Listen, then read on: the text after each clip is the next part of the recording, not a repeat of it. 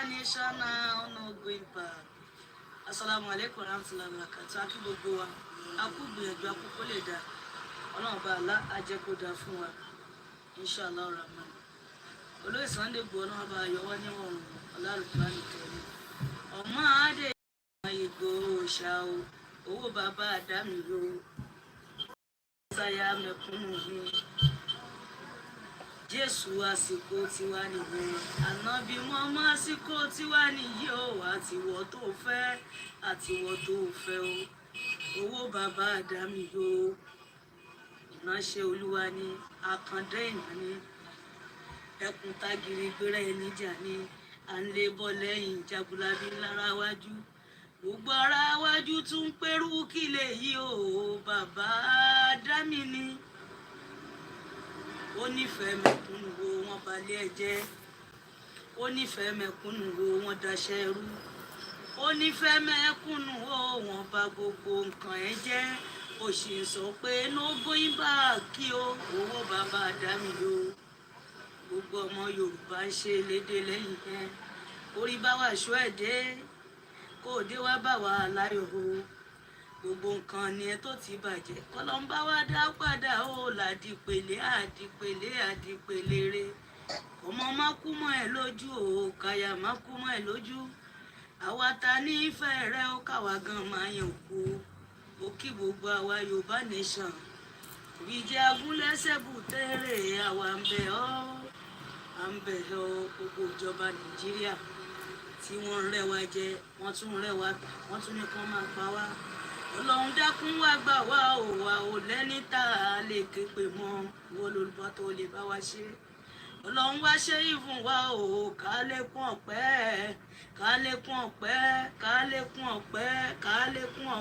o. Yoruba nation now, no going back. Yoruba nation now, no going back. Assalamu alaikum warahmatullahi wabarakatuh. Akí gbogbo wa, a kú gbìyànjú àkókò lè dá. Ọlọ́run bá Allah á jẹ́ kó dá fún wa.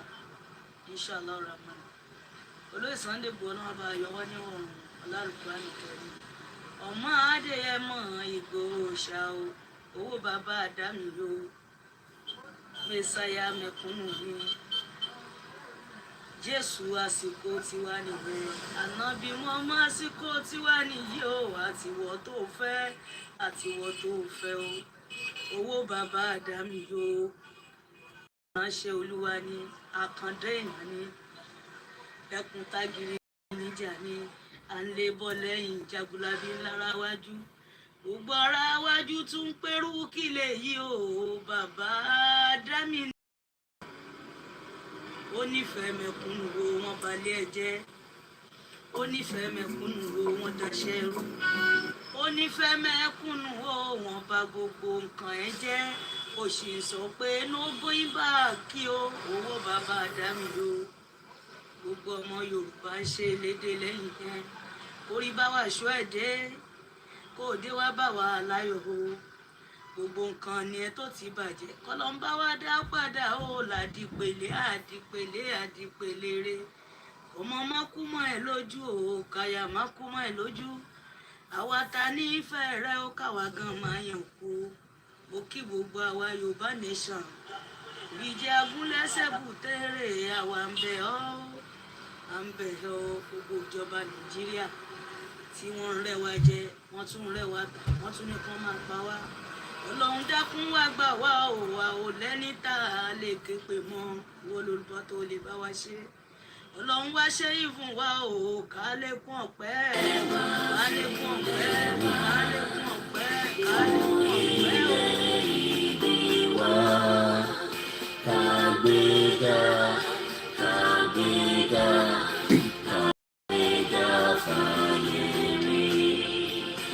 ìgbàgbọ́ wa ní pé bá ti bẹ̀rù lábọ̀ mọ́, ká ṣiṣẹ́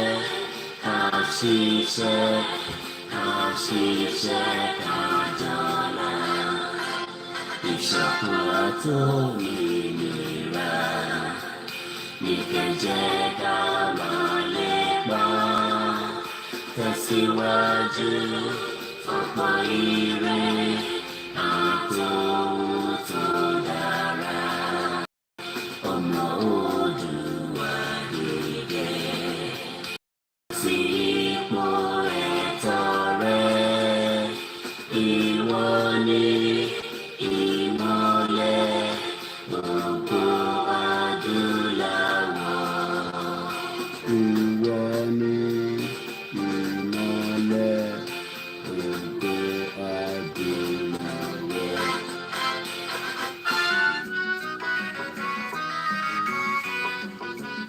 mo kí gbogbo wa pé happy Friday àlùbáríkà ọjọ́ Jímọ̀ tèní a máa bá wa a máa fi wálẹ̀ lọ ni Ìgbòho ní máa kí gbogbo yín mo ṣe bá wọn sọ̀rọ̀ just about some few minutes ago and he says we must get ready for the mega rally.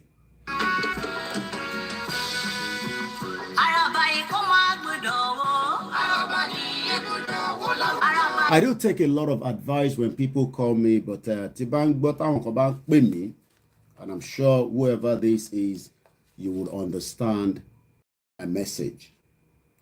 Wọ́n ní my pulling and pushing Igboho's name all the time. Probably maybe I should tone it down. Maybe ṣe máa ń dárúkọ Igboho. Wọ́n ní kí n tone it down. Kí mo ń bọ̀ ó kù díẹ̀.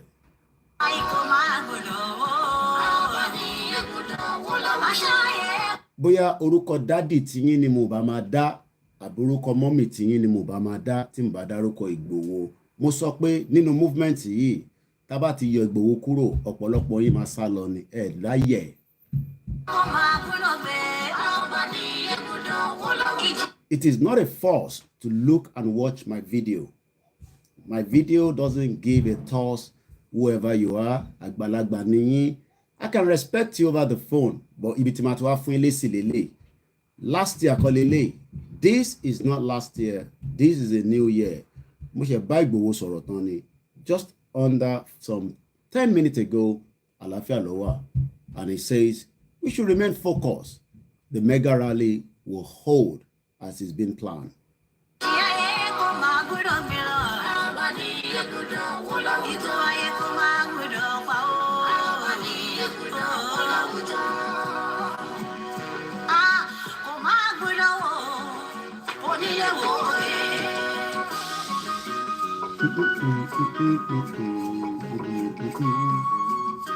Mo kí gbogbo Kristẹni bẹ́ẹ̀ ni mo kí gbogbo Mùsùlùmí mo kí àwọn oníṣẹ̀ṣe èmi á máa sọ ní gbogbo ìgbà pé tó bá jẹ́ pé ìjẹ̀sìn là ń jà ni it is not worth fighting for. Èmi ò kúkú jàjà ẹ̀sìn, so I don't give a toss about that because there are so many religions in the world. Tẹ́ bá rò pé bí àtọ́rẹ́ yìí ń ṣe Christian ẹ̀ ń ṣe Muslim ní Nàìjíríà àwọn kan ṣẹ̀sìn míì tí ẹ̀ ní any right láti sọ pé ẹ̀sìn tiwọn as a Buddhist or Hindu pé òun kọ́ ló máa wọlé. You might say that ẹ̀sìn Mùsùlùmí lọ́dọ̀ tiẹ̀ nìyẹn o lè sọ pé ẹ̀sìn Kristẹni nítorí nǹkan tẹ̀yìn ṣe nílẹ̀ yín nìyẹn does not mean that is what everybody is doing around the world. There are so many religions in the world and that is your problem with whoever Elédùmarè, Jesus, Muhammad. Ìjà tá à ń béèrè lọ́wọ́ yín láàárọ̀ yìí ni pé ǹjẹ́ being a Yoruba person àbí Nàìjíríà èwo gan lẹ fẹ́ mú nínú méjèèjì? Some of you are so confused and a fẹ́ gba Yoruba nation. Some of you don't even understand what it means to be a Yoruba man. Hey, what's your any suru. Let me say this. That comment that you just put out there, whoever you are, Mr. Abe Emmanuel, please, sir, are you ready to take an oath of Yoruba nation? Ele obi on Heritage television. So you better be very careful to post such a fucking comment on my platform. If on Heritage lot is swell. Oh yeah, say, and to ba fi swear, ká ní ṣó nísàlẹ̀. And to ba fi swear, ká ní ṣó nísàlẹ̀, ká lọ sísàlẹ̀. Mi ò swear orí television. Okay? So don't ask me those fucking nonsense questions. But you understand this thing? My name is Olawumi Koiki. Already, púpọ̀ nù yín ẹ ti lọ gbé mi yẹ̀wò already ẹ̀yin olórí burúkú tẹ̀ ní ṣorí gbogbo yín pátápátá. Gbogbo yín lẹ ti lọ sọ́dọ̀ babaláwo, lẹ ti lọ sọ́dọ̀ church, lẹ ti lọ sọ́dọ̀ imam pé kó lọ check me out. Yoruba nation, a tán síbẹ̀. So èmi ò ṣe bàbá kí tóyì tó lọ sórí heritage tó lọ ń swell, mo rẹ̀ ń ṣe bàbá Adéníran. So ẹ má lè ra gbé ẹsẹ̀ gbẹ. Nítorí heritage ṣe ó yàtọ̀ sí tí mo ń ṣe bíbá. I understand. Ẹni tó bá fi swear ẹni ṣó nísàlẹ̀ ká lọ Benin Republic, ká lọ Nigeria, ká lọ sí ìdí Ògùn gangan. Ṣeré.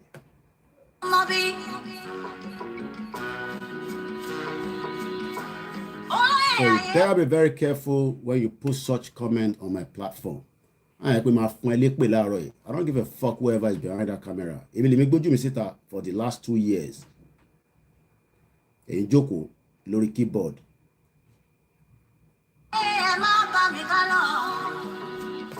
Ẹ̀yin tẹ́ pẹ́ dá kọ̀kọ́ mọ̀ èmi kúrò ní UK níbi tó comfortable mo lọ bá Ìgbòho ẹ̀ ń sọ pé ká wá swear lórí tẹlifíṣàn ó náà pẹ́ tí ń ṣí rè. ìtí mò ń béèrè lẹ́ẹ̀kan ni sẹ́ pé ta ni ó fẹ́ di ọmọ Nàìjíríà àtẹni tó fẹ́ di ọmọ Yorùbá.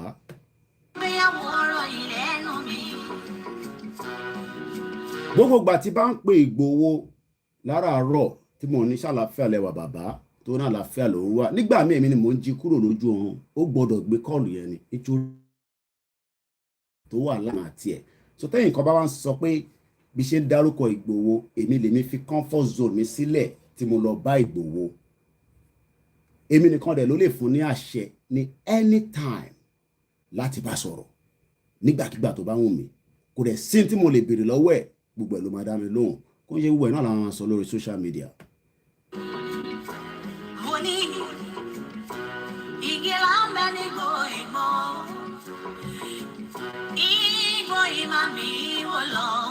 ó sọ fún mi ó ní pé confam sẹ́ pé tó bá ti jẹ́ ti Yorùbá nation ó ní bọ́ bá ba nǹkan léhun jẹ́ ó ní kò cost òun anything ó ní but pé kí ìran òun kó dá dúró òun ló jẹun lógún òun ní priority òun. ṣé ìwọ gangan lọmọ Nàìjíríà àbí ìwọ gangan lọmọ Yorùbá èwo gangan ni ìwọ fẹ́ mú nínú gbogbo ẹ̀ because a lot of you do not even understand the difference between being a Nigerian and being a Yoruba man. ọ̀pọ̀lọpọ̀ àwọn ìyá wa gan mọ̀ bóyá àwọn fẹ́ ṣe Nàìjíríà ni àbáwọn fẹ́ ṣe Yorùbá. A lot of you are so much confused. ọ̀pọ̀lọpọ̀ rò pé tí gbogbo nǹkan bá ń lọ awuyewuye ìyẹn ò ní jẹ́ kí Yorùbá nation kó wáyé. I keep telling you bó bá ń wẹ́fún nìyẹn kó súnmọ́lẹ̀ palẹ̀ dáadáa ìran Yorùbá máa dúró kò ń ṣe pé mi ni mò ń sọ confam. But nítorí pé ọ̀pọ̀lọpọ̀ fẹ́ mọ̀ báwo ló ṣe máa wáyé and I keep telling you all the time. Mọ́mí wa kan pè mí lálẹ́ àná. I think she was the last person I spoke to before I went to bed. I was very tired yesterday just as a human being but I do take enough rest. Wọ́n wá ń bi mí wọ́n ní àwọn gbọ́ táwọn kan sọ pé UN ló máa wá fún wa ní bá ṣe máa gba Yorùbá nation. Let me say this all the time. I don't contradict what anybody is saying on their platform. This is Koiki Media. And let me say this. I have lived enough in a civilized society for more than 23 years. 1998 ni mo dé Louis. 1998. And I'm well. Mo lè má kàwé púpọ̀. But for the fact that I live with the British system, I understand international policy more than enough tí mo lè fawọ́ àìgbáyà. Ibi báyìí ni mo wà. At least mo ti rí oríṣiríṣi ogun tí Tony Blair sọ fún wa pé chemical weapon wà lọ́dọ̀ Saddam Hussein. Táwa ń campaign tá ń jáde lójoojúmọ́ pé kó má lọ sí ogun yẹn. Ọlọ́pàá fún wa. What's spinner? There's what they call spin doctor. In táwa ń ṣe a spinner. When I come here and I talk, I don't spin anything. Bó ṣe rí la ṣe ń sọ. Àfikún àdéyọ kúrò nínú ẹ̀. But a lot of you are so confused because you don't know what international policy is. Gbogbo ẹnu ni mo fi sọ UN ò lè fún ẹni ní Yorùbá nation. Mo tún sọ categorically United Nations kò lè fún yín ní Yorùbá nation if you are waiting for them. So don't allow yourself to get into a logbo program kan nǹkan kan lọ sọ lórí program yẹn. Wọ́n ní wọ́n sọ pé wọ́n ní nǹkan tá fẹ́ fi jà pé so government máa pa wá.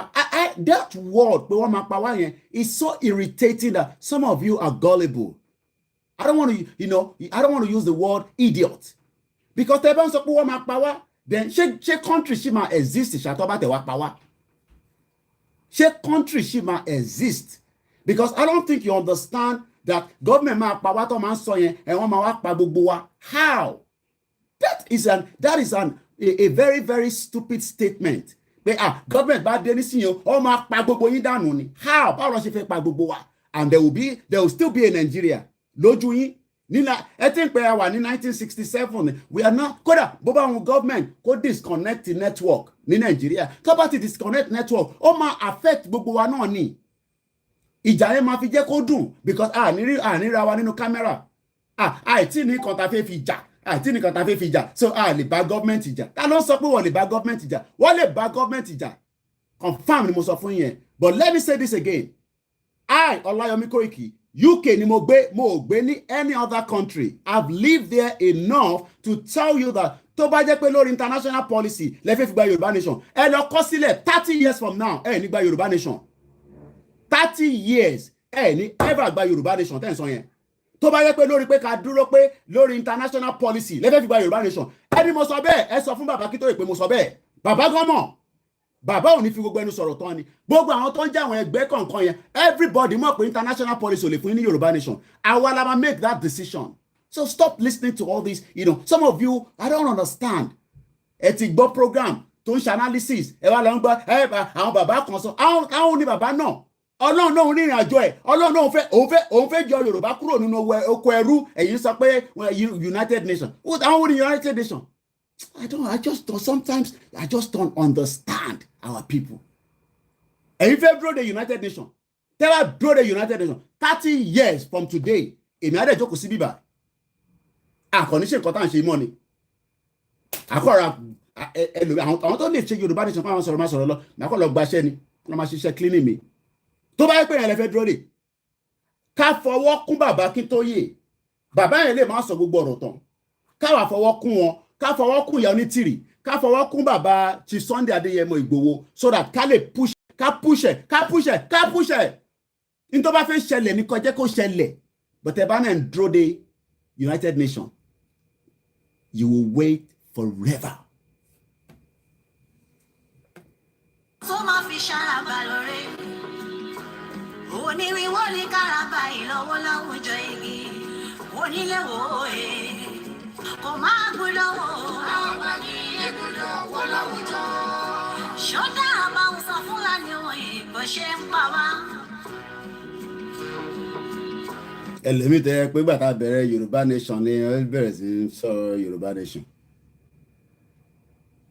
inú mídíà ni mo wọlé sí mo lè má kàwé tán délẹ̀ inú mídíà ni mo ṣe throughout tí mo fi wà nílùú yìí kí wà tátà ń ṣá tá à ń fọ bọ́ tá à ń fọ gbẹ̀ tá à ń ṣe káàkiri gan sẹ̀ à ń ṣiṣẹ́ mídíà mo rẹ̀ láwọn tó jẹ́ pé international media gidi tó tó di pa àbẹ̀rẹ̀ Yorùbá ẹ rò pé mo kọ pop up sígbà kan àwa bẹ̀rẹ̀ sí sọ Yorùbá nation kéde pé mo jókòó sórí kiri kò ẹ rò pé Star Radio nìkan ni mo bá ṣiṣẹ́ nílùú yìí ni àwọn tó jẹ́ gbòógì wọ́n mọ̀ and that's why they are telling us ká lọ through United Nations because wọ́n fẹ́ jẹ́ ká lọ wọ́n fẹ́ kí Yorùbá kó jáde gbogbo ẹni tó bá ti sọ pé ká máa lọ through United Nations oh yes it's good that we inform them in tó ń pè ní diplomacy nìyẹn we can do that but ẹ wá ń dúró kí United Nations wá approve wa how àwọn olówó ní United Nations you think America will approve you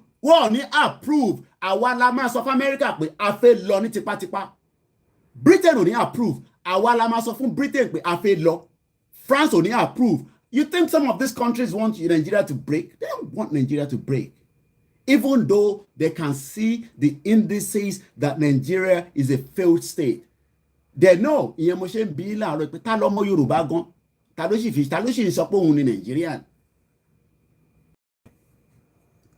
You know, tani because ọmọ Yorùbá ló máa sọ pé ṣé gbogbo tó bá gbà láńgá fún but ẹni tó bá sì sọ pé ẹ ṣe síbí báyìí it is half lọ́sìn ṣe because they are not sure. Kódà Pastor Kebbi ọ̀run kan ti sọ́rí lórí show mi United Nations don't give countries. So all these alọgbọ́ bàbá kan jókòó ta ni bàbá náà tó ń jókòó. I keep telling you gbogbo ẹni tó bá fẹ́ sọ pé òun ní àyà gidi kó lọ jókòó tí wọ́n ní Benin Republic èmi ti lọ bá wọn ṣe díẹ̀ rí ní 6 months èmi lọlé ẹ̀yin náà ẹ lọ sí sàlẹ̀ kẹ́ wá fún yín ní yàrá tẹ́ máa gbé wà á fún yín ní yàrá ẹ lọ jókòó síbẹ̀ jókòó sórí Zoom jókòó sórí kinní kan jókòó sórí Zoom mo rí bẹ́ẹ̀ gbọ́n mi dáadáa Africa First ẹ jókòó sórí Zoom ẹ make a conversation a jókòó sórí kíní tó bá yá yìí wà nílé ẹ dira dáadáa ọ̀rọ̀ tó wà nílẹ̀ yìí gọ́ọ̀mẹ̀ntì máa pa yín o ẹ bá jáde gọ́ọ̀mẹ̀ntì máa pa gbogbo yín o people that talk like that ẹ kì í sọ tí mo fẹ́ sọ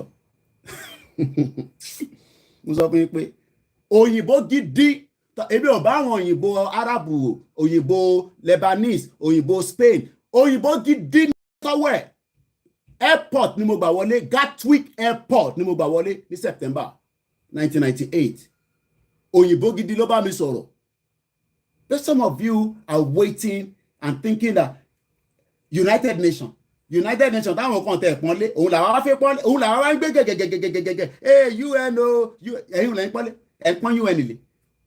Do you know that America is the one funding United Nations? Some of you don't even understand, what is international policy.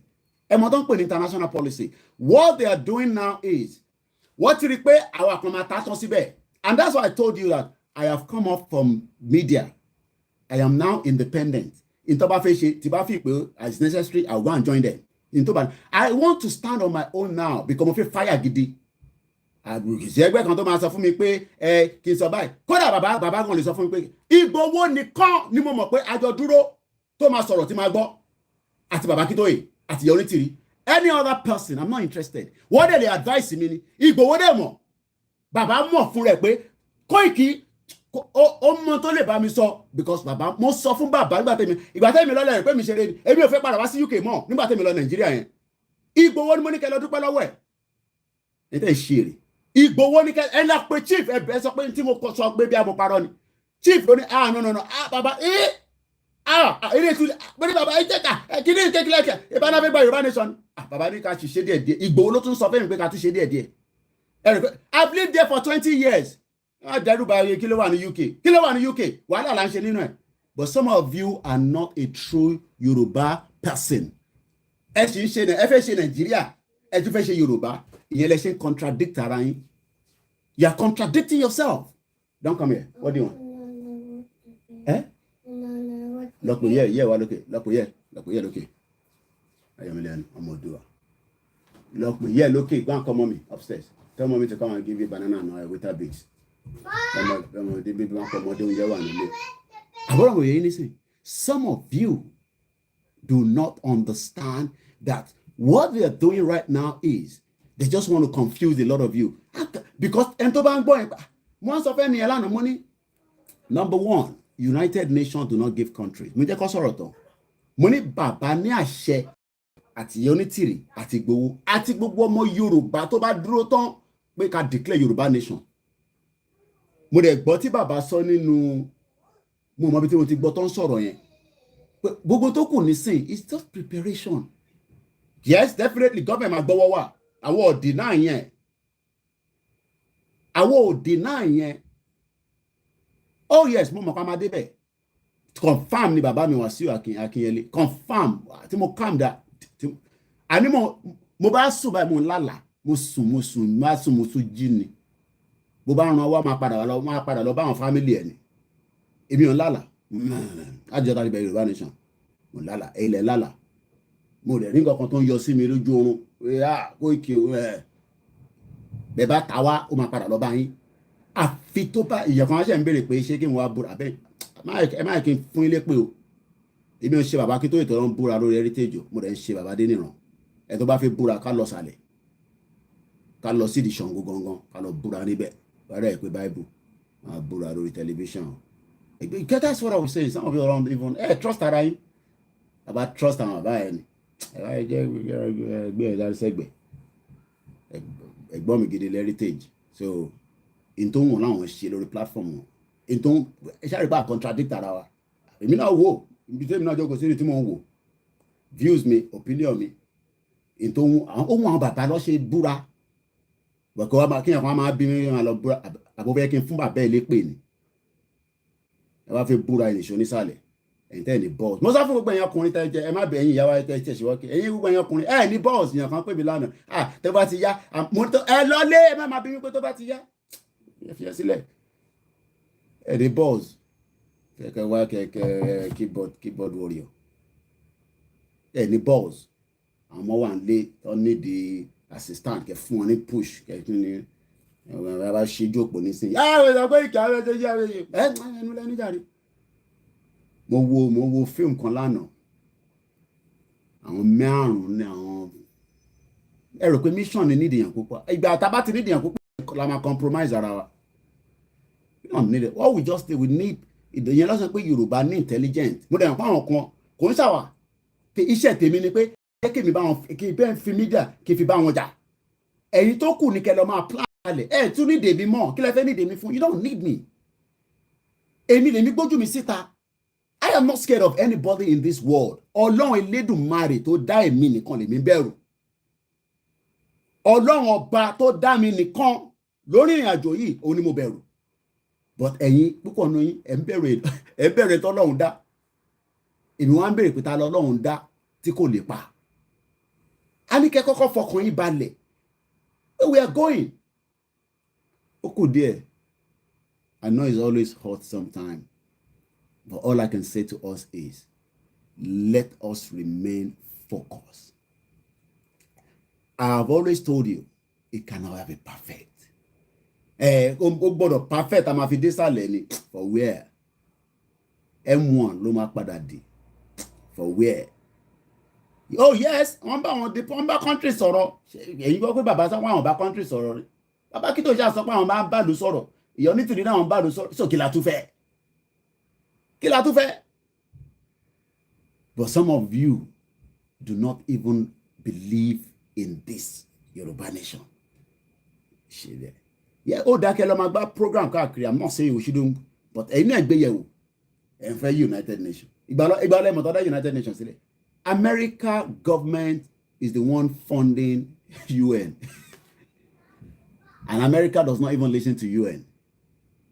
So to America will listen to.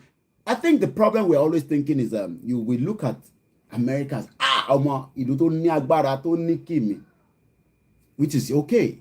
And with China and with India, àwọn wo Nigeria náà pé tá a bá lọ bọ́tà a kọ̀ pa gbogbo yín dànù ni, a kọ̀ yìnbọn fún gbogbo yín ni. And I keep asking myself, okay, ó dàbẹ́ a kọ̀ pa gbogbo wa. All I just say to those of you at home is, the world is no longer what it used to be. If the government start killing people, ọlọ́mọ ẹ̀ka rí ogun mi tó máa tún ṣẹlẹ̀ nílùú mi o. Ìyàwó mi ń jó níbí báyìí. Only give them woto. Let me say this. Tí government bá lọ gbé ọwọ́ kọ́wọ́ tó di pé wọ́n lọ ń pa àwọn èèyàn wa unnecessarily, I can assure you there will be problem in the world. Ayé tó ń wò. I don't know which of the country, but there will be problem lágbàáyé. It could be in Africa, it could be in Europe, it could be in Asia. Because one thing you've got to understand is, the government should be ready to fight to forget about quick on Biafra. What in tell Peter Obi? That's a nonsensical talk. Kí ni mo sọ? Nonsensical talk nìyẹn. Pé gbogbo àwọn ọmọ Biafra ló ti ń ṣe Peter Obi nísìn. Ta ló sọ bẹ́ẹ̀ fún yín? Ìbí kan tí wọ́n rí nìyẹn ló ń sọ. The government would have to fight two or multiple different ethnic groups in Nigeria. The whole police security in Nigeria today, they are not up to 1 million. Oh yes, they have a lot of weapons. I'm not doubting that. So they one irinṣẹ́ tó pọ̀, wọ́n ní bullet, wọ́n ní ìbọn, wọ́n ní grenade, wọ́n ní gbogbo ẹ̀. But the first thing that you don't understand is, kò sọ pé màá tún lọ ra ìwé mi, so àti wà ní September. So I want to actually tomorrow I want to buy àwọn mélòó lọ yá. The first thing you got to understand is, so on the 2nd September 2022. The first thing we need to understand,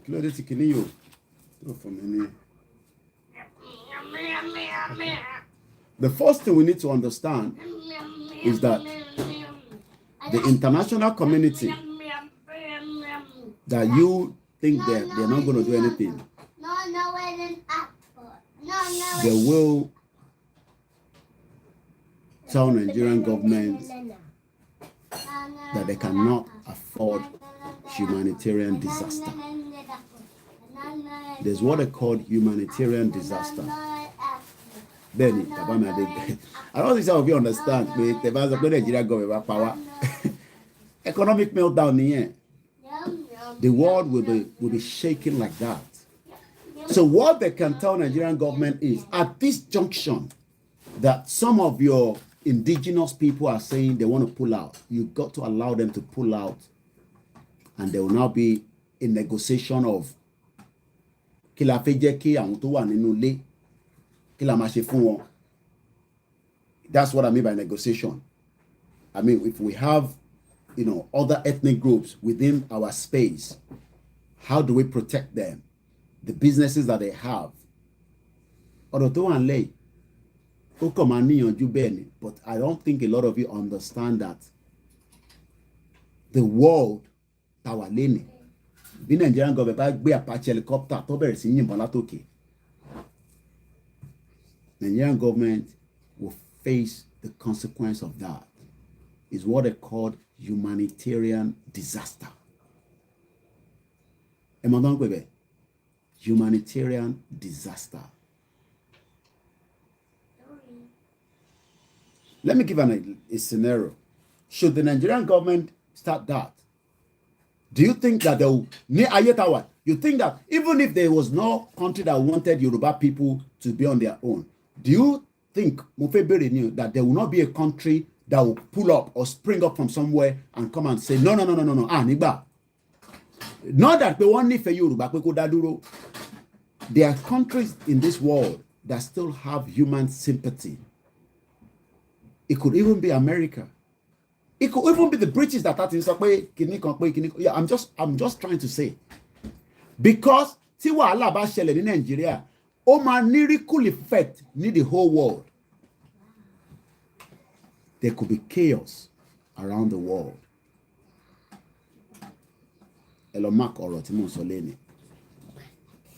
There could be chaos. But what those that are trying to suppress us down are doing is, so that we can then allow them to run an election that is coming next year.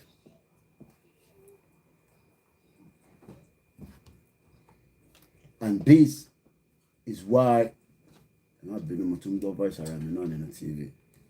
this is why I am now asking us, our Tabaje true Yorubas, not to be scared of anything at this junction.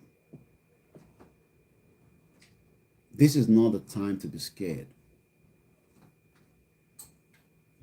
There will be countries that will rise up at the right time. And there will be woto between those countries and Nigerian government.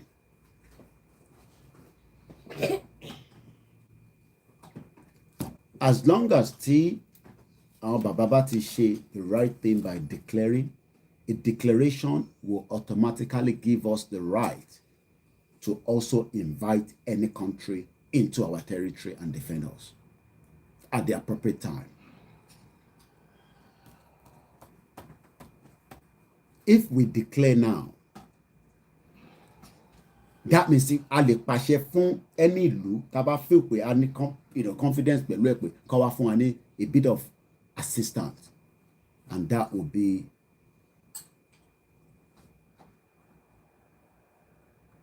don't let anybody tell you that this journey would not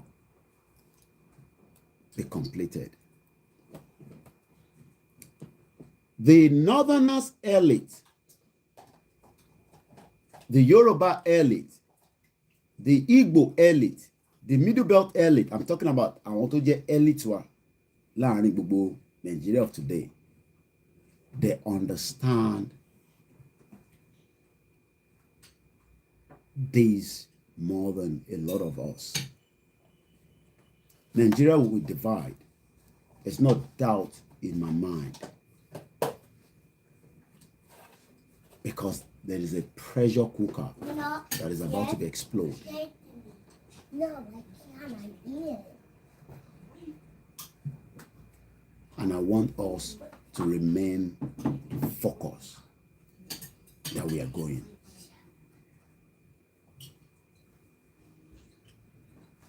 Countries will rise. Countries will rise. If I'm sort of faith in Jesus' name, I'm just saying now that countries will rise. So if we are waiting, that we should not push this declaration, because some are saying that they might just call it declaration. If we miss the final part of this movement, which I know we are not going to miss, because he has personally called me when I was in Igbo's house to pay him a visit for some discussion. I know a lot of us are concerned and worried about all sorts of things. And forget about all the things happening on the social media. Your concern is, as Yoruba, we stand. Yes, we don't like seeing things that can upset us, but that is not going to stop Yoruba nation. How? Online and offline cannot stop a Yoruba nation. It cannot. So all these issues that you think that because gbogbo tó ń lọ tẹ́ ń gbọ́ nígbà míì tó ń fẹ́ yín ní concern cannot stop Yoruba nation. I cannot stop Yoruba nation. Chief Sunday Igboho cannot stop Yoruba nation. Baba Akintoye cannot stop Yoruba nation. Iya Onitiri cannot stop Yoruba nation. None of us can stop Yoruba nation. Not even talking about your politicians. Ito fi sin tito. Kon jam e lórí bread nti. Àbọ̀rọ̀ mo yin nisin. Kò sẹ́ni tó lè stop ẹ̀. Mo kí gbogbo alẹ́ nǹkan ṣe káàárọ̀ bẹ̀ ṣe ń wọlé. Kò sẹ́ni kankan tó lè stop Yoruba nation. It's not because of what I am saying. Nobody can stop Yoruba nation. Because it is a movement that must be completed.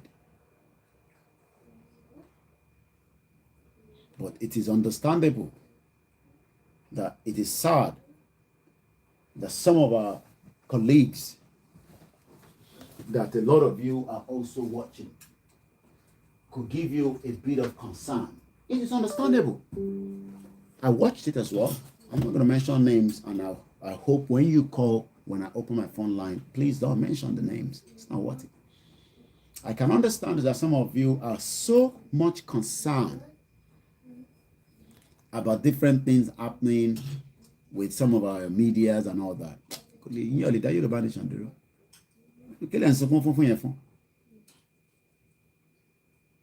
are not living together. We are not one before. All we are doing is just to, promote, talk about reason why ṣé Yorùbá nìyẹn ni àbí ọmọ Nigeria? Because some of you do not even know who you are. Mo kí gbogbo ẹni tẹ́ wà ní Turkey. I can see my brother Adetunji Jackson. Mo kí gbogbo yín ní different part of the globe. Ní Oman, ní Egypt, all over the place to look at wa. Mo kí ẹ̀yin akọni wa. Mo kí gbogbo wa dáadáa náà ni mo kí. Láì fìyàn kan sílẹ̀, láì yọ̀yàn kan kúrò. And we love and we respect everybody. Èmi ti sọ tẹ́lẹ̀, we are not going to run the same race, but we will push whatever we can. Whether together or separately. We don't have to agree on every views and everything that we all say. But a lot of us do know that our demand we have gba orílẹ̀-èdè tiwa is our right. Right wa ni. In that shake, right wa ni. Forget about what the media is saying at all. Ìjà yóò ń ṣe ìjà ojú kan. Ìjà yóò ń ṣe pé ẹjẹ́ àpàdé lọ́jọ́ ta. No. Every part of Yoruba land is Yoruba land ni. And all these ta ló máa ṣe government ṣòwò mi safe. A ní àkọ́kọ́ fẹ́ dáàbò bo ara wa náà by making sure we declare out of Nigeria, and then we can now start saying we are ready. Because tá bá ti declare, a ní right láti kó weapon wọlé. Gbogbo ẹni mo fi sọ. Tá bá ti declare Yoruba nation, a ti ní right láti kó weapon wọlé, whether through the black door or through our seaport nígbà yẹn. Yes, ẹ ti gbọ́ pé bó ṣe máa rí nìyẹn. Ìtẹ́ iṣẹ́ ń béèrè pé kí la máa fi jà? Bàbá Kóìkì, tí ní kọ̀ọ̀kan tá fẹ́ fi jà. Táwa bá ti declare, tí àwa ti bá ní àwa, because àwa la máa ti àwọn tó kù lẹ́yìn àwọn bàbá wa, because tí bàbá bá declare táwa bá tẹ̀lé wọn lẹ́yìn, it's a failed mission. Tó bá ti declare Yorùbá nation, wọ́n gbọ́dọ̀ lè kó weapon wọn nú ilẹ̀ Yorùbá láti fi ṣe. Gbà mẹ́rin ni gbogbo kí ni yóò pẹ́ ilẹ̀ rò kó pẹ́. Black market táwa bá ta fún wa, tí international community bá ta fún wa, á rà through black market. Táwa bá rí enough kó nínú ilé, because tíjà bá bẹ̀rẹ̀, weapon máa wà nínú ilé tá máa gbà lọ́wọ́ ara wa. Weapon máa wà nínú ilé òun sọ̀rọ̀ ọ̀rọ̀ yìí ti tóbi jù láti sọ̀rọ̀. No, weapon máa wà. Nígbà tí Britain fẹ́ lọ jà ní Iraq, wọ́n kó weapon lọ. Ṣé omi gbóná nìkan ló gbé dání lọ? Wọ́n kó bọ̀nà, wọ́n kó oríṣiríṣi nǹkan lọ. Wọ́n mobilize lọ ni. But torí pé ẹ̀yin wo pé tó bá ti declare Yorùbá nation within 72 hours, wọ́n gbọ́dọ̀ wá bọ́ ṣe máa kó weapon wọn nulẹ̀. Tó máa kó fáwọn tí wọ́n lè kó fún. Gbà mélòó máa fi train àwọn èèyàn. Wọ́n dẹ̀ kó àwọn èèyàn síta. A máa kó weapon wọn nulẹ̀. Tí Amẹ́ríkà ò bá ta fún wa, tí àwọn tó yẹ ká rà lọ́wọ́ wọn tó bá ní àwọn lè ta fún wa nítorí pé international convention kan, we will buy it from the black market. Everybody knows that. So gbogbo pé wọ́n máa pa wá yẹn, kí ló bí ìpọ̀ máa pa? Tó bá ti declare Yorùbá nation, the next thing ni pé wọ́n gbọ́dọ̀ push bí weapons fi wọnú ilé láti fi defend ara wa against what we will now call invaders. Invaders ní anybody tó bá wá bá wa nígbà yẹn, àwa máa wà. Ẹ má sọ pé ká má expose the plan, kí lè mí pé ká má expose ọ̀rọ̀ ilé wa jẹ́gẹ́ bí ẹ̀rọ plan. You see, that's what we're saying. Some of you are, and you can listen. Weapon wa jẹ́gẹ́ bí nǹkan ká má expose, kí lè mí pé ká má expose. You see, why we say some of you, kí ni weapon? Weapon wa jẹ́ the weapon that America mobilized on kó káàkiri. Well, supply weapon fún Iraq. Because you don't listen to international, most of you, some of you don't. Ibi tẹ́mi gbé lélẹ̀. Àwọn kankan wà, tẹ̀mọ́ ní ká má sọ yẹn, forget it. We come out with weapon. Kí lè mí pé bó ṣe máa rí mo sọ fún yẹn, ìyẹn wá jẹ́jẹ́ bí plan ni. Kí máa expose the plan. Ìyẹn ń ṣe plan. That is okay. Báwo la ṣe fẹ́ defend ara wa tí a bá kó weapon wọnú ilé? Wọ́n ra weapon ní black market. Ìyẹn ń ṣe big deal. America gan lo black market fi supply weapon fáwọn èèyàn. Ó dà pé ẹ̀ mọ̀ bí international fìdí ṣe ń ṣiṣẹ́. Mo sọ fún yín pé bí tèmi gbé lélẹ̀. Àwọn ọjà kan wà tó yẹ pé àwọn ìlú àwọn western world yìí àwọn kan lọ máa lọ jà, proxies lọ máa lò. But a lot of you don't understand how international community works. When we declare Yoruba nation, there will be economic meltdown. Let's say, because nobody can go back into that country. Because tíjà bá ti bẹ̀rẹ̀, àwọn ló máa gbéra níbi tó ti ń jà tó máa náà òun fẹ́ lọ drop àwọn èèyàn. Ẹ̀rọ náà, ìwọ tó fẹ́ lọ́lé ò lè lọ́lé. So ìwọ tó ń sọ pé ìwọ kan nílé lọ́lé until tí gbogbo ẹ̀ máa fi resolve. Anybody ò nílé lọ sílé, you won't be able to go home.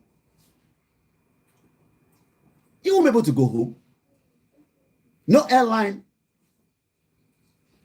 will be able to ẹ má worry nípa anybody èmi sọ fún àní kẹ́ focus ọ̀rọ̀ tó wà ńlẹ̀ yìí ibi ìbàlá máa educate yín to the èmi àti British àjọ ń gbé ni mo mọ bó ṣe ń work ẹ má sọ fún wa pé èèyàn kan bàbá kan lọ́lọ́ bàbá kan sọ̀rọ̀ kan ìyá kan sọ̀rọ̀ kan well everybody mọ̀ pé bọ́rọ̀ ìṣe máa lọ lélẹ̀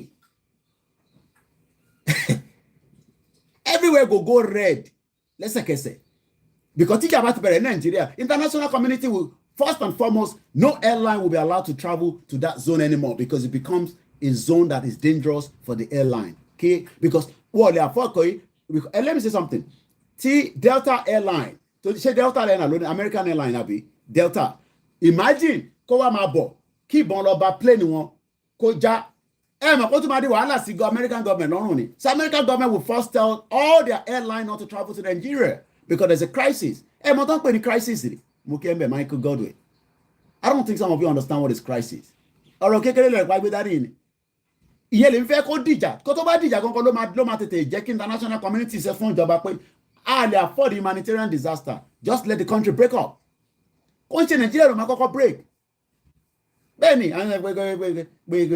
tábà ti declare Yorùbá nation the next thing is we have to import weapons into tábàrírà directly Arab black market we are not killing anybody but we are using it to defend ourselves we are defending ourselves from the invaders whoever that invaders is because that time ẹ jẹ́ kí n sọ ọkọ fún yín tábà declare Yorùbá nation right forget it kò ń ṣàṣọ rock ní direction máa ti máa wá mọ́. The direction will change. So there will be pressure between our king and their own emir. Àwọn king wa náà máa fún wọn ní pressure. Pé ọ̀rọ̀ tó wà nílẹ̀ yìí, àwọn ọmọ wa ti náwọn ẹ̀mọ̀ pé tẹ́lẹ̀ àwọn ọba sọ̀rọ̀ mọ́. Ní gbogbo ẹ̀kọ́ gbogbo bá ṣe ń bá wọn bá kẹ́ sọ̀rọ̀ wọ̀ sọ. Àwọn ọba máa sọ fún wọn pé ṣe rí ẹ̀yin lẹ́ ń wò pé ọ̀rọ̀ yìí ọ̀rọ̀ tó smooth ni. Tó smooth gidi. Pressure cooker ó máa wà káàkiri phone call máa lọ ní gbogbo àgbáyé pé there's a crisis that needs to be resolved. Bó ṣe máa rí nìyẹn so all these kìkà máa lọ jẹ́ kó lọ yìn pọ̀ pa àwọn yan kó lọ máa ìyàn mélòó ló fẹ́ yìnbọn pa ìyàn mélòó we are talking about a situation that is tí tábà declare Yorùbá nation nísìn kò ń ṣe problem Nigeria nìkan mọ́ ó ti di problem àgbáyé it has become an international problem and how many people know that and that's why I'm asking us now don't play that right now mo alori program ẹ pè mí later ẹ jẹ́ ká sọ̀rọ̀ later àbọ̀rọ̀ mo yé nísìn. It has become an international OBJ. Kútọ́nu ló máa gbà sá lọ. Àlọ́mọ wòye tó kù lórí CNN ni. Wọ́n lè máa interview àwọn OBJ. Ìgbà ló máa sọ jágbàjàgbà. Àwọn kan máa sọ jágbàjàgbà lẹ́nu.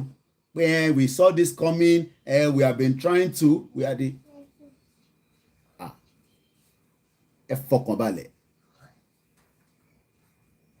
We are fighting the right cause. Àgọ́rùn yẹn nísìn. Coming, we have been trying. Media tèmi ibi báyìí ló ti ka media mo ka media ní Unilag àbí ní Okoko Michael láwọn abo gbogbo tí mo sọ yìí tó bá yẹ pé òyìnbó media ni tó bá yẹ pé òyìnbó ló jókòó sí báyìí nísìn á sọ tí mo sọ yìí lọ but because a lot of you are not tí wà to that extent lè ṣe ń fi pé bóyá àwọn ọ̀rọ̀ tí mo sọ yìí analysis tó máa ń sọ lórí normal BBC òun ni mo ń sọ yìí but because ẹrẹ́ mi àṣẹ dúdú yẹn lẹ́sẹ̀ ń sọ bẹ́ẹ̀ pé àmọ́ máa sọ̀rọ̀ bẹ́ẹ̀ yẹn ẹ̀kọ́ tó bá yẹ pé òyìnbó ló ń sọ báyìí pé Christian Ampol ló ń sọ̀rọ̀ nísìn tó ń sọ pé tí mo sọ yìí nísìn ni ìṣèjọba pé ìṣèjọba dúdú náà èbí dúdú ni mí Koiki ọ̀rọ̀ ìbọn ló kàn rán sọ lórí program yẹn kí ló wà lọ́rọ̀ ìbọn kódà wọ́n máa sọ oríṣiríṣi ìbọn gan tó gírèdì tó máa sọ gbogbo ẹ̀ but it's because èmi lè torí pé mi jẹ́ dúdú náà bí. Is that not the problem we are having in Europe? Bó ṣe máa sọ ni mo ṣe ń sọ fún yín kò wọ́n kàn sọ pé no bó ṣe máa sọ ni mo ṣe ń sọ yìí. ìlú yìí mo gbé for 20 years ẹ listen sí ní mò ń sọ. Màmá tó dẹ̀ bí mi dẹ̀ she's exposed ó ti lọ sí 23 countries so bó ṣe máa sọ lèmi ṣe ń sọ yìí pé ẹ má rọra sọ kí ni kí wọ́n ká má sọ bó ṣe máa sọ ni mo ti ń sọ yìí bí mídíà UK ṣe fẹ́ sọ òun náà mo ti kò sí kankan tó contradict àṣà nìkan àwọn èèyàn lọ pààyàn nísìn àná afẹ́rẹ́ àbọ̀ nísìn àfẹ́ nìkan lọ pààyàn afẹ́rẹ́ àbọ̀ afẹ́fẹ́ defend ara wa because ẹ̀yin ti wà ní situation rẹ pé wọ́n ti lọ́ọ̀kì etí yín for a very long time ó ọ̀dẹ̀ lọ́ọ̀kì etí tèmi because ebi ò gbé èmi ti kúrò Nàìjíríà ti pé àárín àwọn òyìnbó lẹ́nu bóyìnbó ṣe ń operate lèmi operate yìí ní tí kò yẹ púpọ̀ nínú yẹn some of you are thinking that ọ̀rọ̀ tí bọ̀bọ̀ ẹ̀ máa ń sọ yìí bí British government lè no bó ṣe ń sọ àwọn lọ́ train àwa bó ṣe ń sọ lèmi náà ṣe ń sọ yẹn kò sí ọ̀rọ̀ kankan tó wà nínú kan tá à ń sọ yìí crisis ń bọ̀ kí ló ń pè ní crisis will create a lot of anarchy ó máa create a lot of problem ó máa create meltdown ó máa create uncertainty ó máa change a lot of things máa change within that period of time. Owó máa balance kó máa bounce back boo. Bó ṣe máa rí nìyẹn. This is exactly how it's going to be said as at that time. And this is why we are explaining this to you. Ìyẹn la ṣe fún yín a lot of information. Okay, ẹ lọ wo identity ta sọ̀rọ̀ ìlànà. There will be a lot of things that will be changing. A lot of things will be changing. Ọ̀rọ̀ yẹn ń ṣọ̀rọ̀ Nàìjíríà nìkan mọ́ nígbà yẹn. Ó ti di international because they are okay. Ṣé ìlú wo ni Nigerians ìlú wo ni wọ́n sí lé ni? So when there's a crisis in their country, there will be problem in another man's country ni. Bó ṣe máa rí gangan ni mo ṣe ń sọ yẹn. And that's what I'm asking again. Ta ni ọmọ Yorùbá gangan? Ta ni ọmọ Nàìjíríà? Because ọmọ Yorùbá ò ní máa sọ ní pété ọ̀rọ̀ dé nísìnyí pé wọ́n ṣe máa wá ṣe election. That means pé ẹ̀yin gan fúnra ara yín gan prepare mind. That's why ọ̀rọ̀ election kan ló lè kàn wá. Tí crisis bá wà gbọ́dọ̀ ti fẹ́ ṣe election. Èmi bèrè tí crisis bá wà nísìnyí gbọ́dọ̀ ti fẹ́ ṣe election ṣe. When there's a crisis, how will there be an election? Because there's no crisis yet. And the only thing that can create a crisis is we declare. Bàbá náà ti sọ pé tá bá declare Yorùbá nation, ìjọba lè gbọ́wọ́ wá. There's no doubt about that. But wọ́n máa gbọ́wọ́ wá yẹn kò mí pé káwá ní pé tí wọ́n máa gbọ́wọ́ wá káwá pull back. We're not pulling back. Because àwa fẹ́ jẹ́ kí a fẹ́ ignite. Ẹ mọ̀ tán pé a fẹ́ ignite nǹkan kan ni. So in that, if we ignite here, I feel like ripple effect all over the world. Some people will even become straight away asylum in the country because as at that time, and to lọ holiday, right? I'm giving an example. Bóyá visa ló fi lọ sí ìlú yẹn. Tí crisis bá ti wà nílùú tiẹ̀, ó gbọ́dọ̀ claim asylum lẹ́sẹ̀kẹsẹ̀ nílùú tó wà because problem ti wà nílùú tó. There will be a lot of problem.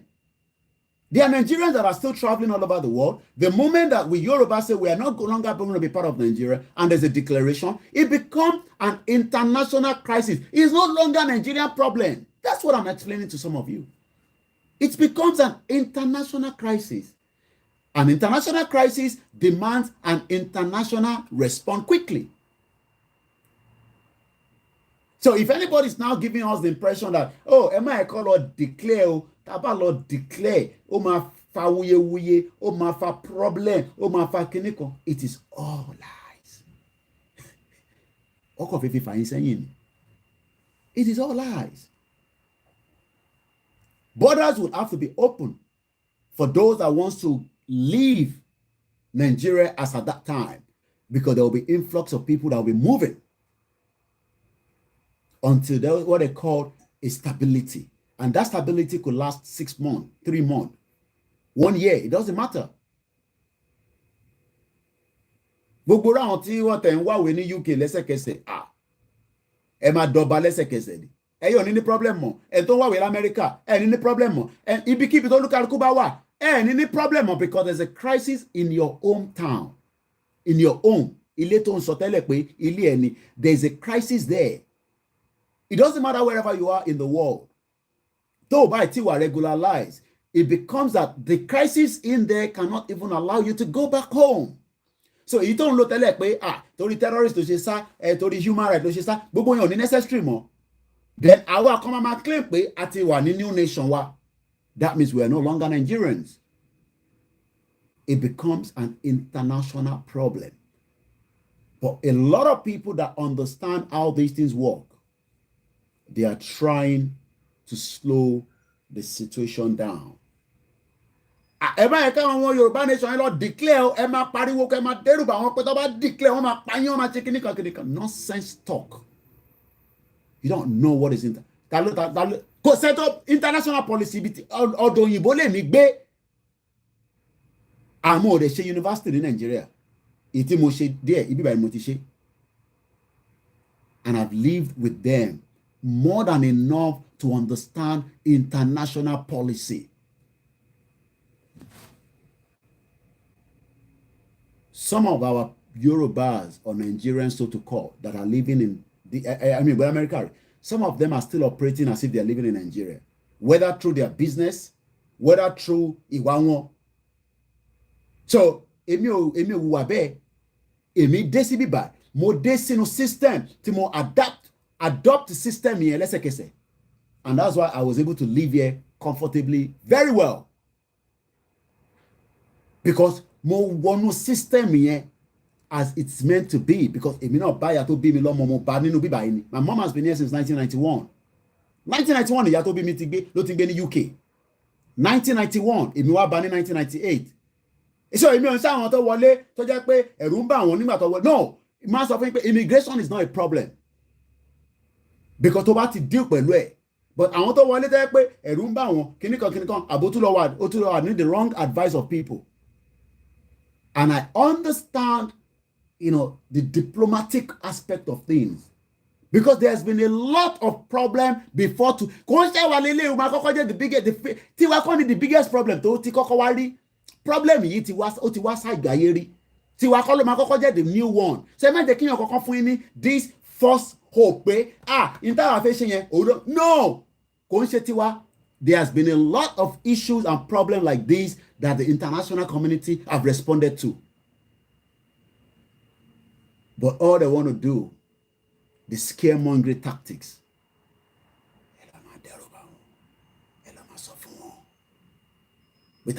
Tabati, tebalo jáde, wọ́n máa yìnbọn pa. How? Níbo, tí Nigerian government bá gbé irú Apache, ṣé mọ̀ pé helicopter ti America ta fún wọn yẹn, ṣé mọ̀ pé wọ́n lè lò ní South East.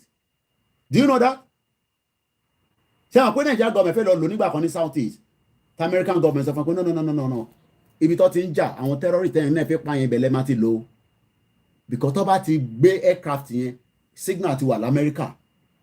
I don't think so. You think the Nigerian government is that so important? It's because a lot of you don't understand what is international community. We are living in a global world. There's what they call a global world. Global world la wà nísìn. Sí nígbà kan mọ́. Bí Nigerian government bá pa internet, àwọn kan máa switch it on.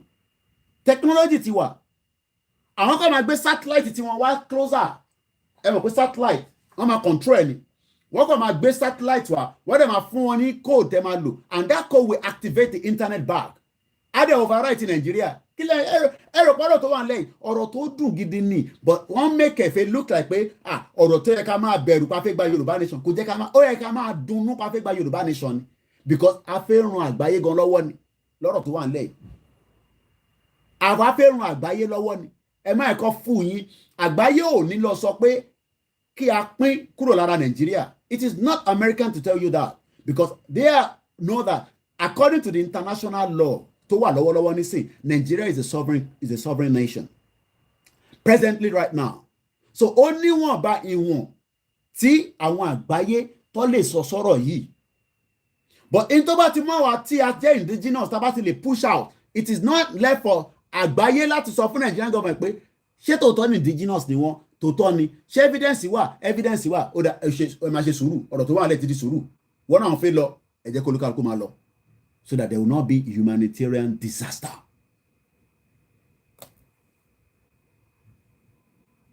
ọ̀rọ̀ kíní kàn mí pẹ̀lú Tinubu ń destroy abúlé Ẹ̀gbá à ń sọ̀rọ̀ Yorùbá fi dá dúró tá a bá dá dúró ṣé gbogbo èèyàn ní wà resolving ó ń pẹ́ pé ó tó destroy abúlé Ẹ̀gbá à ń sọ̀rọ̀ bá fi dá dúró ẹ̀ tún mú wa wọ́n pull down àwọn ilé kan ṣe é rí pé you can see how our people are ignorant à ń sọ̀rọ̀ pé tí Yorùbá bá dá dúró gbogbo problem tá a fi solve kan nìyẹn emergency good morning sir Tinubu is destroying people's house right now in abúlé Ẹ̀gbá no ṣé kí n máa sọ̀kalẹ̀ ẹ̀bọ̀ kí n máa lọ bá Tinubu you can see how our people are gullible I'm sorry to say à ń sọ̀rọ̀ pa ṣe bí Yorùbá yìí tá a bá dá dúró nísìnyí ara problem tá a fi solve kan nìyẹn tẹ́ ẹ gbọ́ pé èyí tá a ṣe ń sọ ká ṣì kọ́kọ́ sọ́nà ẹ̀ ń sọ̀rọ̀ pé Tinubu ń destroy abúlé Ẹ̀gbá kìnìkan mo sorry gan tó ń fi message yẹn shows our people and that's why ìyàwó kan yẹ pé a máa láti pull ẹ̀yìn kan ni because nǹkan kan yé yín ó dàbẹ̀ ṣe káàkiri tẹ̀lé program bọ̀yá wá sórí eléyìí ìmọ̀ sọ fún yín pé ibi ìbà ilé mi gbé pẹ̀lú àwọn òyìnbó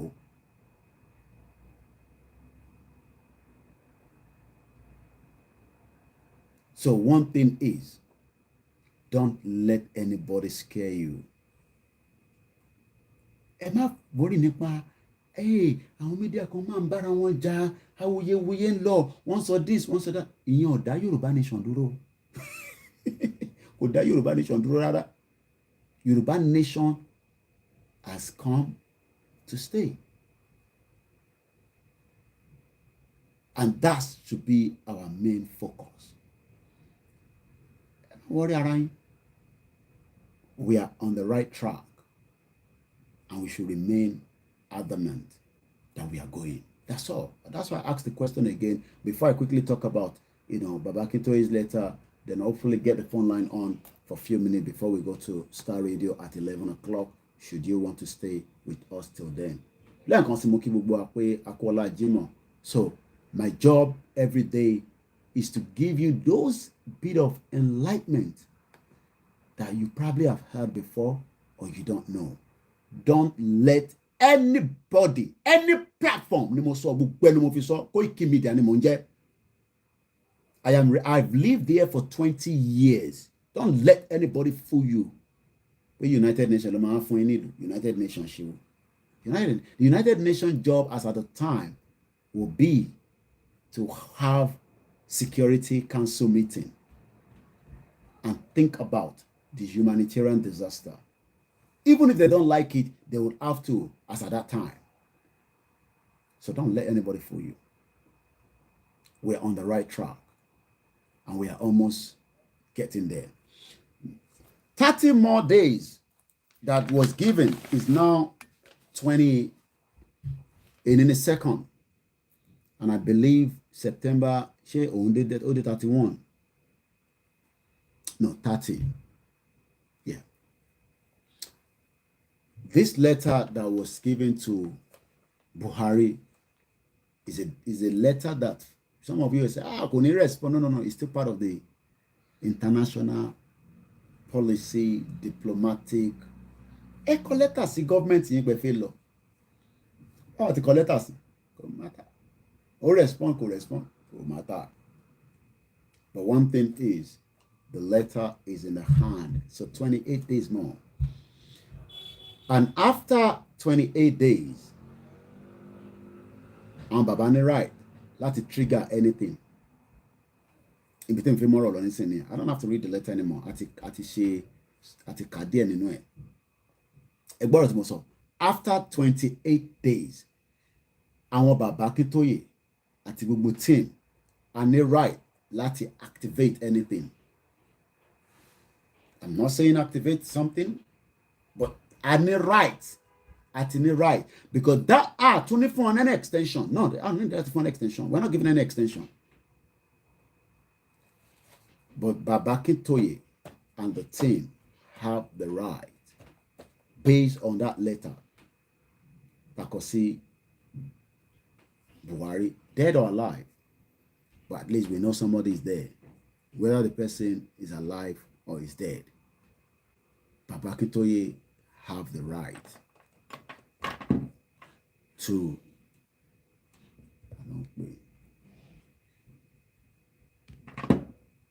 Baba has the right. So as we will continue to give you the countdown of this letter. The letter, as we've read it before, has given all the reasons why the Yoruba needs to go, and it can be done peacefully without any bloodshed. It can be done without any carnage. It can be done without any souls of life being lost. Is the government going to respond? I don't think so. The Nigerian federal government is not going to respond to this letter. But the letter is an evidence for us to take the next line of action. That's all. Whether the government responds to that or not, it is an evidence for us to take the next line of action. What is the next line of action? It could mean anything. The next line of action will mean anything as long as it is what we, the Yorubas, say we want. It could be where the rally will be pulled out onto the street of every part of Yoruba land. We don't have to give the government any notice that we are coming out. Ní láti fún ìjọba ní any right pé ìjọba ìlà fi jáde. No, as long as táwa sọ pé a máa jáde, a máa jáde.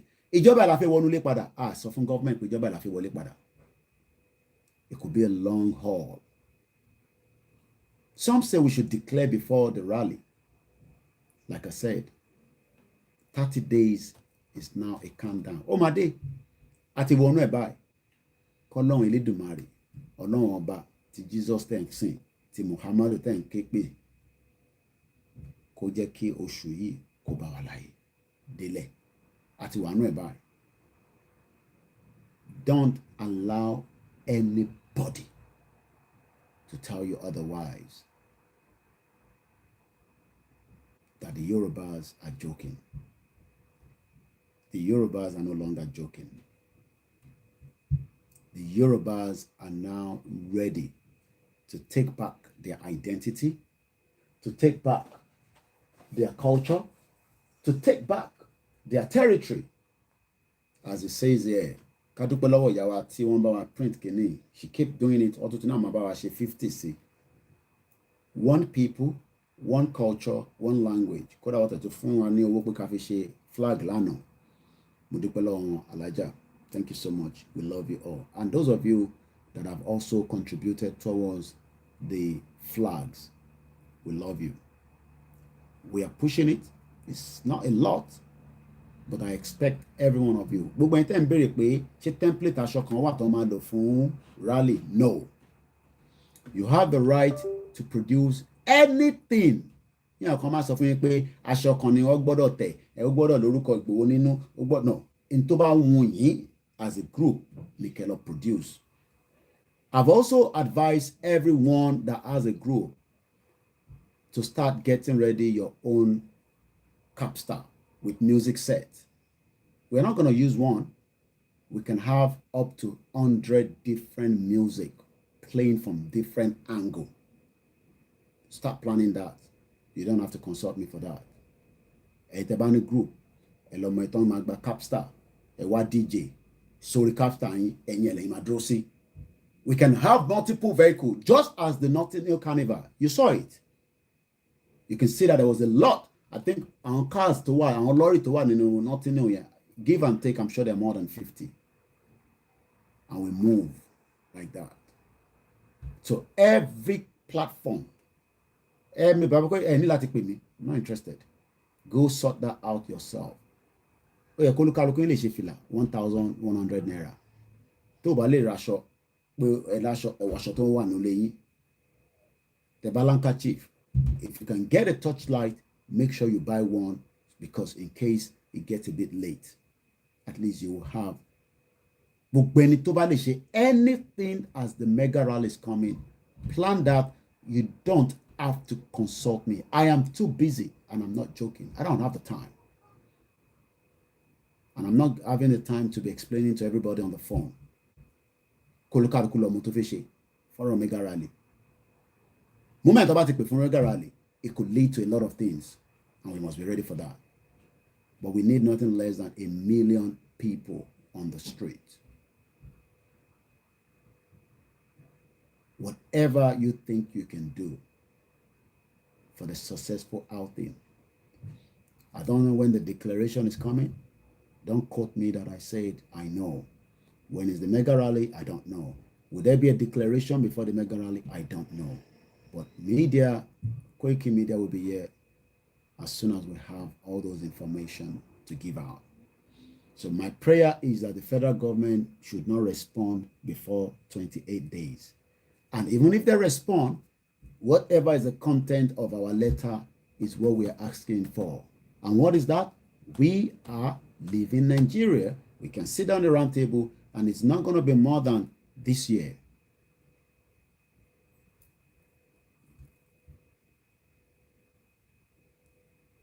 Thank you so much, Barbara. Oh yes, the government doesn't give a toss about the right of the citizen. What right? They've taken their right for a very long time. The shit-hole government have taken their right. And even those that say they are elite, their right has been removed from them. And it is not just going to be one location. The moment the rally is called, every community, every villages must be out with a sound system automatically. So, Kwara ló wà ní any right láti gbé band síta kẹ́ máa celebrate. Ogun State ló wà ní any right ní gbogbo local government ní mo mean. You have the right to do so. Every part of Yoruba land must be converted into a rally when a mega rally is called. Every part of Yoruba land. How is that going to work depends on each and every single one of you that is watching. It's not my job for that. Ẹ̀yin lẹ mọ̀ community yìí, ẹ̀yin lẹ mọ̀ tẹ́ lè ṣe síbẹ̀. Àwọn bàbá tó tẹ̀ níṣẹ́ tẹ́ pé sound kìíní wọn kọ̀ wà tó ti wà London dust. Ẹ lọ prepare wọn sílẹ̀ pé ìjọ kan máa wà tá a máa need yín o. Akọ̀rò àwọn ẹni tó ní láti lọ sí ọ̀nà tó jìn. Ẹ ṣe àkọ́ni kọ́tà ti ìlú yẹn síta kọ́ra generator tó ti ní kọ́ra epo sí kọ́ bẹ̀rẹ̀ sí lùlù. Whatever you can do, try to do so. And that is how we can get a very powerful, successful outing. So yes, there might be a point where they want else to come out, but we must also remember that no other part will be left without a celebration, because we're coming out for celebration. We are not coming out to mourn. No. We are coming out for celebration. We are all coming out for celebration in all the local government. Wọ́n ti bí ọlọ́pàá náà dá kó sọ pé nǹkan tá a fi ṣe yẹn pé kò ní ṣe é ṣe. Gbogbo ẹnu mo fi sọ. Wọ́n ti bí sójà náà dá. Wọ́n ti bí gọ́vnà yín náà dá. Ẹni Koiki ló sọ bẹ́ẹ̀ lásìkò yẹn bá tó. Wọ́n ti bí deputy governor yín dá. Wọ́n ti bí senator yín dá. Wọ́n ti bí house of rep yín dá. When that time comes, every part of Yoruba land will be transformed to carnival. And we don't know how many days it's going to last. So go and start preparing for that.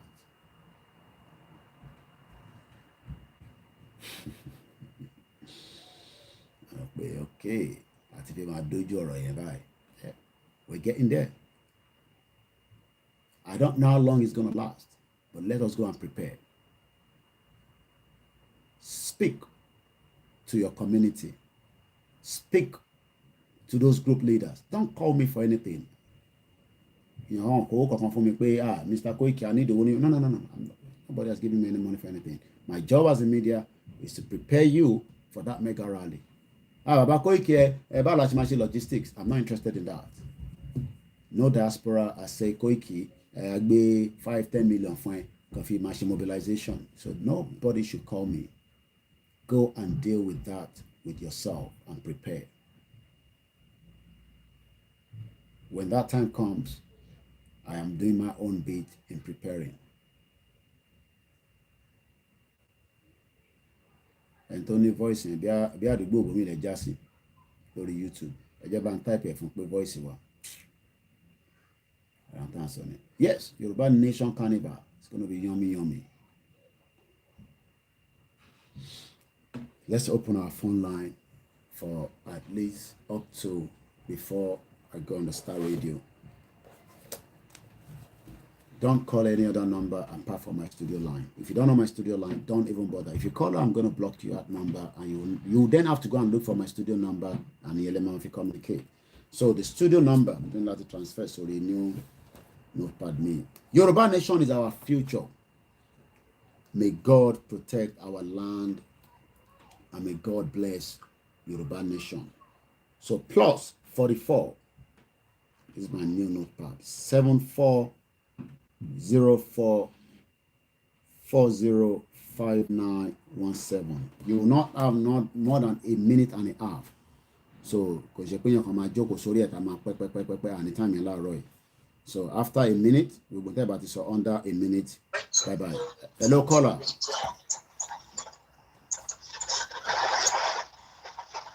Hello. I go straight to the point. 1 minute, Peri Lenny. I can't say. I better do marry.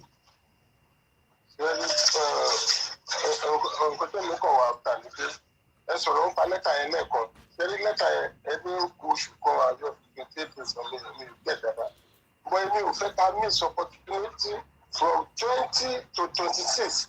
That was United Nations wà ní New York. Tí gbogbo ayé máa rí wa. Tí lẹ́tà yẹn bá ti jẹ́ ká delay pass ìjọ yẹn àti problem ní o 20 September to 27. Gbọ́dọ̀ miss ẹ o. Gbogbo ayé all the world leaders will be in New York.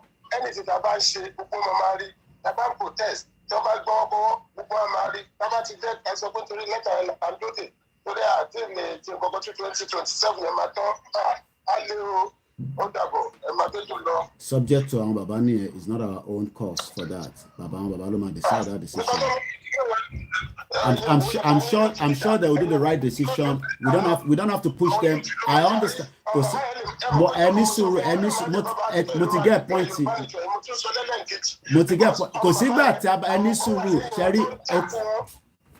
all right. All right. Sherry again is a scaremongering. This is another scaremongering, and I'm sorry to say. Kò sígbà tí Yorùbá bá jáde tágbàáyé ò lè gbọ́. Kò dìgbà tó bá jẹ́ pé gbogbo àgbáyé wà ní United Nations kankan. This is scaremongering. There's a letter that is out there. We will go according to that letter, and Baba will make the right decision. Plus 4474044059. Kò sígbà tí a bá jáde tí àgbáyé ò ní gbọ́.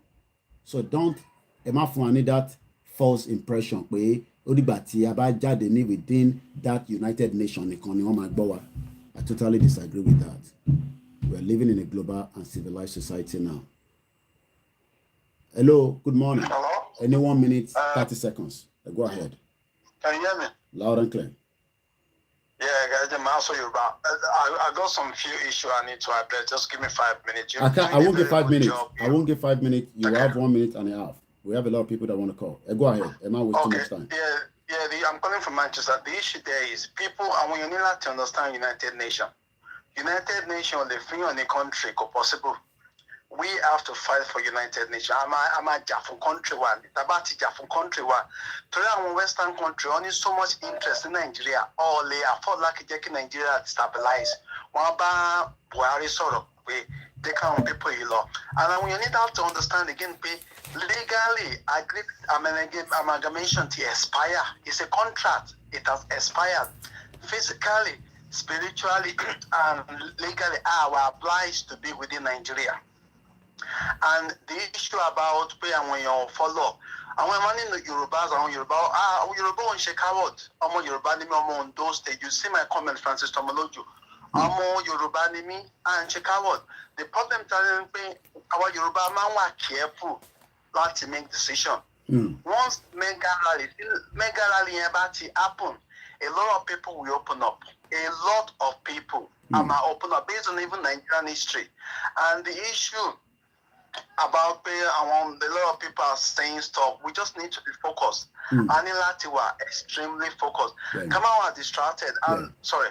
And problems monitoring bring back on. It's just the people are because of the Nigerian government. And also, I want to touch on something. The Nigerian military, I'm an Elijah boy, Yoruba. There is no way a Yoruba military will start shooting Yoruba. It's not possible. Meeting within Nigerian rank. I wrote it in your comments. Everybody will go to their own way. Nigerian will have two fronts, probably multiple fronts. Nigerian will terrorists not as well. Yes, the problem is that we only have to say that it's a puzzle. And we only have to say that it's not even just Yoruba nation. The fact that Nigeria is just not working. It's not even about Yoruba nation. For Nigeria to work, and in that it took. I thought you about concentrate Yoruba nation. We have to be logical. Nigeria will to front. The only person that must touch my badge in there are two. Our politicians within Nigerian rank, our Yoruba, and Nigerian police, or they shoot, Yoruba police, or they shoot to Yoruba. I did NYC. That's much NYC, Yoruba, me to Soro, Yoruba to Jomo Yoruba. Ona or Kotoba. People need to understand, and also, needs to rule. The letter, that letter is a master key to many actions.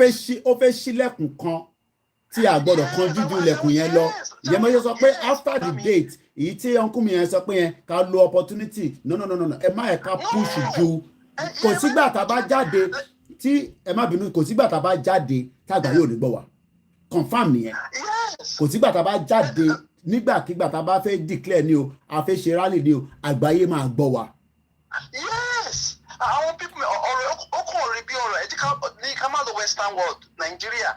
See, landlord bá fún yàn ní 20 days kò sanwó lé tó bá kọ́lẹ́tà sí ẹ. Tó bá tí landlord yẹn bá wá sílé yẹn within 20 days. Ìwọ gbọ́dọ̀ máa sọ fún landlord pé 20 days ló fún mi náà kò tí expire.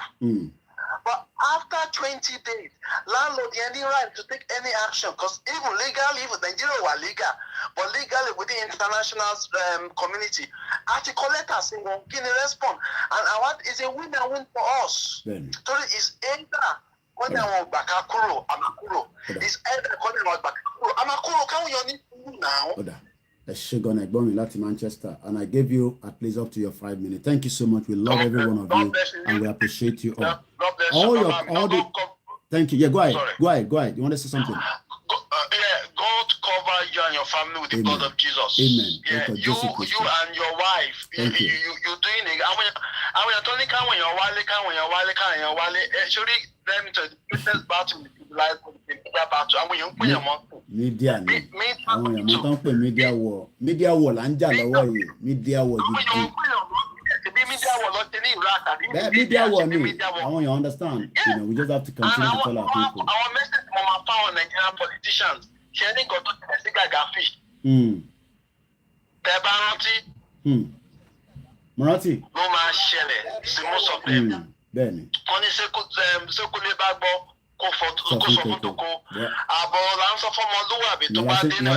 Politicians will pull back before it is too late. Thank you so much. Let's give it. One more prayer. Sorry, we're not gonna curse any politician. Anybody that is against Yoruba nation. Psalm 91. Prayer to my phone here. Psalm 91. Thank you so much. Let's give some. Thank you and thank you so much. All our, even some of our socialites that are watching us, and they're probably a bit kind of, Yoruba nation, and push Jura law, push Jura law, confirm Yoruba God Daduro, and that is the only headway out. Collection from the office. Do you do return from the office? Return bow. Listen, you want to collect them love below cleaning and make up on return. Hello, caller. Hello, good morning, sir. Good morning, Ekaro, sir. Hello, Àwa ni ẹ sà.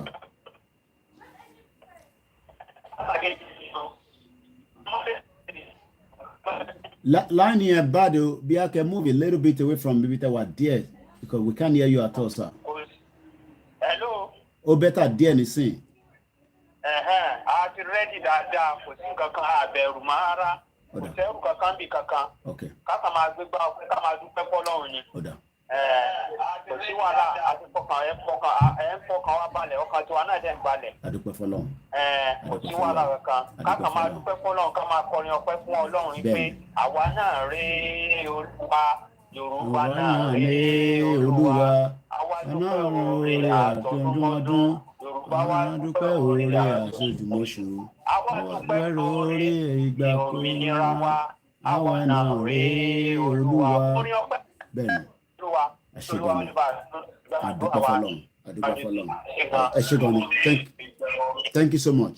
A dúpẹ́ fún gbogbo ẹ̀yin bàbá wa tí ẹ wà nínú Olúwa tẹ́ ń fi àdúrà ràn wá lọ́wọ́. A dúpẹ́ fún ọmọdé, a dúpẹ́ fàgbàlagbà, a dúpẹ́ fún gbogbo ọmọ Yorùbá pátápátá tó jẹ́ àwọn ọ̀dọ́ wa tí ẹ ti palẹ́kún. A dúpẹ́ fún yín fún pé ẹ kú sùúrù, ó kù díẹ̀ ni òmìnira Yorùbá ó máa kanlẹ̀kùn máa bá wa lé ayọ̀ àtàlàáfíà. Ẹgbọ́n sókè ẹ̀gbọ́n mi. À ń gbọ́, ẹ go ahead. Confirm.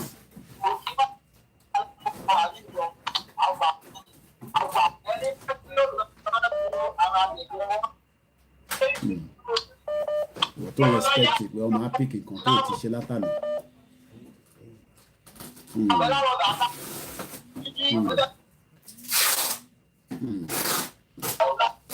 All right.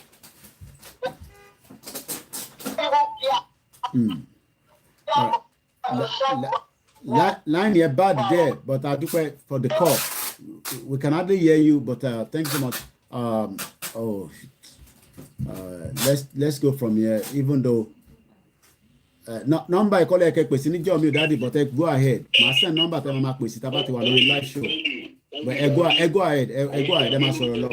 Àmì Jésù.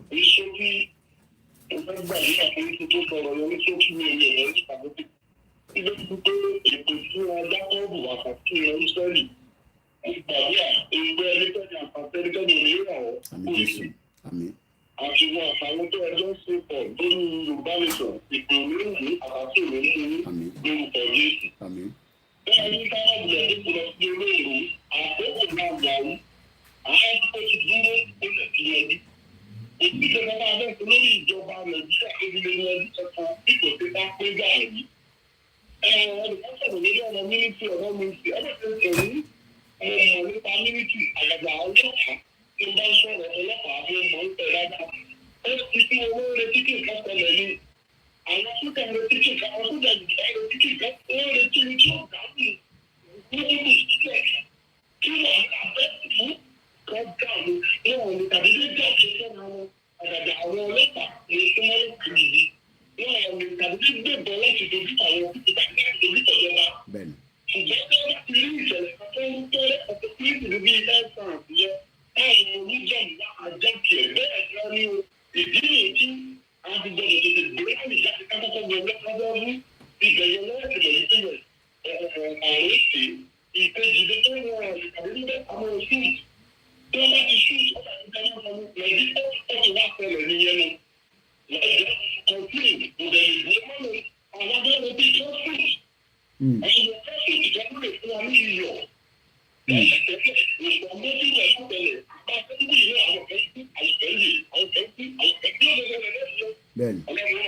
Àmì Jésù Kristi, ẹ ṣé gan sir. Thank you so much.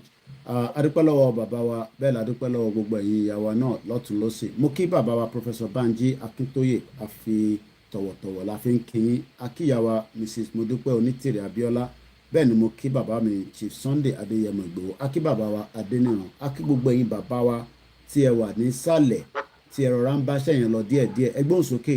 Gbogbo tó bá fẹ́ pè studio line nìkan ni kẹ́ pè. Studio line ni a ti pin ẹ̀. Ẹ káàárọ̀ ẹ gbóhùn sókè ní kíá. You have 1 minute. Ẹ kú ojúmọ́ o, ẹ káàárọ̀ ẹ kú iṣẹ́ takuntakun o. Àwa ni ẹ. Mo kọ́kọ́ gbàdúrà kan fún yín lágbára Ọlọ́run nígbà tí iṣu Yorùbá nation bá máa jiná tán àtayá àtọmọ ẹ̀ ní tẹni àwátì. Àmín. Àmín. nínú ètò tí gbogbo àwọn èèyàn ń ṣe ètò yín ni mo máa ń gbọ́ jù mo mọ̀ pé tí mo bá ti gbọ́ báyìí confam ni gbogbo tí mo wá fẹ́ béèrè ni pé ẹ sọ nǹkan kan lẹ́ẹ̀kan ẹni ta ni ọmọ Yorùbá nation àbí ta ni ọmọ Nàìjíríà. ìyàn kọ́kọ́ tẹ̀ dáhùn sí yẹn mọ́ ẹgbọ́n sókè sà. Kẹ́rì mo ń wo ètò kan lánàá ọkàn mi dẹ̀ sì ń bàjẹ́ lórí àwọn kan tẹ́ jọ ń ṣe mídíà. Kẹ́rì kankan tó fẹ́ ṣe ni pé kọ́rọ̀ wọn ẹ bá ní wọn nítòsí kẹ́ ẹ pè wọ́n kẹ́ ẹ bá wọn sọ̀rọ̀ kọ́rọ̀ wọn má lọ dàbí ọ̀rọ̀ Bíbélì tó sọ pé àwọn ẹni ìṣáájú yóò dẹni ìkẹyìn àwọn ẹni ìkẹyìn yóò dẹni ìṣáájú. So àwọn kan tó pààrin àjò ìsẹ́yìn àwọn kan ń gbé dúró bẹ́ẹ̀ nípa Ọlọ́run á máa tẹ̀lé. Àwọn àlélágbàtọ̀ ṣetán. Kẹ́rì ti pé ìbẹ̀rù yẹn mo fẹ́ kẹ́ wò kankan nígbà EndSARS mo fẹ́ kẹ́ fi ṣe sample. Ìgbà EndSARS tó bẹ̀rẹ̀ àwọn èèyàn ṣe bí pé mọ̀ mọ́ nǹkan kan ẹ wò gbà tí EndSARS wá bẹ̀rẹ̀ àwọn tí expect ló jáde o. Nǹkan tó ń ṣẹlẹ̀ gan nìyẹn. Kẹ́rì tí ó bá ṣẹlẹ̀ tán ìgbà yẹn lẹ́ máa mọ̀ pé àwọn èèyàn ti bínú tán ṣùgbọ́n wọ́n retí go ahead. So ọ̀rọ̀ mi ò jù báyẹn lọ. Ẹ ṣé gan ni. Just to read quickly ẹ ṣé gan ni bàbá wa tí wọ́n ṣẹ̀ bá wa sọ̀rọ̀ tán bẹ́ẹ̀ ni mo kí gbogbo ẹ̀yin bàbá wa ní gbogbo àbá wọ́n ní ẹ̀kí ń gbọ́ wa bọ́ mo mọ̀ pé ìjọ kan máa wà iná adádùgbò yín omi adádùgbò yín gbogbo ẹ̀tọ́ tó yẹ kí ọmọ Yorùbá ní á wọlé wá bá yín láì ní wàhálà nínú òun ní ìrìn àjò tá wà nínú ẹ̀. Let me quickly read this out for the benefit of you that probably keep saying United Nations is a country or United Nations produced country. Recognition of a new state is an act that confers a status. As a result of recognition, the recognized entity acquires the legal status of a state under international law. In this sense, a new state is not born but chosen as the subject of international law. So what are they trying to say here? A lot of people have been asking the question, do we need United Nations to give us approval? Do we need United Nations to be a body that will say, oh, a máa wá ṣe referendum fún yín nísàlẹ̀? Ẹ mọ̀ pé yẹn lọ́kọ́kọ́ máa ń gbé jáde pé United Nations máa wá ṣe referendum nísàlẹ̀. And I'm saying this again and again. There will be different templates in different era. Era kan la wà yìí. Era kan ni Soviet Union. Era kan ni Yugoslavia. Era kan ni kí ni orúkọ ló ti máa ń dárúkọ yẹn. Era kan ni Sudan. There's different era for different ways of coming out of a country. We are already doing everything the international community are asking us to do. We have written letter to the government. We have done a petition that has already approved that 5 million of our people are ready to go. We have not encroached. Ẹ̀mọ̀tán pè bẹ́ẹ̀ àlọ́gbalẹ̀ onílẹ̀. Ẹ̀mọ̀ kó tó bá yẹ pa lọ encroach ilẹ̀ Yorùbá kan tá a wá ní Yorùbá ló ní ilẹ̀ Haúsá yẹn wá jagbà àlọ́gbalẹ̀ Igbo.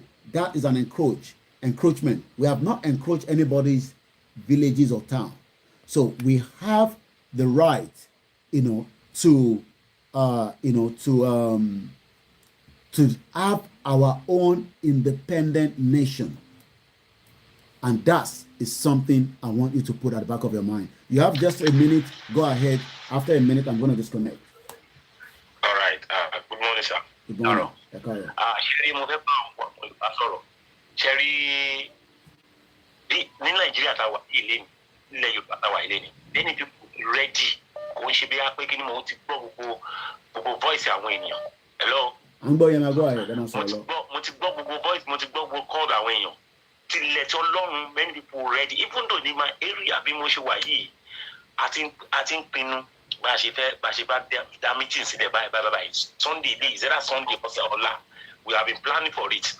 Gbogbo àwọn ibi jáde ti dé many people ti ready kó dàbí pé tí wọ́n bá wà lórí stadium lórí pitch instead of play football ṣé wọ́n pé tí referee ò bá ti blow full nígbà ball start ní orí kí káwọn èèyàn bẹ̀ sí káwọn tó mú àwọn 11 player kó bẹ̀ sí move lórí field nǹkan tí Yorùbá ń dúró de nǹkan táwọn èèyàn wá ń dúró de nìyẹn especially the youth. I have many people tó lọ́nà pé kíkíní ìdẹ́ no.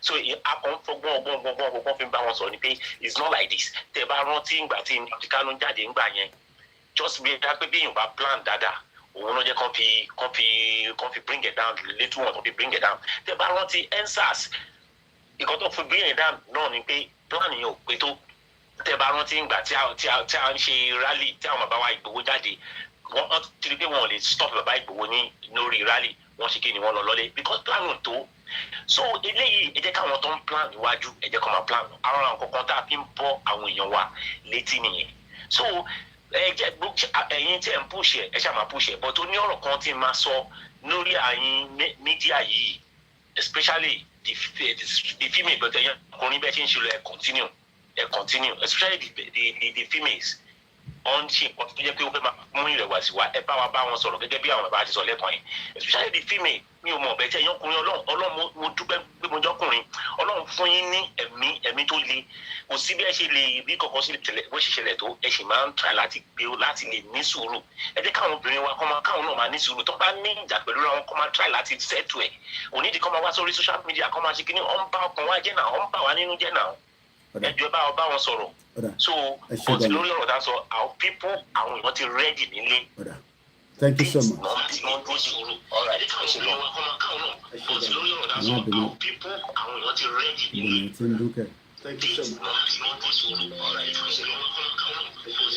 me just mute my mic. Okay, I've just muted my mic from the laptop here. Now, I quickly want to read this out before I take the next call. How does the United Nations define a state? Báwo ni United Nations, ẹ káàárọ̀ Yawa Janet Marty, good morning, Yawa Eunice, Esther Robinson, and the rest of you that have joined us this morning. I appreciate about 10 of us that are listening on the MixLR. It's more or less like a radio version, but it's still online, but it doesn't take a lot of your data. So if it's something that you want to listen, you don't want to see my face, you can also continue to use that as well. I'm not taking any call for now. Báwo ni United Nations ṣe ń define ìlú? Ẹ jẹ́ ká gbọ́rọ̀ mo ti post ẹ̀ sórí timeline wa ẹ̀yin náà lè lọ copy ẹ̀ kẹ́ mo dání sọ́wọ́. How does United Nations define a state? How does United Nations would define Yoruba nation? Báwo ló ṣe fẹ́ define wa? First, they have applied a traditional definition of state in international law. And when we talk about the international law, let me say this. There is not one single term for international law. International law could mean anything to the world, and it could mean a different to us as Yoruba people. But we are still working based on the international law. Láti ọ̀tá ti bẹ̀rẹ̀ Yoruba nation nísìn, mo rò pàtí ní ẹ lọ gbẹ̀dúrú ẹ bàlújẹ́ no. And we have not said anything more than the fact that at the proper time, there could be a bit of anarchy. Because when a declaration is called, it will create uncertainty. It will create some anarchy. And the government will come in and we will then defend ourselves and we will have opportunity to buy weapons and secure the land. When a declaration comes, that means à ń sọ pé ìlú tó wà lọ́wọ́lọ́wọ́ nísìnyí o à ní kọ́ lọ́ọ́ rà bọ́ síbẹ̀ no monitor bá ti declare Yorùbá nation a ní gbogbo right ìyẹn kọ́kọ́ dẹ̀ gbọ́dọ̀ pè mí lórí kan tí mo sọ yìí pé àkóyèkì má sọ yẹn tẹ bá pè mí àgbà sí fún yín màá dẹ̀ wá sọ orúkọ yín lórí platform tá a bá ti declare Yorùbá nation a ní right láti kó weapon wọlé láti fi defend ara wa mo ní kọ́ lọ́ọ́ ra weapon nísìn because there is still a sovereign nation that is called Nigeria but after a declaration we have every right. So again, which regards an entity as a state if it possesses a permanent population, ǹjẹ́ need the right population. Ìyẹn mo ṣe ń béèrè pé ṣé gbogbo wa ní Nigerians láàárọ̀ yìí? Do we have people that are Yoruba people in Nigeria today? Yes. Are there indigenous people? Yes.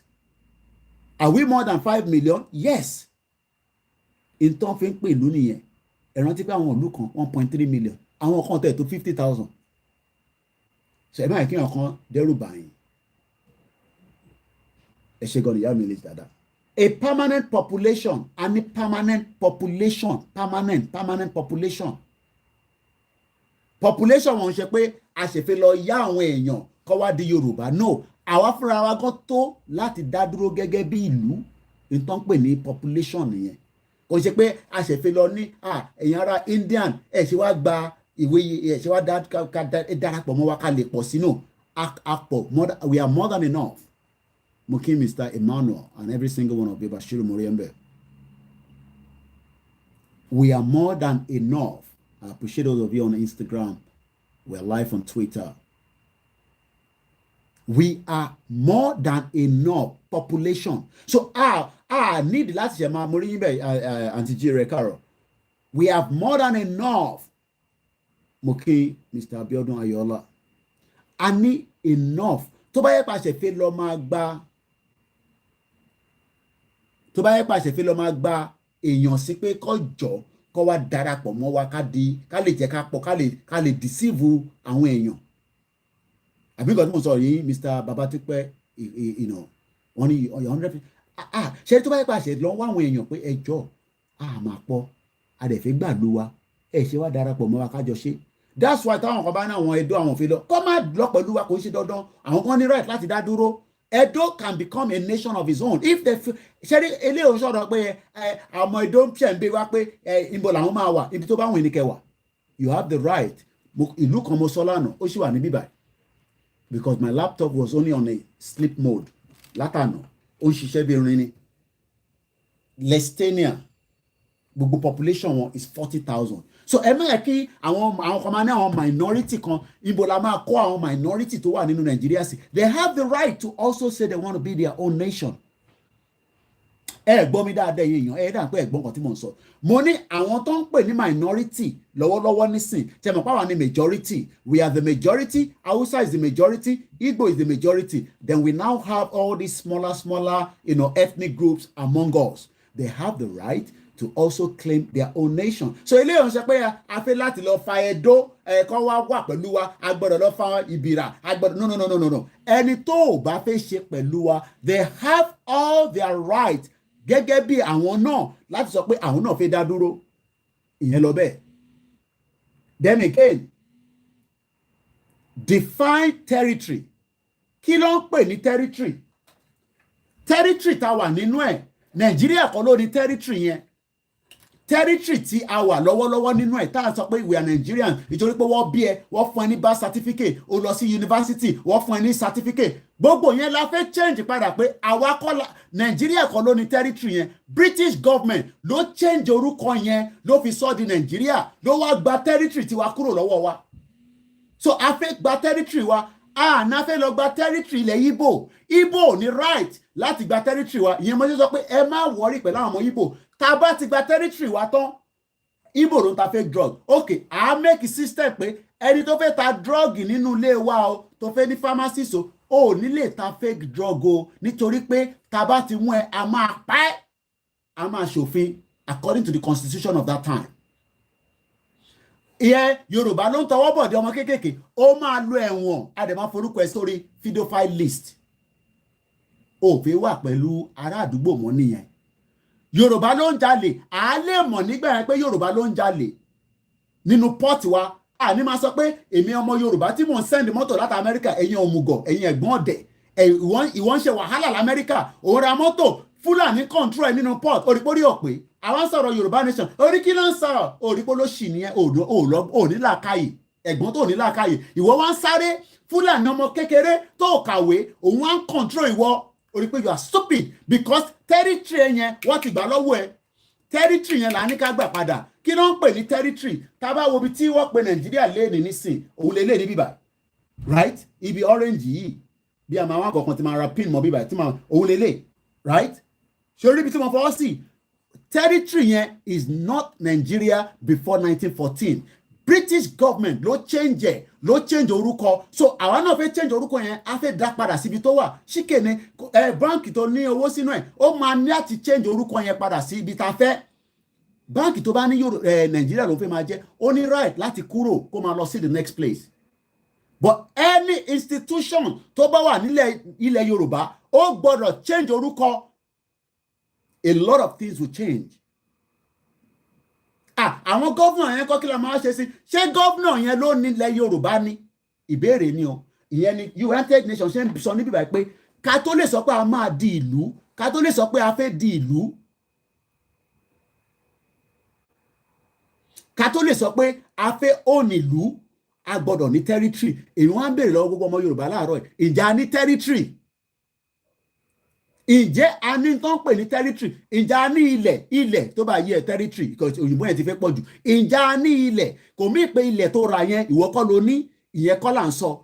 Ilẹ̀ tó ra kò sẹ́ni tó máa gbà lọ́wọ́ ẹ tó bá ti ní document pé wọ́n ló ní. Gbogbo awuyewuye by now concept tá a bá ti gba Yorùbá nation everything will be documented. Mo sọ fún yín pé ìlú kan wọ́n pè ní Estonia, gbogbo government parastatals wọn 99% ni wọ́n fi operate. Human right ni pé kéèyàn ní internet. Èdè wa dẹ̀ la máa sọ, language wa la máa sọ, a ní máa sọ òyìnbó mọ́, kò mí pé a ní signboard tó máa sọ pé English. Tó bá wọnú bank òyìnbó ló máa Yorùbá ló máa sọ, tó bá lọ sí post office Yorùbá ló máa sọ. We have our territory. Tó bá jẹ́ pé àwa fi lọ encroach territory lòmíì, UN máa sọ pé no. Ẹ ti ń dá wàhálà sílẹ̀ o.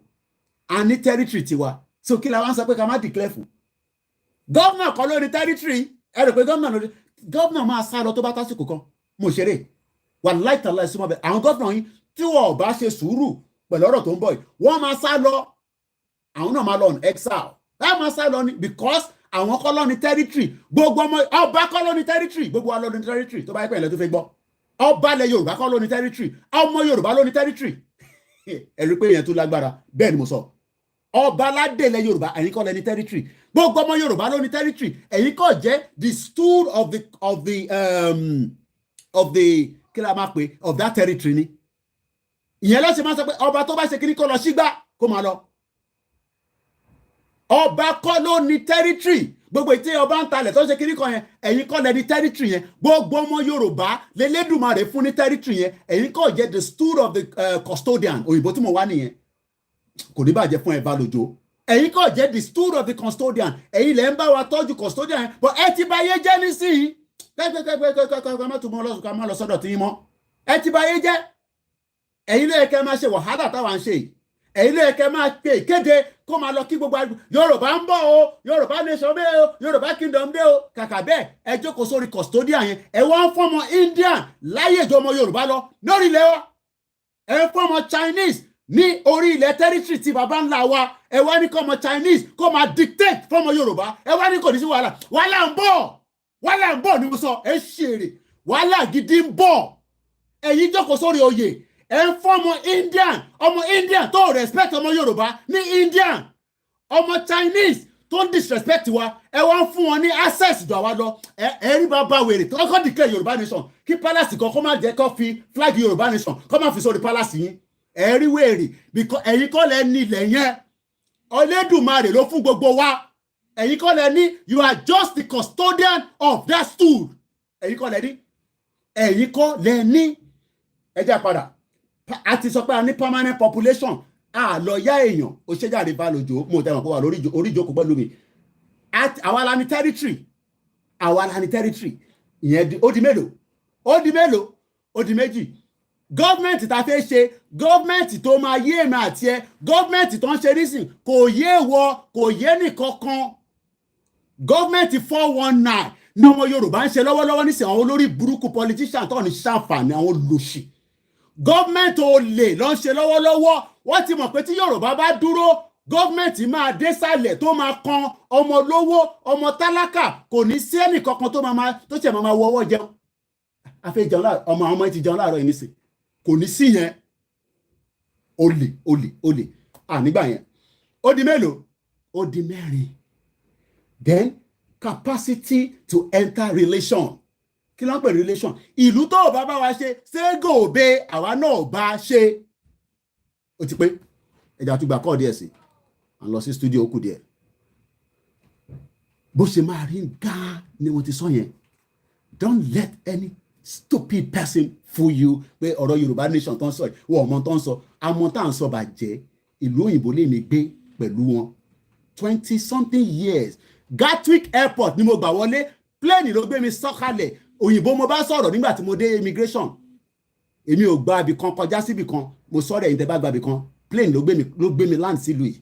Ẹgbọ́n sókè ẹni tó sọ̀rọ̀ ẹni 1 minute. Hello sir. Káàárọ̀ sir. Káàárọ̀ sir. Káàárọ̀. Ètò ètò sir. Ètò nìyẹn. Yes sir. Ẹni pé ta lọmọ Yorùbá ta lọmọ Nàìjíríà. Bẹ́ẹ̀ni sir. Èdè mi máa dáhùn báyìí. ọmọ Yorùbá ní ènìyàn tó mọ̀ nínú ààrẹ tí yẹ ṣe bí ó mọ̀ wípé a ní ìwà, a ní àṣà, a ní ìṣe tiwa, a ní culture tiwa, tó dẹ̀ mọ̀ wípé tí kò dẹ̀ fẹ́ ká sọ orírun wa nà. Kàbíyèsí ẹ̀. Tí kò fẹ́ ká sọ sọ́ọ̀sì wa nà. Tó jẹ́ pé everything in his or her mind is for the interest of the Yorubas. Adúpẹ́ f'Olódùmarè. Ṣé ìṣe? Bẹ́ẹ̀ni sá. Ọmọ Yorùbá nìyẹn. Very good. Tí kì í ṣe pé yẹn ló kí o. Then ọmọ Nàìjíríà ní ènìyàn tó ń wo wípé Buhari àṣìṣe Pásítọ̀ máa bá gómìnà sọ̀rọ̀ Màlàní àwa lọ bá òbí àwa sọ fún bíbí system yẹn ṣì máa work àwa gbóyèbó lórí àgbẹ̀ gírámà lórí ìgbà kan lèmi náà gbé gírámà lórí bẹ́ẹ̀ yẹn bọ̀ tìgbà mo débi tí mo wà mo mọ̀ pé àṣìṣe ní lò. Èdè tó dá, èdè tó dùn, tó sweet bẹ́ẹ̀ ni. Ọlọ́run má jẹ́ kójú wa dúdú sáà ìgbà yẹn mo gbé gírámà jù dànù pé kí ló fẹ́ máa sọ. Ṣé mọ̀ pé ibi tí gírámà yẹn lè dé nílùú yìí British tó máa sọ fún àwa tá a fẹ́ gba ẹni tó fẹ́ gba British passport wọn á tó kọ́ English language. Can you imagine?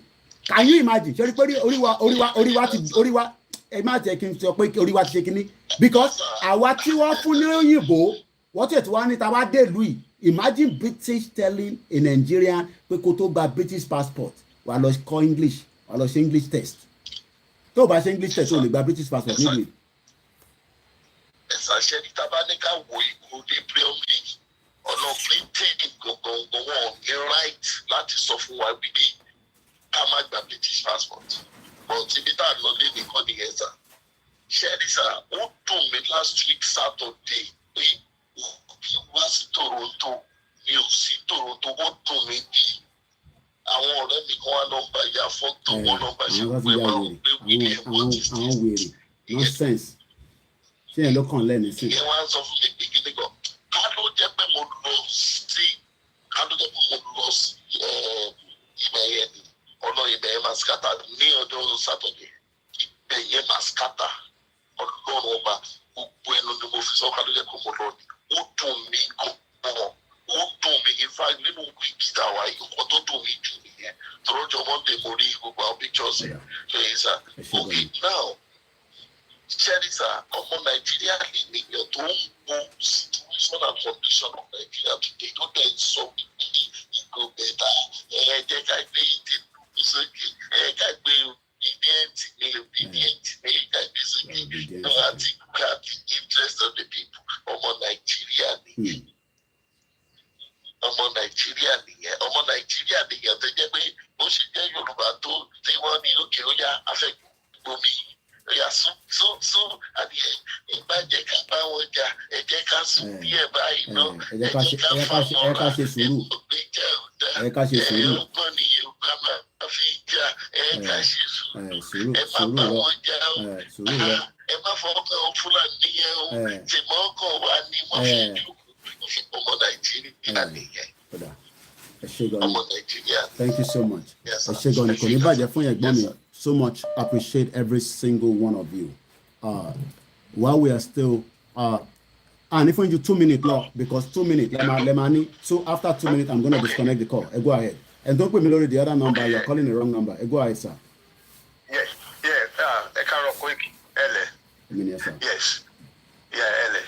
So àwọn tó ń sọ̀rọ̀ àwọn tó ń sọ pé tí wọ́n sì bìlífù pé tí wọ́n bìlífù ní Yorùbá nation sórílẹ̀-èdè Yorùbá ẹ fi wọ́n lẹ̀ orí wọn ni ò pé nígbà orí wọn máa tó pé wálé àtẹni tó jókòó sórí fẹ́ǹsì àtẹni tó sọ pé òun ò bìlífù ilé máa tó wó pa everybody because bí Nàìjíríà ṣe wáyé kẹ́nìbọ̀dì lọ kọ́lẹ̀ àwa ń fọ́lú ẹ̀ àdẹ̀tí gbogbo tó àdẹ̀wò nǹkan àṣẹ wọn nǹkan tó yẹ ká ṣe nítorí ṣẹlẹ̀ ni pé bí Nàìjíríà ṣe wà yẹn Nàìjíríà ò lè stand in the next 6 to 9 years anymore. ẹ̀ ń tọ́pọ̀lọ́ ẹ̀ bá pé kó wo gbogbo indices tó wà lórí ilẹ̀ náà alright wọ́n á ṣe bọ́jẹ̀tì 17 trillion or 19 trillion next year alright now wọ́n máa borrow around 14 trillion out of it wọ́n dẹ̀ ti jẹ gbèsè tí wọ́n ò lè san In fact, lọ́wọ́lọ́wọ́ wọ́n máa yá 11 million next year. Lọ́wọ́lọ́wọ́ báyìí gbèsè tẹ́ jẹ́lẹ̀ lásán gbogbo revenue tí wọ́n ń rí oní ti fi ń san gbogbo gbèsè kò sówó tí wọ́n fẹ́ fi ṣe títì kò sówó tí wọ́n fẹ́ fi ṣe gbogbo nǹkan mọ́. So no, they are in trouble. Àwọn tí wọ́n sọ pé àwọn ò believe in Yoruba nations come and live from food paradise. Ẹ fi wọ́n lẹ̀ Koiki ẹ fi wọ́n lẹ̀ ẹ máa ṣe táyì ṣe lọ ẹ fi wọ́n lẹ̀. Ilé yẹn máa dọ́pọ̀ láti ṣe gbogbo làlánà ṣé kíní kò yí àwọn ni káwo USSR is the USSR ní the super power tó wà. Before kan tó collapse. All right? Very powerful.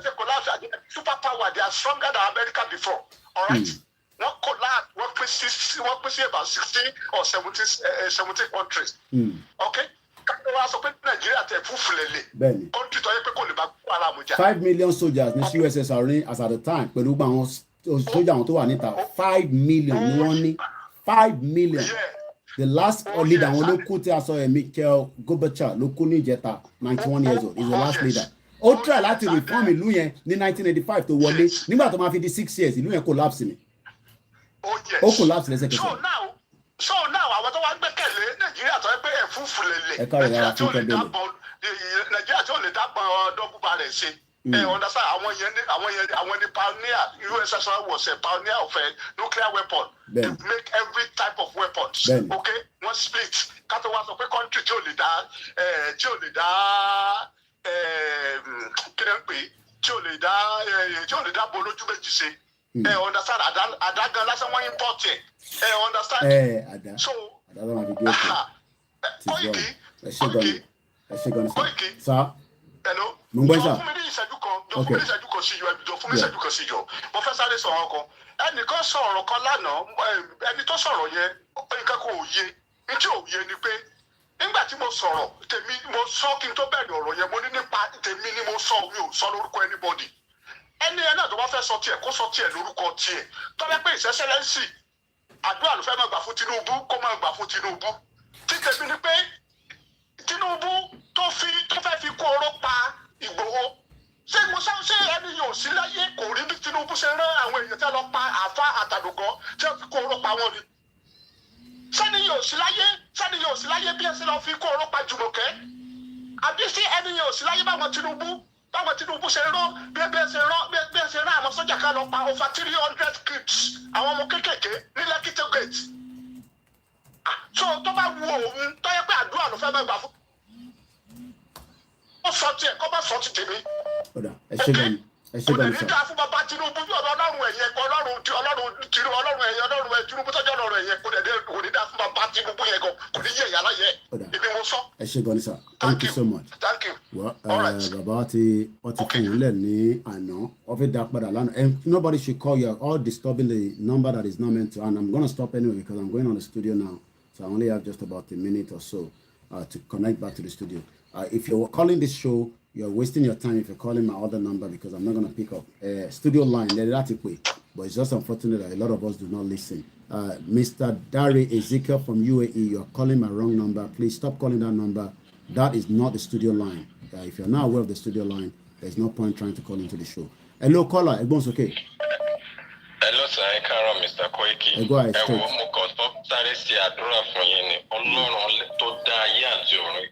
Ó máa di ìran yín mú títí ayé lórúkọ Jésù sẹ́rí mọ ohun tí ọ̀rọ̀ yín máa ń ṣe fún ayé àwa ọ̀dọ́ nísàlẹ̀ níbí báyìí láti location 9 as in you make us to have the hope and the courage to come out not say God will just bless you sir if I don't even have anything to say God will bless you and for this you are doing your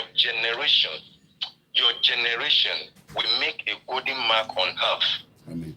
God will bless you, sir. Amen. But one thing, àwọn media wa tó wà lé àtàwọn yòókù sọ, at this point, have just 28 days we have just 28 days. So at this point, it should be more about the rally than all others, this fight, that fight. We don't need that. To encourage to build up the momentum because now build the momentum what we are doing to ourselves is that àwọn èèyàn ò gbọ́ much, as in àwọn tó wà lábúlé ò gbọ́ much, but when this media are talking about it, they know that the momentum will be building, and when they declare that there is rally coming up, everybody, because of the momentum to be set in already, will be able to wake up and not be waiting for one person to take the lead. So we need this momentum like you are doing, and God will bless you. God Almighty will bless you. With your program, with your program. God will wipe all your tears. Amen. Thank you very much, Mr. Koiki. Continue the good job. Thank you so much, my brother. Whenever we're live, we just want us to keep to one particular number. I'm not going to take any more calls because we're going on the Star Radio, which I have to be just right now. It's exactly 11 o'clock.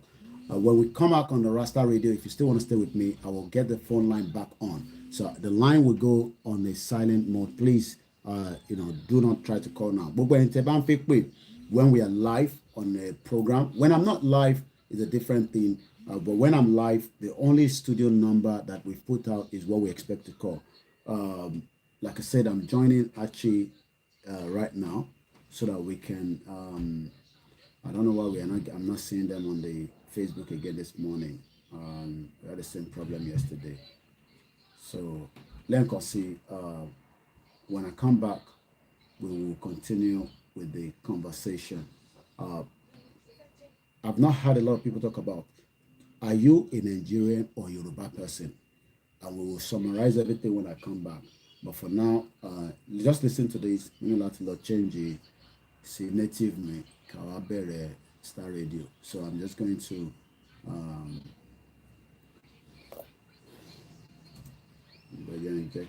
voice daddy. Okay, I don't know whether I still have that issue right there. Arrived in Sudan after 25 years of absence and what? Okay, there's one of my mic that is on here somewhere. No mic on. Not this one. Not this one. Because you filter like that. Okay, it's this one material. Alright. I've seen it. Moki Ubalen Consul Barika Jima. Qualification that they are getting for. I mean, if they turn it out into any job fund or any companies, are they going to actually be accepted on board or what? Well, this is a lot more good to be looking at. A minute after 11 the time. While in other world stories, gun jams during bid to kill Argentina's vice president. And I think that woman, I think if there's somebody who can say that, we can say that there is faith or hope for her, or God was on her side. That is it. I can see a picture of it. Now, a gun jams during bid to kill Argentina Vice President Cristina Fernandez. The Kirchner escapes unharmed after a gunman's weapon jammed at the last moment. Okay. Yomi, we'll see to that. Okay. Let's see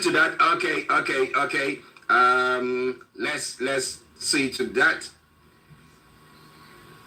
Okay. Yomi, it's on Star Radio UK. Go to the Star Radio UK one itself. Star Radio UK itself. Yes. Yes, it's there on Star Radio UK. So search for that one, you'll find it. Thank you. Now, Aung San Suu Kyi sentenced for election fraud. The former opposition leader faces a raft of charges her supporters say are politically motivated. All right then. So coming away from Star Radio UK, your favorite African and Caribbean radio station in London, and then moving on straight to some other stories. Making around, Biden says Trump's ideology threatens U.S. democracy. The president says Trump supporters want to take the U.S. backwards. Republicans say Biden betrayed America's trust. How has he done so? Well, what do you think is going to happen on that front? More of that becoming your way. It is already UK. UK former ambassador has been jailed in Myanmar. It comes after Miss Bowman and her husband were arrested for violating immigration laws. Which law is that? A former ambassador? Wow. Well, it is already UK. And police apology over Floyd Halliwell murder probe and some other stories there as well. School uniform logos could be scrapped in Wales. Well, if that will bring the the prices for this down. That is what will bring the prices of uniforms down. Then why not? Well, that's what parents will say. Okay, and I think I'm saying that for them as well. It's all already UK. And that's not there more. Welcome. Okay, well, I can say, I just can't studio lot. Tiba Pari, I'll open the phone line again, and then we will continue with the program. If you don't want to watch or listen to the Star Radio, you can exit the platform and then come back. Probably in about 40 minutes. I don't know why I can't see them again this morning. Okay, with the share link. It's difficult for me to see them.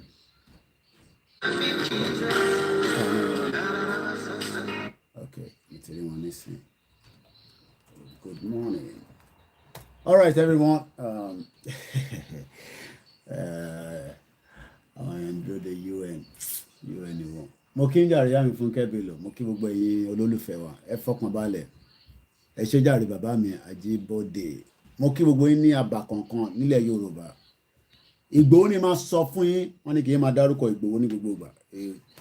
Ìgbòho mo ti bá sọ̀rọ̀ láàárọ̀ ẹ̀. Ó ní tí bá ti ń bá yín sọ̀rọ̀ kí n máa sọ fún yín pé kẹ́ lọ máa múra fún mega rally. Orúkọ dáadé ẹlòmíì ni màmá dáhùn. Ìgbòho ṣá. Irúmọlẹ̀. Irúmọlẹ̀ wà nù gbàlà. Ẹ fọkàn balẹ̀ gbogbo ọmọ Yorùbá. Okay, mo ti follow platform yìí nísìnyí. Ìyẹn mo ṣe rí. Ẹ tó bá fẹ́ yẹ kí á ti ka kọ́mẹ́ǹtì ẹ máa ní láti lọ máa gbọ́ látòrí Star Radio. NNPC can justify 6.34 trillion petrol subsidy custom. Can you imagine? Ìlú òṣì kóra wọn sínú ìjọba àwọn ṣe gọ́ọ̀mẹ̀ntì ni. Declaration ló máa gbẹ̀yìn tó wà nílẹ̀ yìí. A ti declare by meltdown ní all over the world. A máa melt down. Ẹ ṣe jàre. Ẹ jẹ́ ìpè wọn. Gbogbo àwọn pátá ń ṣe. Gbogbo tó yẹ kí wọ́n lè máa ṣe nílé nìyẹn. Bọ̀tìlú tó ní kíni. Jẹ́ kọ́ mọ̀ ti bá sọ̀rọ̀ láàárọ̀ yìí. Irúmọlẹ̀ Ìgbòho ṣá. Mo sọ fún yín pé tó bá kù díẹ̀ tá bá máa announce rally àti announce Ìgbòho wa bá a sọ̀rọ̀ lórí platform yìí. Màá lo power yẹn èmi mo ní màá lò fọkàn yín balẹ̀. Ẹ yà lọ bá studio sọ̀rọ̀. Ẹ jẹ́ n sáré pẹ́ ìtì mi. Sáré gbé mi wọnú kámẹ́rà.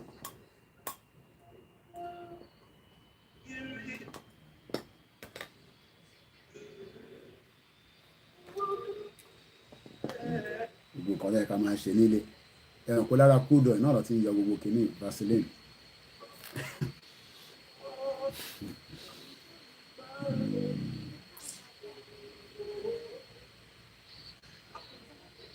Well, it is Star News UK, your favorite African and Caribbean radio station in London, bringing the time now to 6 minutes past the top of the hour. Of course, it's the Friday edition of the morning show. As you know, every weekday from 10 exactly to 1 o'clock, we bring you the morning show. Apart from Wednesdays, where at 12 o'clock we cross over to the House of Parliament for the Prime Minister's present time. Next week, it will be resuming live with a new Prime Minister. Keep it up. At this juncture, it is my singular honor to welcome the one and only Esther, the reigning champion, the White Lion, Mr. Olayomi Koiki, with us. And I say, Yomi, Master, good morning to you. A very good morning to you, Mr. Archie. Good morning to all our listeners and viewers from around the globe. I say welcome once again to your finest African and Caribbean radio station in London, as we are just about to kickstart with the update from Nigeria as usual again. Being the end of the week, some people get paid every Friday, but I'm not sure whether a lot of people get paid in Nigeria after working for the end of the month, which was just yesterday. But right here in UK, depending on your timeline or your part-time job or full-time job, I'm sure some people are smiling to their bank account this morning. But we are here again to do what we do best, giving all the news, the update as Nigeria continue, to face its own turmoil, as we say all the time. In Nigeria never happened to you. Well, you see us, that means that Nigeria hasn't happened to us. And we hope that wherever you are listening to us from, Nigeria hasn't happened to you. And those of you that unfortunately Nigeria has happened, do you think there is a need for us to just go away? If things are falling apart and the center cannot go, what do we do? What do you take on that? Well, once again, welcome on board. There's a special program that comes away every Wednesday at 18 hours. That is the Niger Voices that is hosted by Mr. Lively Kwaki. You want to talk everything in Nigeria, that geographical area, make sure you're on that. And I can tell you that you are given all the opportunity to do so. But now, let's move on to some of the stories making their rounds. Yes, NNPC can justify 6.34 trillion petrol subsidy. That's what the customs are saying. Now, this is a country where we are talking about the fact that the UN was appealing for 1.2 or 3 billion for the Northeast where people have been displaced. Meanwhile, in our own bedroom, we are wasting such amount of money. Yomi. Well, in our own bedroom, we're wasting such amount of money. The question is, who are those benefiting from the subsidy? Is it the citizens? Is it just the layman that use I better pass my neighbor generator, to do their own little small businesses, as we know in Nigeria? Who actually is benefiting that the government is investing so much when it comes to the subsidy in Nigeria? And you're quite right, as we all say, the NNPC, the Nigerian National Petroleum Corporation, has become something, to talk about.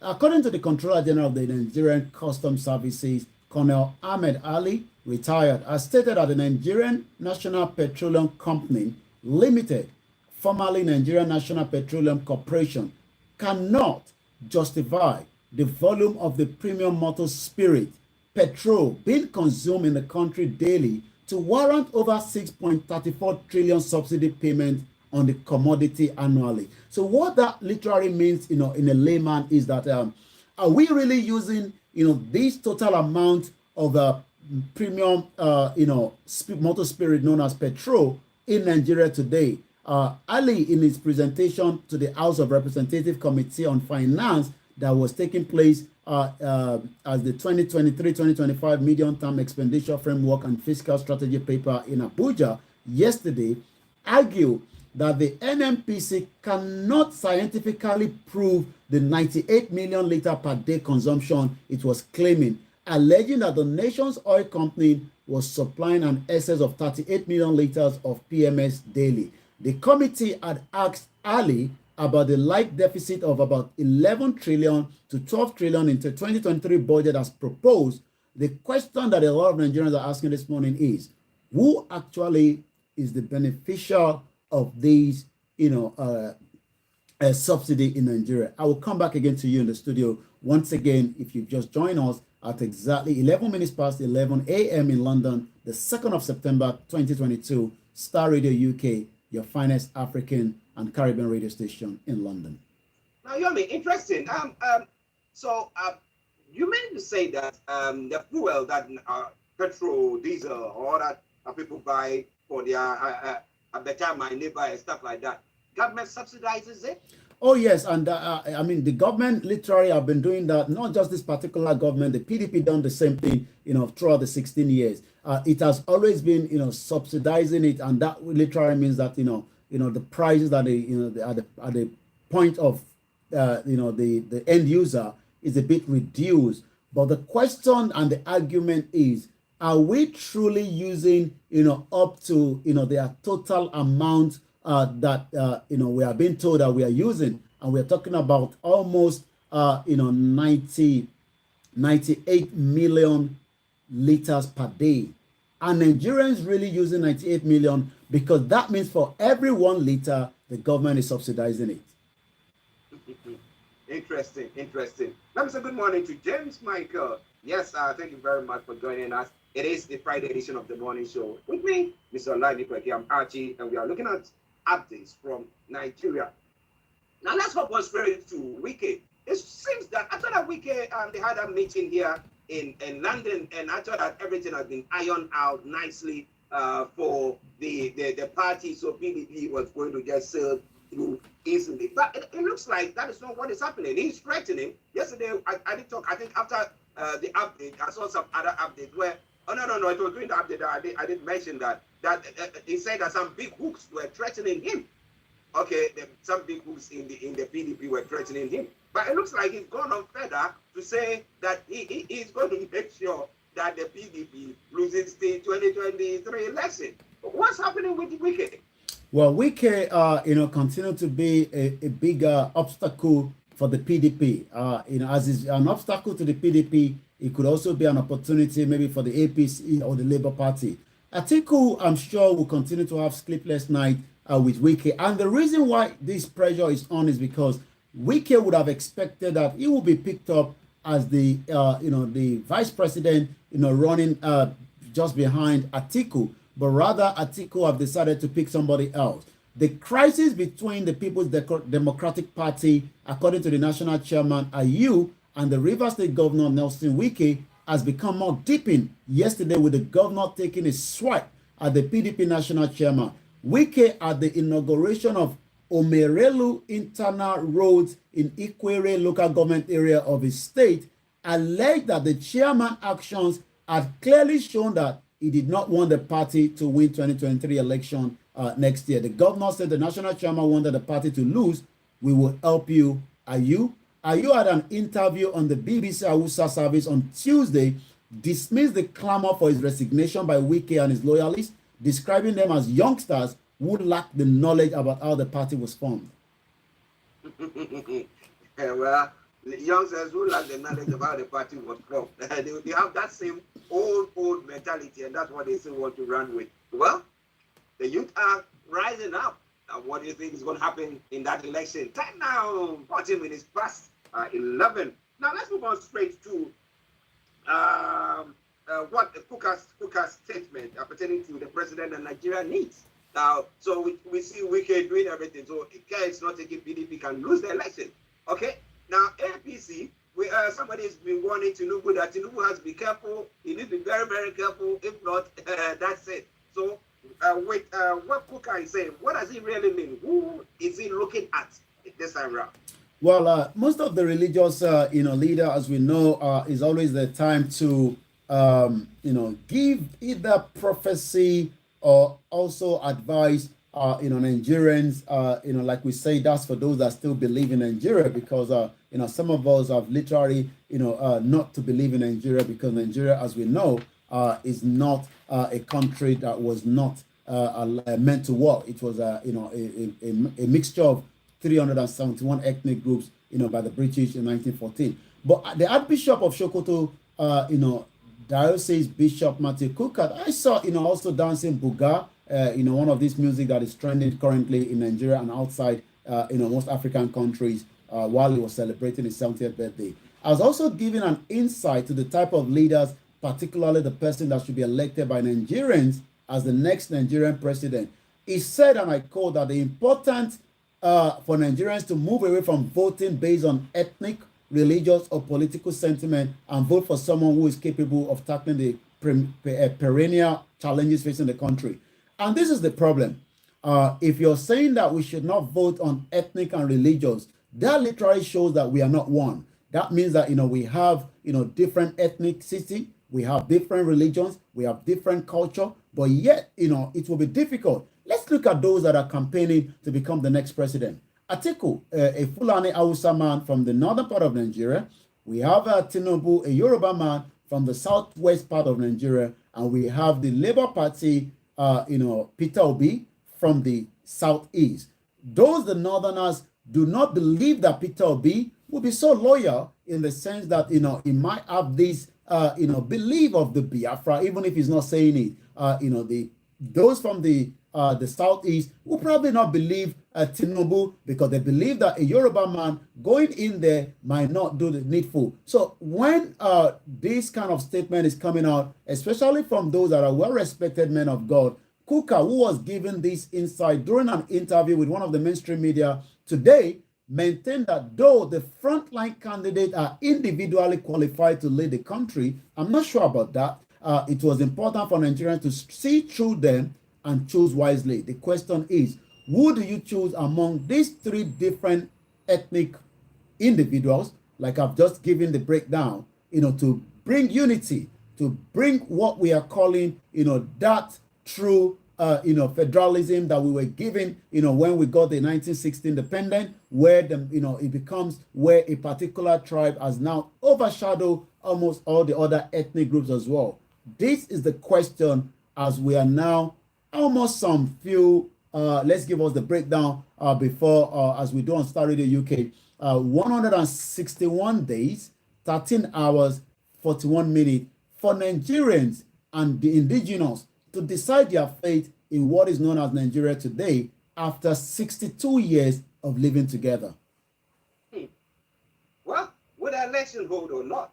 We want to know your take on that. Those of you on YouTube, feel free to put your comments there. It's all active there. Those of you on Facebook as well, continue to put your comments there. It's all coming your way from Start Radio UK. I'm actually in our South studios with Mr. Ravi Kwake in our North studios, and we are bringing you updates from Nigeria. Now, Buhari APC worsened Omo Agege's chance of winning 2023 Guba election. The Delta government is saying. Now, who is Omo Agege? And what is the Guba election all about? How important is it when it comes to the whole of Nigeria? Well, that is, being a governor of a particular state. Omo Agege was also someone that have been part of the Ninth Senate, if I'm right, which is the one that is just finishing right now. He's a politician, as his name is Obarisa Ovia Omo Agege. He's a Nigerian lawyer, a politician who is currently the deputy president of the Nigerian Senate. He's a senator that is representing Delta State. But what most of them do is, when they finish their term as a senator, they want to come back and become a governor. And I'll give an example. There's a particular one that is currently there. He was there prior to becoming a governor. I'm talking about, the senator Amosu. He's left as a senator, run back to become the governor of the state. And then after going out of the state, he's run back again to become the senator. And he's also a member of the APC. But it seems that, some individuals believe that, according to this article, President Muhammadu Buhari of the APC has worsened Omo Agege's chances of winning 2023 state. Again, like I always say, that is if an election will hold in Nigeria come 2023. It would take a miracle for him running under the platform of APC to be able to win, the commissioner stated. According to the Commissioner for Information in Delta State, Charles, says that Ovia Omo Agege, the gubernatorial candidate of the APC, needs a miracle to win the state in 2023 general election. Okay, listeners, it is Star Radio UK. Updates from Nigeria with Mr. Olayomi Koike in our North London studios. I'm actually here in the South studios, and we are looking at some of those stories. Now, let's look at this story as well. Now, I remember when you were in Nigeria and we spoke to Captain John, yes. And then he was talking about, having other source of exports from Nigeria. So we're looking at farm product now, produce. Now we know that because of all these terrorist activity that seems to be going on, kidnapping and everything, it's farming, gone down. Therefore, produce that is supposed to be coming out from the farms are not as much as it is. Now, to add insult to injury, now we have the EU that is banning importation of Nigeria beans on account of containing a high level of pesticide. Well, it's not the first time that we are, I'm not surprised when I saw the news as I was just preparing, to join you this morning, because apparently, while the British was part of the EU, we were also having the issue bringing in, beans to UK. And I was very close to those that were doing those kind of businesses. And what they were actually doing was they would probably have to move them to Ghana and then, move them back here to UK, as we know, Ghanaians have different relationship as its own sovereign nation, to the international community. But you'll expect again that we could have used our beans, that is one of the best beans in the world, to be exported, packaged properly, and then delivered to your doorstep without any hindrance. But according to the headline, the United States of America, the European Union have now banned on Nigerian beans export remains, according to the federal government. This has been going on as far back as 2015. The European Union banned the importation of Nigerian beans on the account of containing high level of pesticide considerable harmful to the health. And this was why we couldn't have enough of the beans circulating around the world. But it was still going through, but probably not from Nigeria. The federal government says the European Union, the United States of America export ban on Nigerian beans remains, but hopes it will be lifted. Hopes is the same messages that Nigerians have been giving, since 1960. Some are now in their 62 years old and they're still waiting for that hope. The same hope that they were told that Nigeria go better is still the same hope. I mean, you will expect that a serious government for the last almost, 2015 till date would have looked at what is the problem, what are the issues, do we need to train more farmers in terms of using this pesticide, that would then not become harmful, to citizens that are going to be, consuming this particular, meal. I mean, I love beans as it's got a lot of protein. It's one of my favorite food. But to buy it in UK has become more expensive. It has not even become, the other ethnic groups that are, we don't want to mention their names, that have taken over the business from us in terms of the importation of the beans. This could have helped local farmers from any part of Nigeria today to make forex, and that means helping the government as well back home. But I can say, a government that is not serious will never be serious. A government that is not looking into, making money back, apart from, almost 11 trillion, like we said, has been spent on subsidy. Beans that is being used for all kind of different meals that you can think of. If you talk about the beans cake, you can use it for that. You can use it to cook, direct without any other things. You can cook it with, with rice. You can cook it with, you can make it as a moi as well. So, and these are nutrition meal that can be served in most Nigerian restaurants today, but probably even if it's done properly, we could push it into McDonald's. But as you can tell, the Minister of Agriculture and Rural Development, Mohammed Abubakar, disclosed this during the Standing Inter-Ministry Technical Committee briefing on Agro Zero Reject Initiative yesterday. Well, listeners, it is Star Radio UK. It is your favorite African and Caribbean radio station in London. Mr. Live, we got the North Studios. I'm out here in the South Studios, and we are bringing address from Nigeria. Now, let's move on to one other story. I mean, the one that you just posted. We're talking about cases by transatlantic slaves responsible for Yoruba nation's retrogression. Now, what I want a bit of a background. Yesterday, I was watching, I think on Facebook, or one of the reasons that we posted this. About a year ago when Chief Sunday Igboho was doing some of the rallies that we were having, and then when I don't know which particular town or city that they went to, and the crowd. That was Ekiti State rally. That is still one of the the best rally that a peaceful one, but the one you're talking about is the Ekiti rally. Yes. Yeah. So I was watching it all, and I was saying, so what exactly is happening? Are we seeing that same momentum? Though he is not in the country, and some of the leaders are not in the country, yet we have people on the ground. We have the same momentum. So somebody will say that is because of everything that is going on. People think that let's leave and let's have our own destinies in our own hands and do whatever we want to do with it. But this is what Akintoye is saying, that there are cases by transatlantic slaves responsible for Yoruba nation. What are they talking about? Well, Professor Banji Akintoye, and we see if we can get, the technical team to just give us his image, at the back, is the leader of the Yoruba self-determination movement, right there, as he believes that the Yoruba are one people, one language, and one culture, and Yoruba on the march again. He's actually put a press statement, 2 days ago, but we actually just got it filtering through the media right now. Caused by transatlantic slaves responsible for Yoruba nation retrogression. What does that mean? The Yoruba nation self-determination struggle, Professor Banji Akintoye on Sunday attributed the retrogression in the Yoruba to causes placed by the transatlantic slave trade in the Yoruba land.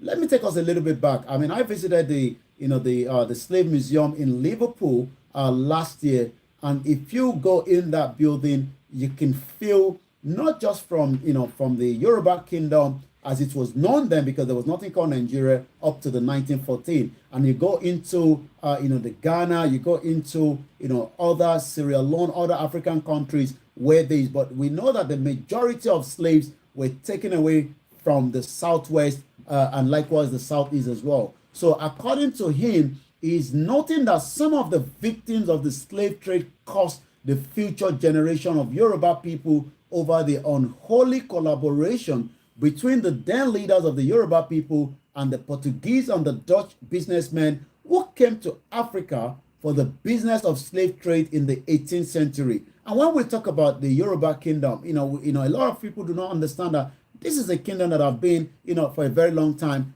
older than so many countries that are not even up to the population of our, town center or villages back home. Akintoye, in an open letter to the Yoruba people through his communication office, says the spirit of those sold to Europeans as slaves are behind the lack of growth, development, progress, peace, and unity in Yoruba land. Akintoye, a renowned historian, explained that more than 1 million Africans, including Yoruba people, were exported to Europe and America as slaves by the Europeans in the 18th century through Porto Novo, Wedem Kingdom in the present-day Benin Republic, where Chief Sunday Adeyemo and himself have been staying in the last 1 year because the federal government wanted to assassinate both of them. Through the collaboration of some local warriors, he said the curse placed on the Yoruba people by the victims of the transatlantic slave, many of whom jumped into the Atlantic Ocean during their first trip to Europe and America, needs to be cleansing for the Yoruba people to enjoy God's favor, cohesion, unity, and progress. Well, interesting. I don't know. Do you believe in that? Because somebody would say, if that is something that is actually working, then the white man who came to, actually buy the people, dump some of them into the seas, maltreated them, killed most of them as well, and enslaved them, they should be seeing worse of case in their lands. But you look at the developed world, look at them, they are flourishing perfectly. So, it depends on. It's a very, very technical one, because the Yoruba has a very strong culture, and when it comes to these particular issues in terms of those that have been tortured, they were not actually thrown in. These individuals were thrown in. I was reading a history where during those time as well, some Igbo women took over the ship and they all sank themselves right inside the Atlantic Ocean, rather than being taken away as a slave. But the spirit, as we all believe, depending on your faith and your culture, but we, the Yoruba, have a very strong belief that some of the reasons why we're all coming out right now is also part of that, it seems that something is now igniting, the Yoruba people. Yes, it's quite right to say, the other part of the world, like the Europeans, are not looking into that. But we know that, as the Yoruba people, with our own culture, with our own tradition, that if the situation that we are facing right now does not allow us to go through, there will be a lot of problems, spiritually, if you want to look at it that way. But some might say, but how did you even allow, the Europeans, to take you away from the territory of your kingdom? Again, it was that trust that we put in the custodian stool that decided that some of us needs to be sold off, and I'm talking about sold off for just a mirror. And that is part of the history that a lot of people never know today. A mirror is better than those who just were sold off alcohol or tobacco. And that is still actually happening. I was watching a BBC documentary I think yesterday, in the Arab countries. Most of those that are working there do not even know that they're already being put on the market on the app, to be sold. I'm not sure whether you've seen that video. And it's, what actually happened is we have a lot of Africans, especially, whether from the Yoruba side that are working in the Arab country, and they are those that have employed them have now actually put them on the app to sell them off again. Wow. That is slavery. Yeah. That is slavery. Well, those of us who believe in spiritual things, religious things, will tell you that, yes, if there's something of that sort that has happened, there should be something we call pacification. There are Christians, they tell you that you need the blood of Jesus to actually cleanse you. And also that you need to have some sacrifices to actually, mend whatever. But we hope that the leadership are looking into all that and make sure that the journey out will be a perfect one.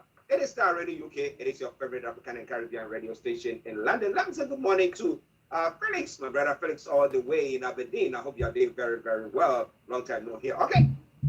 Now, let's move on to one other story. 11.9 billion of public funds were carted away from the treasury of Kwara State between 2011 and 2019. Has Kwara State been able to pay its workers at the moment? Well, just as any other state, they are struggling, when it comes to the payment of the staff in those particular regions. Kwara State is in the southwest of Nigeria. Kwara State, as we know today, also has, a very population. I'm just looking at the population. It's about almost 3.2 million. So this again is a Yoruba land, as we say, as against Estonia that is at 1.3 million, and they have their own nation. But it is not just a state, but also a state that is going through a lot of crises, with almost 11 billion that have been stolen. Since almost 11.9 billion that have been stolen from Kwara State in the 8 years, according to report. At least 11.9 billion naira of public funds were carted away from the treasury of Kwara State between 2011 and 2019 without any lawful tie to any project or program, according to a forensic audit report as revealed. The audit report commissioned by the state government revealed that 2 billion naira cash withdrawals not tied to any project or official expenditure were made within 8 days in February 2019, barely 1 month to the general election. You can imagine what that purpose is meant for. The chief press secretary of Kwara State Governor Rafiu Ajakaye said this in a statement yesterday. According to him, the revelation came during the submission of the report to Governor Abdurrahman Abdurrazak, the professionals, a leading consultant firm who conducted the audit.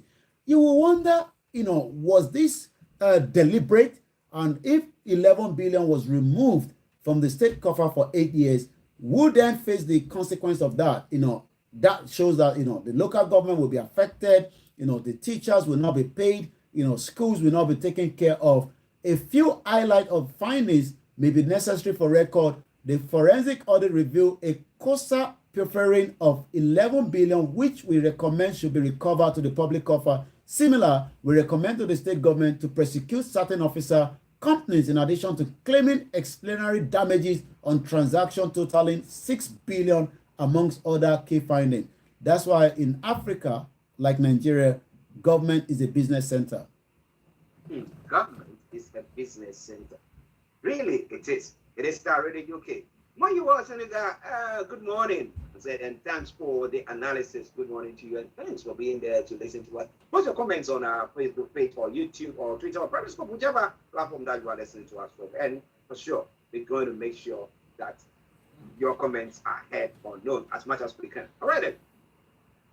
I have Mr. Lani still on. We'll have to go back to him for some of the rest of the stories and what is happening on other social media platforms. Over to you, John. Thank you so much, Mr. Archie. Once again, a very good morning. And as we go straight into some of the other headlines, Igbo vote for PDP Southeast shouldn't be marginalized, Governor Ikpeazu says, according to the headline. Castina, Buhari regime spent 130 million naira on 6,511 vulnerable people. President Muhammadu Buhari regime says it has begun disbursing 130 million naira grant to over 6,511 vulnerable persons in 34 local government areas of Castina. Nigerians out of school children now hit 20 million under Buhari, according to UNESCO.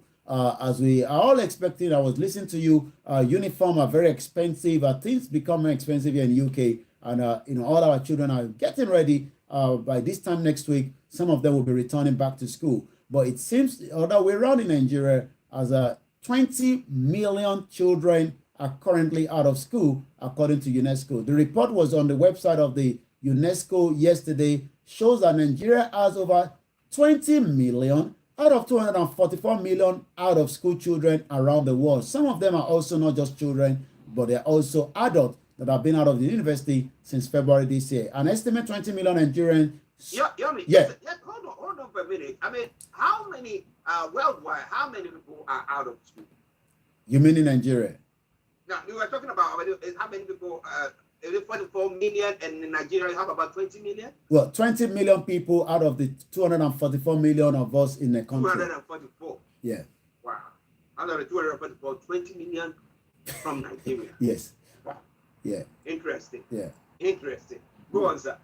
So, and as we say, I mean, as at some few years ago, it used to be 10 million, but as you can tell, the poverty rate is climbing up very, very quickly. When you look at the, even the war-torn Ethiopia, only 10.5 million people out of school, follows Nigeria, while Congo and Kenya records 5.9 million and 1.8 million out of school, respectively. But important data gaps have been filled in countries that have large out-of-school numbers, but where no administrative data of good quality has been available for over a decade. So for the last 20 years, there's not a very strong data, but such as Nigeria, with an estimate 20.2 million children and youth out of school, Ethiopia is 10.5 million, the Republic of Congo is 5.9 million, Kenya is 1.8 million. Out of school is the proportion of children and young people in the official age range for given level of education who are not enrolled in pre-primary, primary, secondary, or higher level.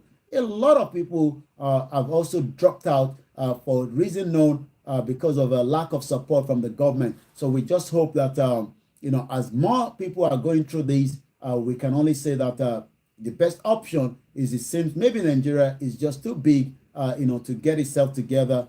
Probably maybe when it divides, there'll be more people that will end up going to school. But as we say that, there will also be some people that will also have some bit of opportunity. And that means that Japan has awarded scholarship to 39 Nigerian students. The Japan International Cooperation Agency has awarded fully funded scholarship to 39 Nigerian youth. I can tell you, these ones will never be going back to Nigeria anytime soon after finishing, the scholarship. And this is why we are more concerned that a lot of Nigerians or the indigenous people that are leaving will probably not end up coming back. According to the Japanese ambassador to Nigeria, and they also the ambassador to Nigeria yesterday in Abuja sent off the beneficiaries. 39 students will benefit from 3 different programs, including Africa Business Education Initiative, the SDGs Global Leader Program, and the third program is Partnership for Building Resilience Against Public Health Emergency through Advanced Research and Education.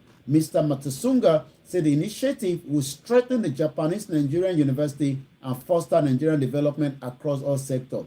Japan and Nigeria have a trade volume that is about $1 billion annually. However, I feel more potential to have more Japanese companies coming here to invest and collaborate with the government and also the UN agency to assist Nigeria to develop more, says the Japanese envoy. So good luck to these 39 individuals. At least they are not longer going to be, may Nigeria happen to them, because they've actually been given that opportunity that so many Nigerians would like to have today, but that is not coming forth. I'm going to take us straight to the social media this morning, and then we'll come back to you, Mr. Archie, in the studio. Once again, a very good morning, as we have our sister station that is also broadcasting, this live transmission, both on Twitter, Instagram, YouTube, Facebook, and likewise on the Mix LR this morning. Nigeria, what is trending? Quite a lot is happening, but we will just go straight with the word Nigeria and see what is coming up. Election fever is still out there. A lot of bashing left and right. Aisha Yusuf, just so we are clear, my number one job is to criticize Peter Obi. Everyone move that needs to be criticized. The second is to support him to win election. My loyalty is to Nigeria, not Peter Obi. I just need someone that can work for Nigeria. Don't get it mixed up. So it seems, Aisha become very popular during the Bring Back Our Girls, and she's been very focused. She's been very active, like I said, depending on what you're looking at. Nafarati, a very big follower of Peter Obi 4 hours ago. If people are criticizing Obedient on Twitter, Omojowa and Ogbeni Dipo do not have any moral right to criticize anyone.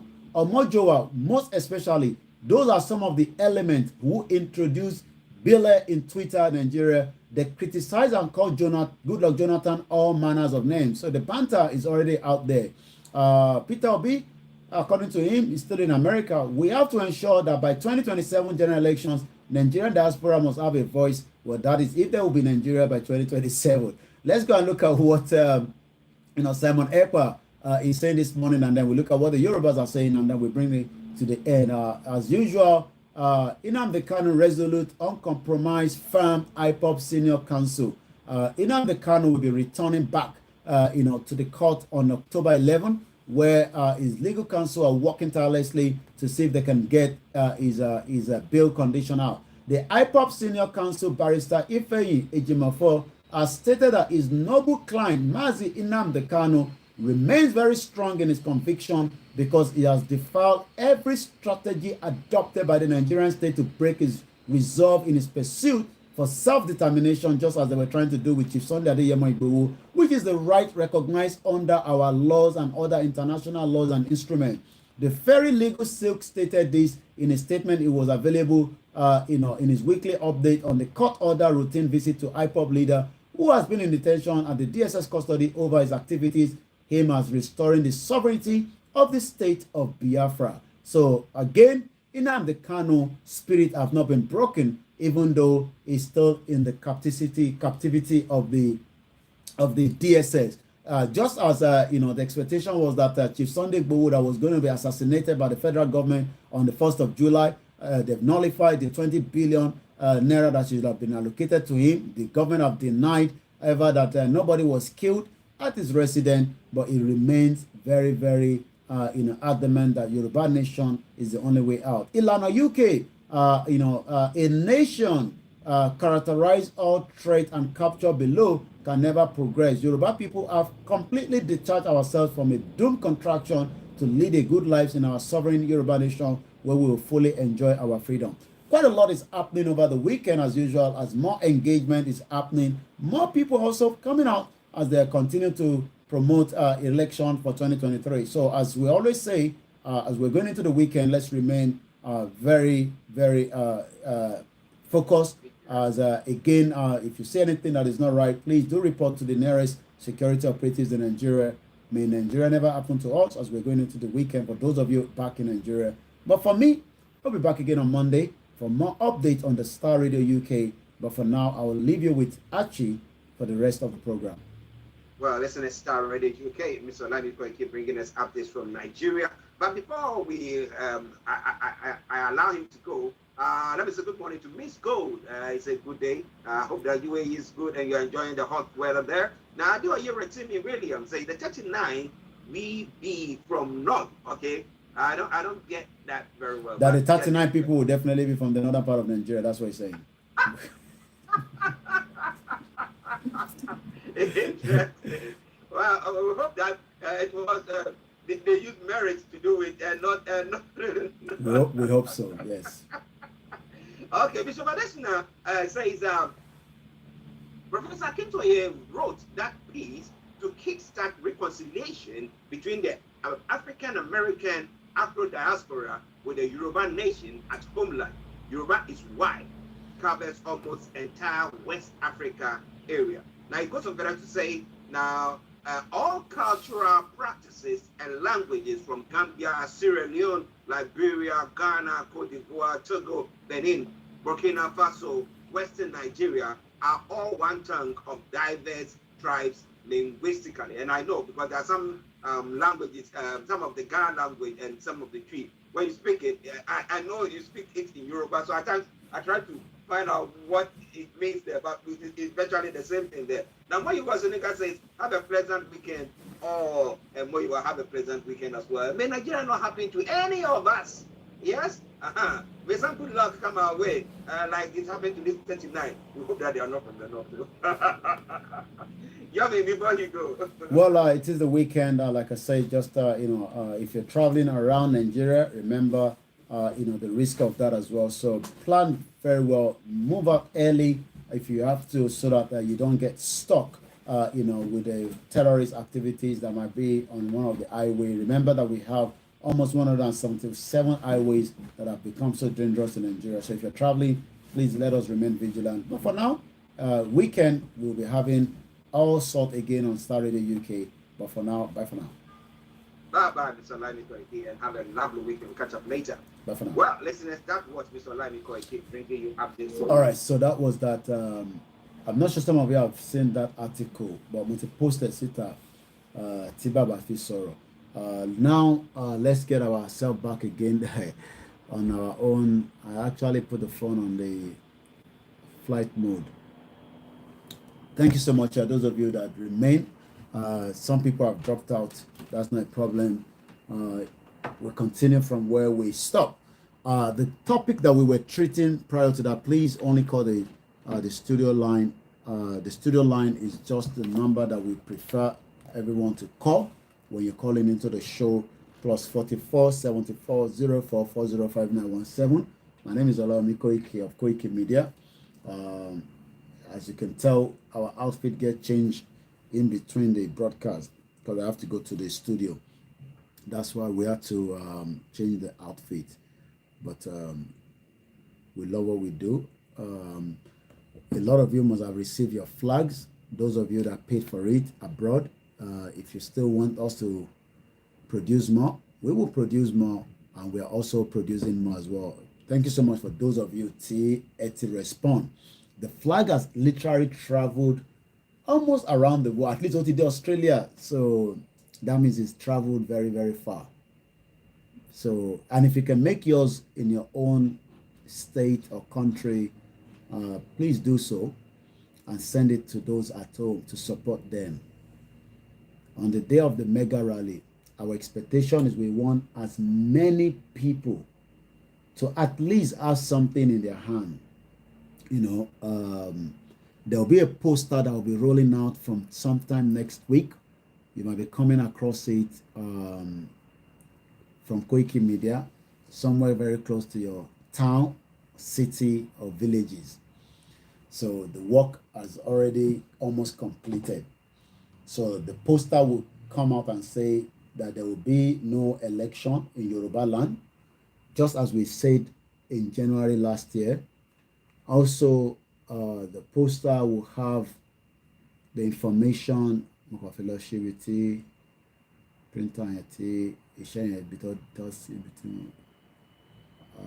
then I'm going to talk about all the rally that is coming up from next week. Atuma roll out small rally. There's going to be rally in Akure. There's going to be rally in Iseyin. There's another one going to happen on the 17th. Want to finalize the information here. So poster my jadi like you know kind of a sponsor abroad. I don't have to go into too much details. My job is to help them to coordinate it as well. These are little things that no, there's a new changes and update on that from your end. We will talk about that later. This poster that is coming out will say support orílẹ̀-èdè Yoruba sovereignty now, Faramọ́ òmìnira káàárọ̀ oòjíire, no Yoruba territory, no election in Nigeria 2023. Alòdì síjọba amúnisìn. Then I also asked them to put Yoruba mega rally coming up soon. Please, whoever is calling from UK, you are not calling my studio line. I'm not going to pick the call. And you're also, interrupting my broadcast, like I always say. If you want to call us and you think you want to add input to my conversation, you must have my two numbers, which is a studio line. And when I say studio line, it's a studio line. BBC bani kekpe number kan pe ile ma pe. Okay, Yawa Susan, thank you Koike Omoloye. I received my flag yesterday. Ẹ ṣé gan ni Yawa. Àwọn tó ti gba tí wọn l'America nìyẹn. So, mo ní kó dẹ̀ tún fi ètò ààbò tó péye ilé ṣẹ́gbọ́n kan tí mo kà lẹ́ǹkan. 20 million Nigerians are out of school. Ẹ wá ní ká má declare Yoruba nation. Wàá ṣeré jàre Bashir Mustapha. Imagine 20 million. Nínú 20 million, ẹ̀ mélòó lẹ rò pé ọmọ Yorùbá tó máa wà nínú ẹ̀? Roughly, out of the 20 million of us, 20 million tí UNESCO. In táwọn yẹn fẹ́ nìyẹn kọ́ máa fi wá ṣe wọ́n yẹ kó mọ́ sọ́lá náà.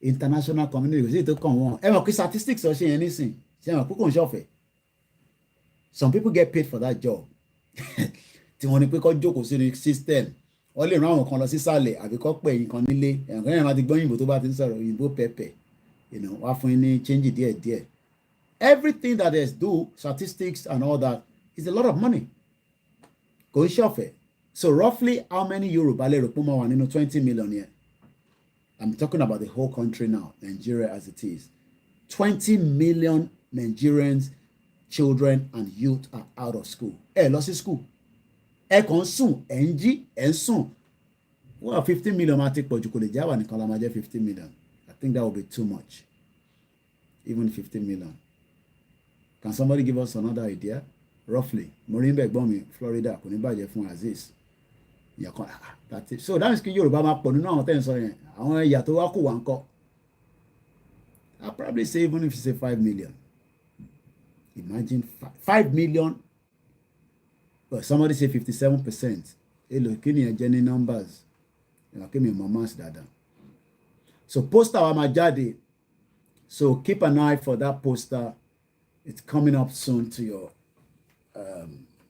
if we have more money I will roll more out díẹ̀ náà ni mo ní kọ́ ṣíṣe for now so we roll that one out somebody say yeah between 4 to 7 million so between 4 to 7 million ọmọ Yorùbá ò lọ sí school inú yìí dẹ̀ ń dùn àwa ń sọ pé ká gba Yorùbá nation ẹ wá ní pé ẹ fẹ́ Yorùbá nation kí lẹ wá fẹ́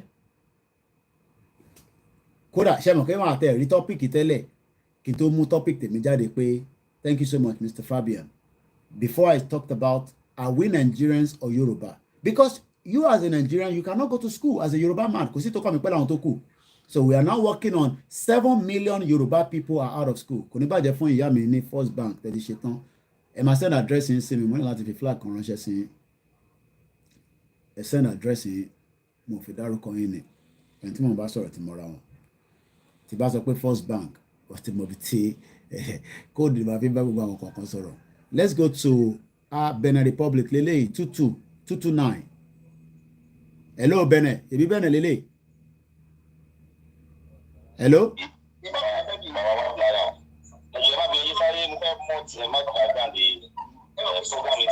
ariwo pọ̀ ní background ẹ sọ fáwọn tẹ ìṣẹ́ra kẹ́yìn kúrò níbi tẹ wà yẹn àwọn tó ń sọ̀rọ̀ lẹ́yìn àlè gbọ́yìn ariwo ti pọ̀ jù bẹ́ẹ̀ náà.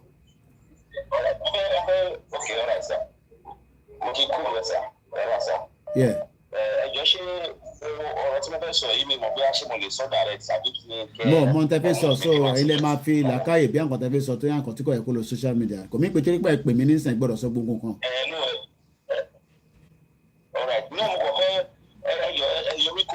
mo ò ní ìyẹn lèmi ò kì í ṣe no I don't do that when I'm on a live program ẹ máa pè mí nígbà tẹ bá get me ẹ má máa ní ká yọ yín kúrò lórí speaker ẹ ṣe ẹ fẹ́ kí n dìde kí n lọ máa gbá kọ́ọ̀lì yín. ìtòkù máa gbé mi àrídìí flag àwa tí a wà ní Benin àwọn ẹgbẹ́ ọmọ Yorùbá gidi àṣìṣe lè lórí ìtòkù máa sọ mo ti ṣe ọ́dún fún ẹgbẹ́ ọdún mi sódà tó kù dáadáa tí bá ti ráyè máa gbọ́ no problem all right máa gbọ́ all right ẹgbẹ́ ọgbẹ́ ṣe máa ní ká dìde tí a bá torí pé ti pè mí mo wá gbé fóònù ìgbà kí n dìde kí n yọ kúrò kí lẹ́mí pé kí n yọ kúrò ẹ fi kọ́ sẹ́nu ni kí n yọ kúrò speaker ẹ tún try me again ni and I call it say I'm available iṣẹ́ tí mo gbà lélẹ̀ I'm here 24/7 as long as I'm available to pick up the call and I do call people back so tẹ bá ní nǹkan tó wà sensitive kò ń ṣe pé káwá ní kí n bá yọ kúrò speaker tí bá sì àwọn kan sì fi gbọ́ nǹkan tí mo fẹ́ tẹ fẹ́ sọ yẹn àfi tí bá ṣẹ̀ tí wàá dìde padà ṣé bàbá dìde lórí program ẹjọ́ torí Ọlọ́run mo kí àwọn bá ṣe máa ṣe tí flag máa dọ́dọ̀ yín ní Benin we work on that àwọn tó wà ní Lagos ìtìrè flag gbà ó yẹ gbọ́n sókè ẹ̀dùn pè wá. ẹ káàárọ̀ Mr. Koiki.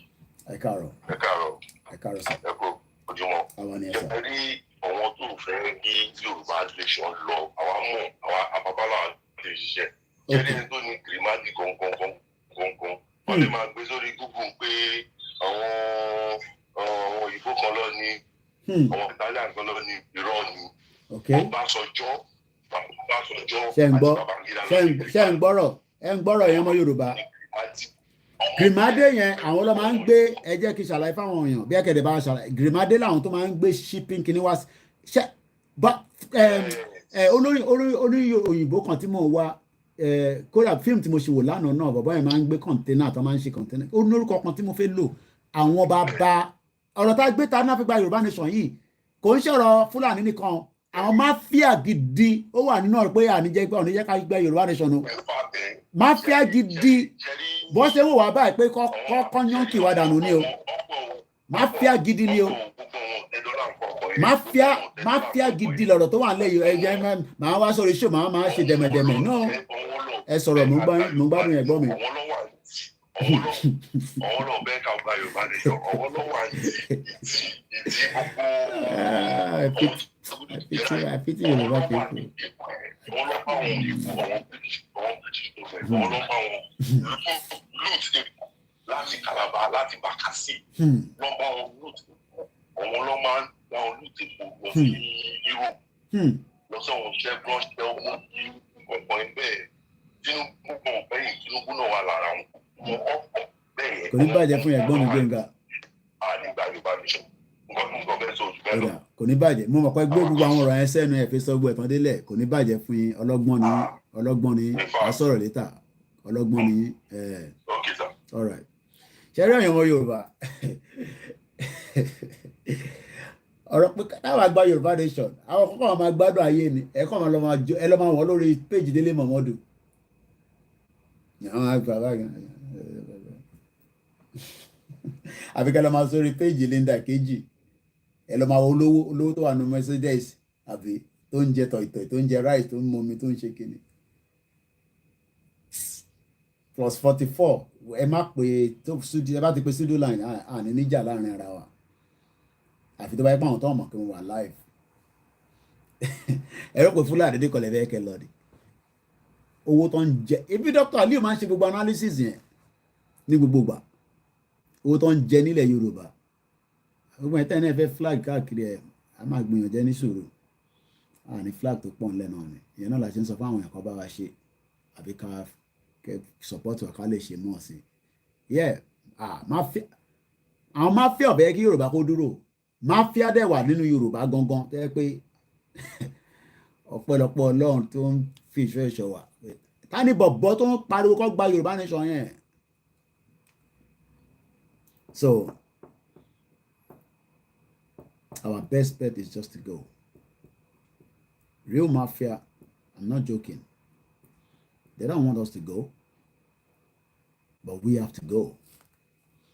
Àwọn ni ká kọ́kọ́ da gbogbo business gbogbo wọn rú. Tá bá ti declare Yorùbá nation, economic sabotage ló máa jẹ́ fún gbogbo wọn. Because international community ma òyìnbó ṣẹ́rí ìtò òyìnbó fẹ́ ni pé kó gbọ́ pé wàhálà wà níbì kan ọmọ àkọ́kọ́ yọ ọ̀sẹ̀ náà báwa dẹ̀ ń fa wàhálà ní south west àwọn ọmọ Ìgbò máa fa wàhálà ẹbí dẹ̀ máa sọ pé àwọn ọmọ Ìgbò ní fa wàhálà gbogbo understatement ẹ̀ máa ń sọ yẹn pé àwọn ọmọ Ìgbò gbogbo wọn ló ń ṣe Peter Obi ta ló sọ fún yín bẹ́ẹ̀ ṣé gbogbo àwọn ọmọ Yorùbá náà kọ́ lé àwọn púpọ̀ náà Yorùbá kọ́ ló ń support politician ọ̀rọ̀ tó wà nílẹ̀ ọ̀rọ̀ tó le gidi ni àfigbàlù ọ̀rọ̀ tó le gidi ni a gbọ́dọ̀ mú ní líle gidi ìtẹ̀mání kára máa ṣe díẹ̀ díẹ̀ náà a máa mú líle gidi gan ẹgbọ́n sókè alàgbà Mr. Pedro nọ́mbà tẹ́ ń pè yẹn kọ́ lẹ́ máa pèsè o mo ní gbé o ẹ̀yin kọ́ ni mo bá sọ ẹ̀yin kọ́ ni mo bá sọ ẹ̀kan sọ ẹ̀yin tó ń pè láti London ẹ ká sọ ẹ̀sà ẹ wo ṣẹ́ ni àwọn kan wà nílẹ̀ Yorùbá tí wọ́n fẹ́ kí Yorùbá lọ wọ́n fẹ́ kọ́ ní freedom sá wọ́n sọ very few of them tó ń ṣègbà tó ń jẹ̀gbádùn yẹn wọ́n fẹ́ kí Yorùbá lọ. ẹni sùúrù ìyá mi tó sọ pé ẹ̀ tí ì rí jẹ́ bóde rally ẹ̀yin náà lè sponsor ẹ̀ rally ẹ̀yàn kan máa mobilize àwọn ọmọ ẹ̀ ọmọ at least bọ́ọ̀tẹ̀ ṣìn kankan wá gba DJ wá gba truck èèyàn kan ló fi sponsor tàbí ẹ̀kúta kan tó fi ṣe nísìn èmi nìkan ni mò ń ṣe gbogbo ẹ̀ so individual ni ẹ tó bá fẹ́ rí rally ní àdúgbò wọn ẹ lè sponsor ẹ̀ náà ẹ má bínú alàgbà tó ń sọ̀rọ̀ ẹgbọ́n sókè. ẹ sà ṣẹ́rí bí àwọn bí Tinubu àtàwọn ọmọ ẹ̀ àwọn bí Ọbásanjọ́ ẹ̀gbọ́n wọn fẹ́ ká lọ sá wọn fẹ́ ká lọ and kò sí tí wọ́n lè gbọ́n lè kò sí tí wọ́n lè ṣe agbọ́dọ̀ lọ ni because if you don't go sá bàbá lọ sá gbogbo Yorùbá ò ní yọ àwọn gbogbo fẹ́ sọ iṣẹ́ àwọn Fúlàní ìwọ̀n ráyè àti gbogbo ráyè àti fún ẹni kíní fún aláyè ibà àwọn là kọ́ wọn school àwọn là kọ́ wọn school àwọn tá à ń kọ́ wọn ọmọ kan sa àwọn là lecture wọn sa àwọn là lecture wọn sa àmọ́ mo kọ́ ẹ láti wẹ̀ ṣe àwọn lecture bá bá lè ṣe wọn kan ìwé ni oníṣẹ́ wọn kan ṣé wọn tún gbọ́ kọ́ ní last week mo tún sọ yẹn ìwé ni oníṣẹ́ wọn kan. Ìtí UM máa ṣe àti UNESCO ló fi ṣe yẹn kọ́ máa ṣó yín kọ́ máa sọ statistics 20 million Nigerians are out of school. They will keep pushing you one push bó ṣe ṣe nìyẹn o wọ́n ti wọ́n bí ìgbó bá sí wàhálà díẹ̀ kan wọ́n lè já sí o ọkọ̀ wọn kò máa wò yín ní sà wọ́n kò máa push yín síwájú ni o I'm telling you sir the more tí Yorùbá lè lọ everybody will enjoy sir àwọn sọ̀rọ̀ èso yín sir ẹ wọ́n náà ṣé àwọn tó lọ lè bẹ̀rẹ̀ láti sọ ní àbí àwọn èso rẹ̀ àwọn tó lọ the number is already pinned àti pin number yẹn tó ń bẹ̀rẹ̀ pé ká pin ẹ̀ ó ti wà pin already ẹ má sọ̀rọ̀ ẹ̀gbọ́n mi ẹ má bínú sọ̀rọ̀. ewu àwọn tó lọ́pọ̀lọpọ̀ ní Yorùbá sa ewu àwọn ewu náà fẹ́ ká lọ ó máa kú tán ni o àwọn gbọ́dọ̀ lọ ni until we go we must by fire by force we must by fire by force sister is by fire by force yes o by fire by force ẹ má dàmú ẹnu o àwọn tó ti jí owó nàìjíríà tó ti jí owó nàìjíríà. ẹ̀gbọ́n nísìn Kwara State 11 billion ni wọ́n jí ní Kwara State ṣùgbọ́n ni mo kà tán nísìn Kwara State nìkan ní state tó yẹ pé 3.5 million ní population Kwara ó ju Estonia lọ ó dà pé ẹ understand nǹkan tá à ń sọ ṣá ṣe fẹ́ ká máa gé sí kéékèèké tó yé yín ni ẹni sùúrù alàgbà má bínú máa fún yín láyè dáadáa ẹni sùúrù ẹ jẹ́ ká jọ interact there Kwara State Kwara gbogbo population yín 3.5 million but ìlú kan wà tó ń pè ní Estonia ó kúrò lára Soviet Union 1.3 million internet nínú ìlú yẹn human right ni ẹ̀gbọ́n sókè ẹ̀gbọ́n mi ìwọ wá jẹ́ kò ní pé kí ni Yorùbá máa ṣe. ẹ sà a máa lọ ni ẹ wo sà bí wàhálà máa bẹ̀rẹ̀ kó bẹ̀rẹ̀ ní sà that is the way we must go bẹ̀rẹ̀ lèmi ti ṣe bẹ̀rẹ̀ lèmi ti lecture ẹ wo bẹ̀rẹ̀ lèmi ti ẹ wo àwọn àkọ́ wọn bẹ̀rẹ̀ wọ́n ti wá bẹ̀rẹ̀ àwọn làkọ́ wọn bẹ̀ àwọn làkọ́ wọn ó ṣì ní wọ́n mọ́ ọgọ́. gbogbo wọn gbé wọ́n lọ set up system wọ́n lọ set up private university sí country míì ẹ mọ àwọn wọ́n lọ set up èyí tó wá set up sí ilẹ̀ Nàìjíríà yẹn àwọn Haúsá àwọn Fúlàní àwọn ló ní tó pọ̀ jù bẹ́ẹ̀ àwọn Yorùbá kọ̀ọ̀kan náà ní private university but àwọn tó jí owó gidi àwọn set up university yẹn mọ́ sí Nàìjíríà wọ́n mọ̀ pé táwọn bá set up sí Nàìjíríà tí wàhálà bá dé ó lè di wàhálà wọ́n wá lọ set up síta pẹ̀lú owó gidi Kwara State wọ́n jí 11 billion lọ́wọ́ yín ìwọ máa lé Yorùbá tó wá wà ní Kwara òun sọ fún mi pé kéde gbẹnu dákẹ́ kò ní yẹ níbi tó ti ń sọ bẹ́ẹ̀.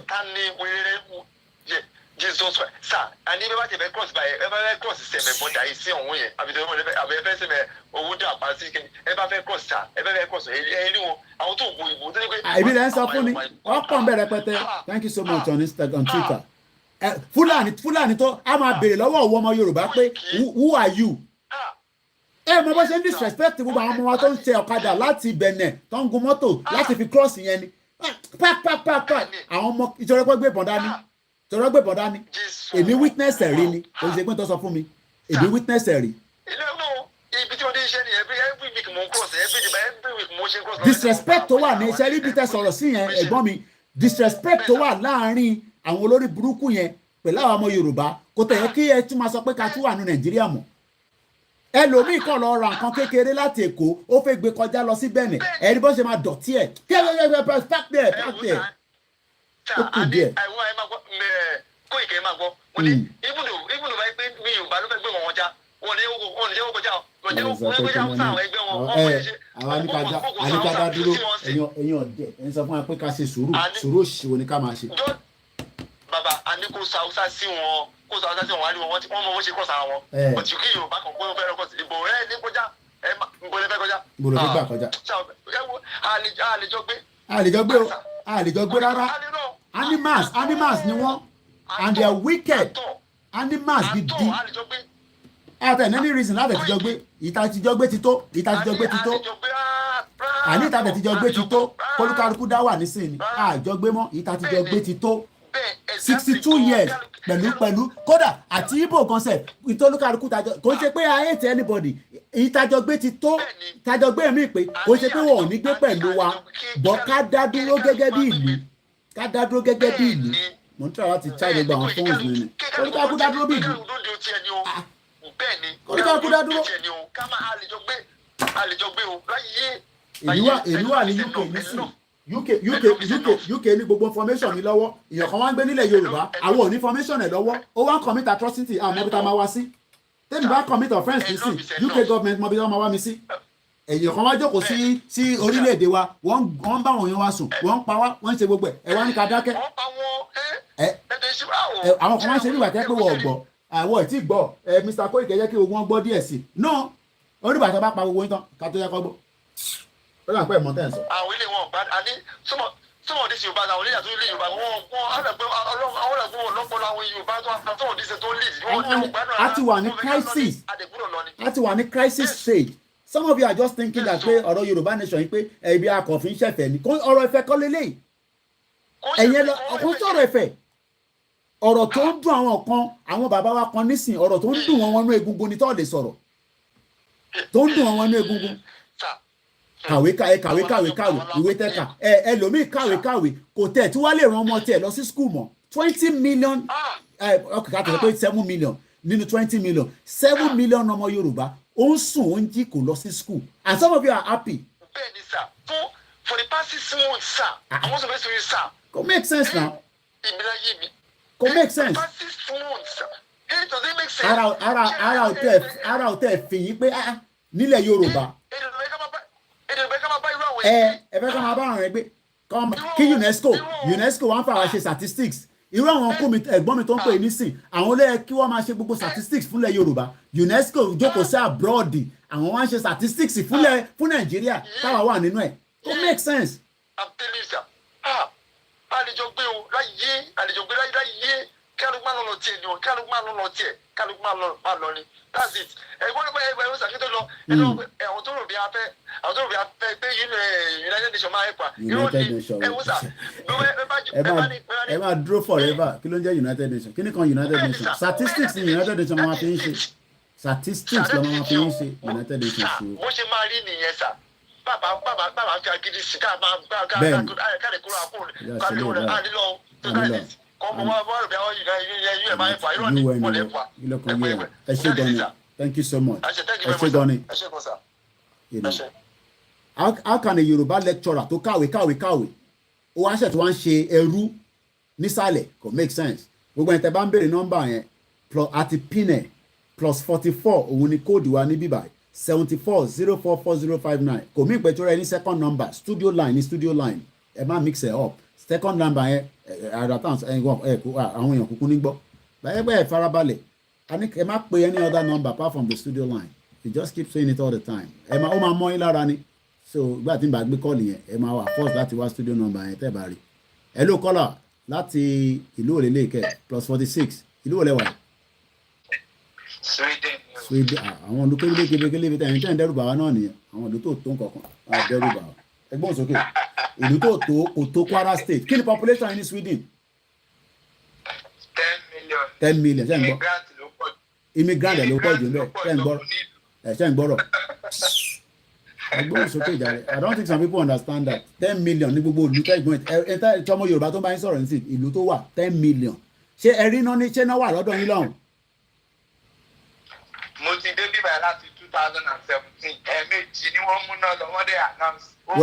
wọ́n dé announce ẹ̀ ṣe ń róúnjẹ jẹ lọ́hùn ṣáwọn èèyàn lọ sí school mo ní ṣáwọn èèyàn lọ sí school báwo lọmọ Yorùbá ṣe máa fi ìlú ẹ̀ lẹ̀ ó wá ń lọ sí school nílùú tiẹ̀ gangan 7 million yóò lọ sí school ẹ̀ ń sùn ẹ̀ ń jí ẹ̀ ń sùn ẹ̀ ń jí ẹ wá ń lọ sí church ó lọ ń ṣàdúrà ó lọ mọ́ṣáláṣí ó lọ ń ṣàdúrà ọ̀rọ̀ àdúrà kan ló wà nílẹ̀ ọ̀rọ̀ bọ́lọ̀ ṣe máa ràn ẹ́ lọ́wọ́ tẹ́kàn tiẹ̀ náà máa yí bí tèmi báyìí tó máa dúró tán ìyàn kan sì ń bí mínísírì ẹ̀ náà pé ẹni sùúrù ìyàn kan béèrè pé can we stand the military might of Nigeria mo mọ ẹni tó ń sọ̀rọ̀ dáadáa bẹ́ẹ̀ ṣe I'm sure you know me very well but I'm not gonna respond to that when the time comes you will know gbogbo kọ́kọ́ lẹ fẹ́ ká review ní láti review gbogbo yẹn ó máa di gbàgbó whether we can stand the military might or not àmọ́ nígbà yẹn ó kù díẹ̀ ni ẹ sóhùn sókè ẹni tó ń sọ̀rọ̀. Mr. Koiki, ẹ ṣeun púpọ̀ ẹ̀dẹ̀kú ètò ọlọ́run àmàgbà fún yín. Nǹkan tó wà nílẹ̀ yìí kò kí ń ṣe ìjà tiyín nìkan, ìjà everybody ní gẹ́gẹ́ bẹ́ẹ̀ ṣe ti máa ń sọ láti ilẹ̀ látijọ́ yìí. Ṣẹ̀dẹ̀ rí ọ̀pọ̀lọpọ̀ èèyàn tí wọ́n believe lórí struggle yìí ọ̀ tí wọ́n believe pé nǹkan kan possible gẹ́gẹ́ bí ti Yorùbá nation eléyìí tí àwọn tó jẹ́ ọmọ ọkọ tí wọ́n ń ṣe ọmọ àlè tí wọ́n ń jà fún pé ó yẹ ká kúrò nínú Nàìjíríà. Ẹ̀rí fear ìbẹ̀rù ó ní agbára gan kò dá kéèyàn níbẹ̀rù. Fear ò dá rárá. Fear ò dára. Ẹlòmíì ti kú gan kíkú tó dé. 11 billion tẹ́yìn sọ pé nìkan kò jẹ ní Kwara State yẹn. Mo ṣiṣẹ́ ní Kwara State dáadáa. Ibì kan wà ní Kwara State yẹn tó jẹ́ wípé local government tó wà níbẹ̀ is I think the second largest local government in Nigeria ní Kwara ló dẹ̀ wà. If I'm not mistaken, yes, it is called Barutin local government. Barutin local government. That's ilẹ̀ Barubao. Ṣé rí ibẹ̀ yẹn owó tí ó ń jáde ní ibẹ̀ yẹn owó tí wọ́n ń kó jẹ ní ibẹ̀ láwọn owó tó tiẹ̀ tó jẹ́ pé kò tó dé ọwọ́ gọ́ọ̀mẹ̀ntì kan. wọ́n máa sa oògùn síra wọn ní oògùn oríṣiríṣi àwọn olórí burúkú lára àwọn yẹn nísìnyí àwọn ẹ̀fẹ́ káwọn yẹn ní kí Yorùbá kó pín àwọn yẹn ní jẹ́ kí Yorùbá kó pín. àwọn yẹn wọn lè jẹ́ kí Yorùbá ṣe kí ni wọn lè jẹ́ kí Yorùbá kó pín. láíláí.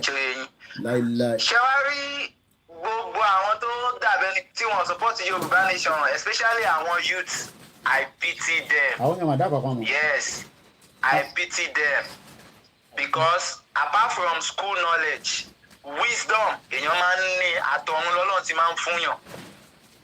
gbogbo eléyìí tó lọ ń kà ní school tó ń kàkàkùkà yẹn I'm telling you they are just wasting their time. láti February ní sọ wọ́n sùn wọ́n jí nílé not that pé wọ́n waste time wọn o wọ́n waste time wọn nìkan wọ́n jẹ wọ́n máa yé wọ́n tún jẹ wọ́n máa yé ni. Sweden ni mo dé tó jẹ́ wípé in fact àgbàlagbà ó máa ń bọ ọmọ kékeré ó máa respect ọmọ kékeré. Sweden nǹkan tó wà ní Sweden nìyẹn lọ́dọ̀ wa mi báyìí. àwọn èèyàn fẹ́ gbọ́. àwọn tó jẹ́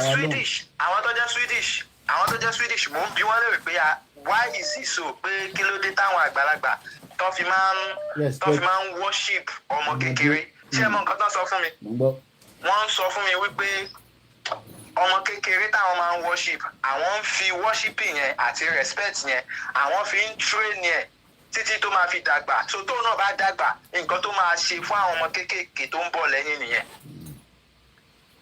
But the reverse is the case ní Nàìjíríà àgbàlagbà ló máa ṣe aburú ọmọ kékeré wá sọ pé kò yẹ kí lè rí báyìí ẹ sọ pé ó ń ta òun ságbà. wọ́n á ní kó shut up. wọ́n ń jẹ ayé ẹ̀ máyé wọ́n á ní kó shut up. èmi bẹ́ẹ̀ ṣe wà yìí àti ilẹ̀ lèmi lion lèmi láti ilẹ̀ èmi máa ń fèsì anybody ni ṣóyè lion lèmi láti ilẹ̀ ọlọ́nkàn ní màá bára mi níbi tí mo ti bára mi àdúpẹ́ fọlọ́run I don't fear anybody no fear anybody so èmi ní pé mo ṣe ṣe látara ọlọ́run àdúrà ẹ̀yà fẹ́lẹ̀ mi àmì àdúpẹ́ fọlọ́run a ṣe wà lórí live program ẹni tó bá ṣì fẹ́ pé kò wá distracted díẹ̀ ni mo ń wá kí ni power bank iPhone mi mo bí tí mo ṣọwọ́ ẹ̀sìn máa kó fi wá lọ́kàn balẹ̀ wọ́n sọ fún yín pé Nàìjíríà ò gbádùn 7 million yín sẹ́yìn sọ̀ ń jẹ́ ni lọ school wọ́n wá sórí social media wọ́n àtàkà wá tà ní kí kadà dúró orí òpè torí ẹ̀ bá pè ní Mr. Odusi tó ń pè yẹn wrong number lẹ́ ń pè o àti ní kẹ́yìn máa pè wrong number àwọn ọ̀rẹ́ gbogbo yín tẹ̀ tí ń gbọ́n kàtí yẹn bá ń sọ lẹ́ǹkan ẹ̀gbọ́n sókè gàrí bishop. ẹ kú iṣẹ́ bàbá máa ń tó ń bèrè stupid question lọ́wọ́ yín pé sọ́lẹ̀ sáǹdì military might Nàìjíríà ẹ̀wọ̀n ní mo fẹ́ dánú. ẹ̀yẹ́ máa wòrán tí ó yẹ kí n sọ fún kórí òpin ni but I won't go that. How many is Nigeria military? Gbogbo wọn There are 100 plus Nigerian armed forces. That is Army, Air Force, Navy, they are 100 plus. And I want to take Sapuro. I want to take Sapuro. Nítorí long recruit. Ṣé wọ́n know what to pay staff one? Surely some staff one. They don't have the money. And the staff are badly serviced. They are not paid well. So there is no loyalty even among their staff. There's no loyalty among the staff because they're not well paid. Then when you look at the police, the paramilitary, all of them, plus the immigration, all of them together, they are 400 plus the àwọn ọ̀dọ́ máa ń rò pé Nigerian army yẹn pọ̀ gan-an táàrí irú ẹ̀rí ó dà pé máa ń rò pọ̀ gan-an I don't think you understand ó dà pé máa ń rò pọ̀ gan-an.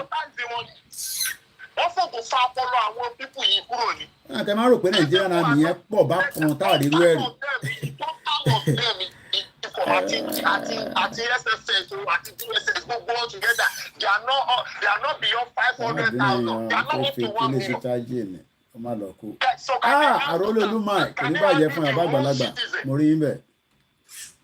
Nigerian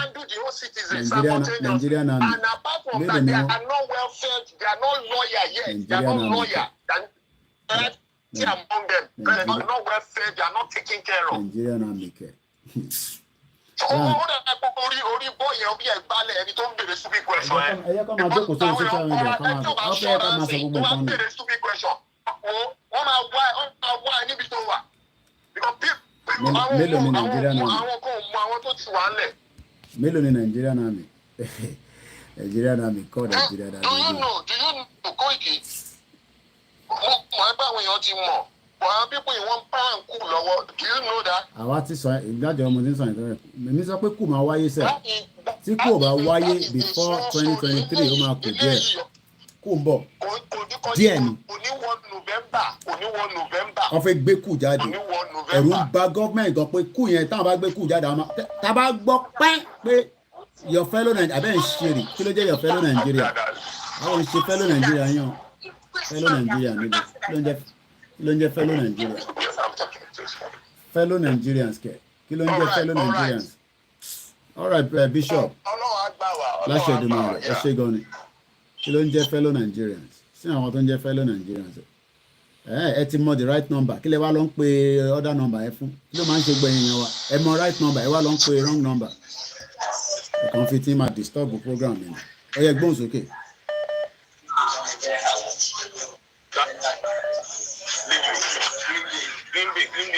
Ẹ ti wọlé bàbá yìí bẹ́ẹ̀ náà lẹ pa Twitter mi ẹ tún ti wọlé síbẹ̀ ẹ tún concentrate. Ẹ̀bẹ̀ náà lẹ disturb Twitter ẹ tún pè sí ìwà náà nísìnyí ẹ tún sọ̀rọ̀. Ẹ má bínú jàre ẹ bóyá pé ṣe ń ṣe mí kú iṣẹ́ Ọlọ́run máa ràn yín lọ́wọ́ kò sí ìgbà tí mi ò kí ń follow program mi and I don't know what is wrong with our people. Mo nǹkan tí máa ń imagine ni I just sit down in my mind imagine pé tó bá lè máa recover owó Abacha since all this while èló ló wà lọ́wọ́ Ọbásanjọ́ èló ló wà lọ́wọ́ Abdulsalam èló ló wà lọ́wọ́ Babangida tó bá lè máa recover owó and they are telling these people it is high time for us to go and I don't know what is wrong with our people. I don't know what is really wrong with our people. Àwọn èèyàn fún yín ní peanut wọ́n gba billions lọ́wọ́ yìí wọ́n fún yín ládìẹ wọ́n gba billions lọ́wọ́ yìí. I don't know the way our youth the way we are reasoning. So we are just we are just like a coward that die many times before our death. Yeah, a coward people die if not because of an ordinary person just come and open our eyes and say no, this thing must not be so. These people want to back Ilu, want to back African Confidential, good morning. And we are now saying it is high time. Àwọn èèyàn kọ́kọ́ ń sọ story people àwọn èèyàn wà nílé. And it's not as if people are scared. They are not dúró báyìí, as I've been saying. People are waiting for the next action. And the more the wickedness is going, the the more everything is going, people are just waiting for the next action. Even say, irọ́ ni, kò dé sẹ́ni tó máa sọ pé Yorùbá kò sẹ́nibọ̀dì tí ò tí ì gbọ́. Ṣé táwọn ní pé wọ́n ti gbọ́ irọ́ ni because you don't compare us with other tribe in Nigeria. People ọmọ kékeré nílẹ̀ Yorùbá, ó máa ra data àwọn ènìyàn. Kò sẹ́ni tó máa sọ pé òun ò gbọ́ kó òun ò mọ àwọn gbogbo tó ń lọ. Gbogbo yẹn náà Sàkámàǹjẹ náà ni wọ́n gbọ́ Sàkámàǹjẹ ni káfífi kọ́kọ́ fi yẹ ká pẹ́ ni Sàkámàǹjẹ ni. Irọ́ ni gbogbo ẹ̀. Ẹni tó bá gbọ́ tá bá declare Yorùbá nation á gbọ́ nígbà tó fi gba independent Nàìjíríà kó ṣe gbogbo yẹn ló gbọ́. Ẹ má máa fi yẹn dẹ́rù bà. Kò sẹ́yìn tó máa sọ pé wọ́n ti gbọ́ because of the level of exposure táwa ní níbí. The level of exposure tí àwa níbí àwọn tó máa ń fi data gbọ́ orin tó ń fún hip hop tó ń rìn nísìnyí kò sẹ́nibọ̀dì tó máa ní pé òun ò tí ì gbọ́. Ṣé ẹni gbogbo nǹkan tó ń ṣẹlẹ̀ nísìnyí it is wọ́n ti kò sí wọ́n ti pa ìlú wọ́n ti fa everything. And everybody that is coming to distract your program, they are these people that are being fed by the politician. That is it. And because of that kind of money, I want to try to mobilize and sing. Can you imagine? If you come for every meeting, one for low, come for a meeting, come and collect 10,000 naira. Can you imagine the kind of money one for low? So that's I'm not down low. Our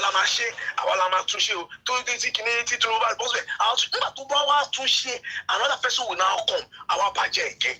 And I don't know why these people cannot see the future.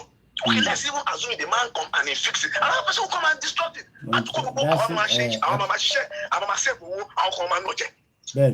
And now everybody has nowhere to be found. I know, I was so mad. A girl just woke up to me and said, "Sir, I want to eat." I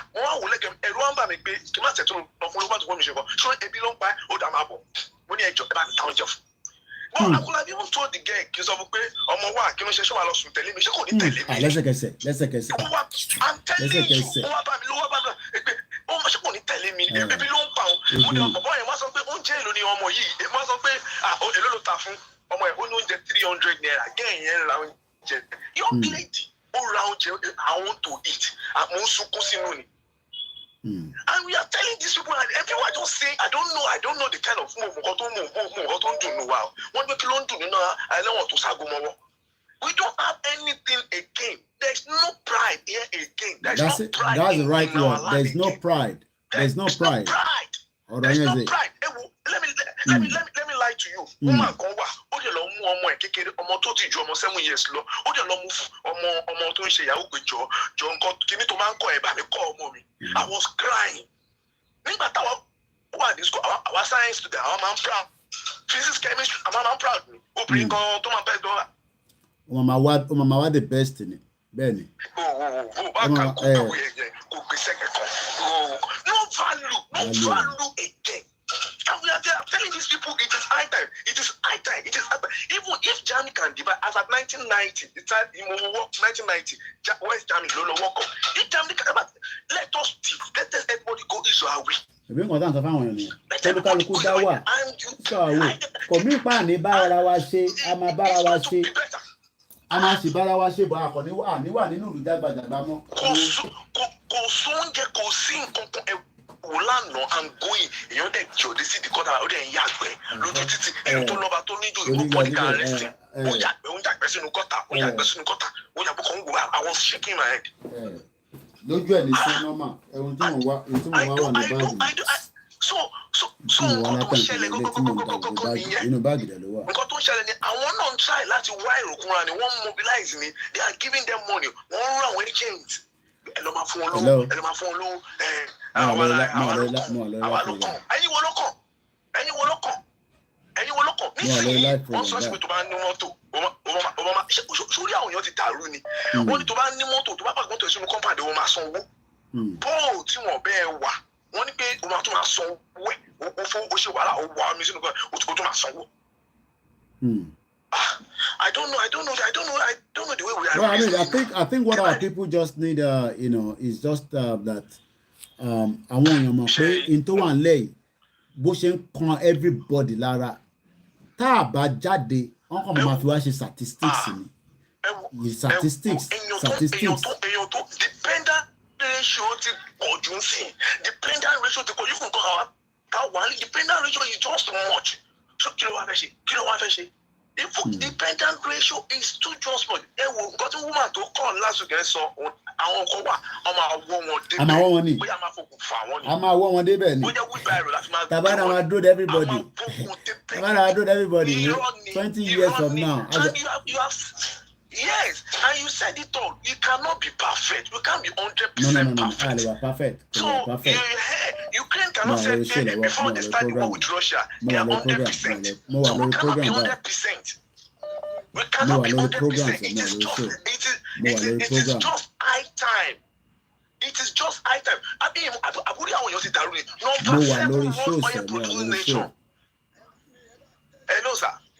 Màá sẹ́ni sí ẹ̀yin máa sọ lọ bàbá mi ẹ̀gbọ́n mi máa sẹ́ni sí. Wọ́n sọ fún wa wípé number 7 world oil producing nation and it does not reflect in the life of anybody. Ẹ bá mi ṣàlàyé fún wọn ẹ bá ẹ̀gbọ́n mi kẹ́ tó lọ wọ́n ní wọ́n san 11 trillion wọ́n béèrè lọ́wọ́ àlè lánàá òun ló ọmọ Fúlàní yẹn tó di custom yẹn mú lánàá 11 trillion naira fún fuel subsidy. Ta ló ń jẹ́wọ́ fuel subsidy yẹn ṣé ìyálàta ló ń jẹ́ ni ṣé ẹ̀gbọ́n mi tó ń sọ̀rọ̀ ni ṣé mi àti ìlà ń jẹ́wọ́ fuel subsidy yẹn 11 trillion ẹ̀mọ tó mì ní 11 trillion kò ṣe bílíọ̀nù 11 trillion naira ní owó fuel subsidy ó dà pé àwọn èèyàn understand nǹkan. As at Jetta, statistics of almost over 6,000 doctors to relocate again. I don't understand though. Kí lẹ tó bẹ́ẹ̀ ká sọ fún yín ju nǹkan sọ lọ. Somebody give me money and I will eat the money and my own children will suffer and my own future will suffer. Wọ́n mọ̀ pé education lẹ́ni wọ́n ti sọ pé okay Yorùbá yẹn education tẹ̀ ń gbójúlẹ̀ yẹn àwọn bàbá jẹ́ fún yín. Ṣáwọn aṣáàtọ̀ ni ṣáwọn ìgbà wà gangan náà ń fún mi pé òyìnbó tẹ̀ ń sọ yẹn education tẹ̀lé tẹ̀lé rò pé wọ́n ló bá bí owó pọ̀ yẹn ẹ̀ máa wọ̀rí a máa bàjẹ́ báwo lọmọ Yorùbá ṣe lè máa sùn kó máa jí kó máa lọ sí school níbo lọ ti ń ṣe yẹn kí wọn máa sùn kó máa jí kó máa lọ sí school kò dẹ̀ fi yín lára kò dẹ̀ bọ́dà yín dẹ̀ filẹ̀. Nítorí tí wá náà ṣe mọ̀ ṣe kìíní yẹn I don't know the way people are reasoning no nítorí tí wá wọn gbẹ̀yìn lẹ́nu lọ school ọmọ gbẹ̀yìn ni ọlọ́kadà gan tó ń gọ̀kadà á ṣàgídí àrùn ọmọ ẹ̀ ní private school wọ́n mọ̀ bẹ́ẹ̀ okay education tẹ̀sán pé gbẹ́kẹ̀lé àmàtàbà ti frustrate fún yín kẹ́ máa wò kọ́ sí báwa la ní power ẹ̀ tó dẹ̀ ní power ló ní ẹbí. I don't know the way people ó ti sú àwọn èèyàn. Ó gbọ́dọ̀ sọ àwọn èèyàn nílé o. Ó ti sú àwọn èèyàn nílé o. Tẹ́ bá lọ sí yíwò ní practice pé àwọn èèyàn kàn máa tẹ́lẹ̀ ìṣọ́ máa wọṣọ àwọn tẹ́ ẹ̀ pé àwọn tẹ́ ẹ̀ mọ̀. Wọ́n ń jẹun lọ nìyẹn tẹ́bí ń pa àwọn èèyàn. Wọ́n fẹ́ wá jẹun. Tẹ́bí ń pa àwọn èèyàn wọ́n ń jẹun lọ nìyẹn.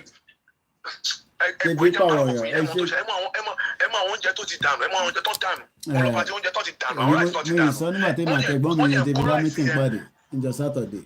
Wọ́n dẹ̀ ní pé àwọn jọ̀lọ́fù ẹ̀ tó ti dànù wọ́n wá ní dàpọ̀ wọ́n dàpọ̀ wọ́n ní wọ́n máa lọ tún fọ̀ wọ́n lọ tún fọ̀ ńlé wọ́n wá àtúnṣe ọmọ Yorùbá.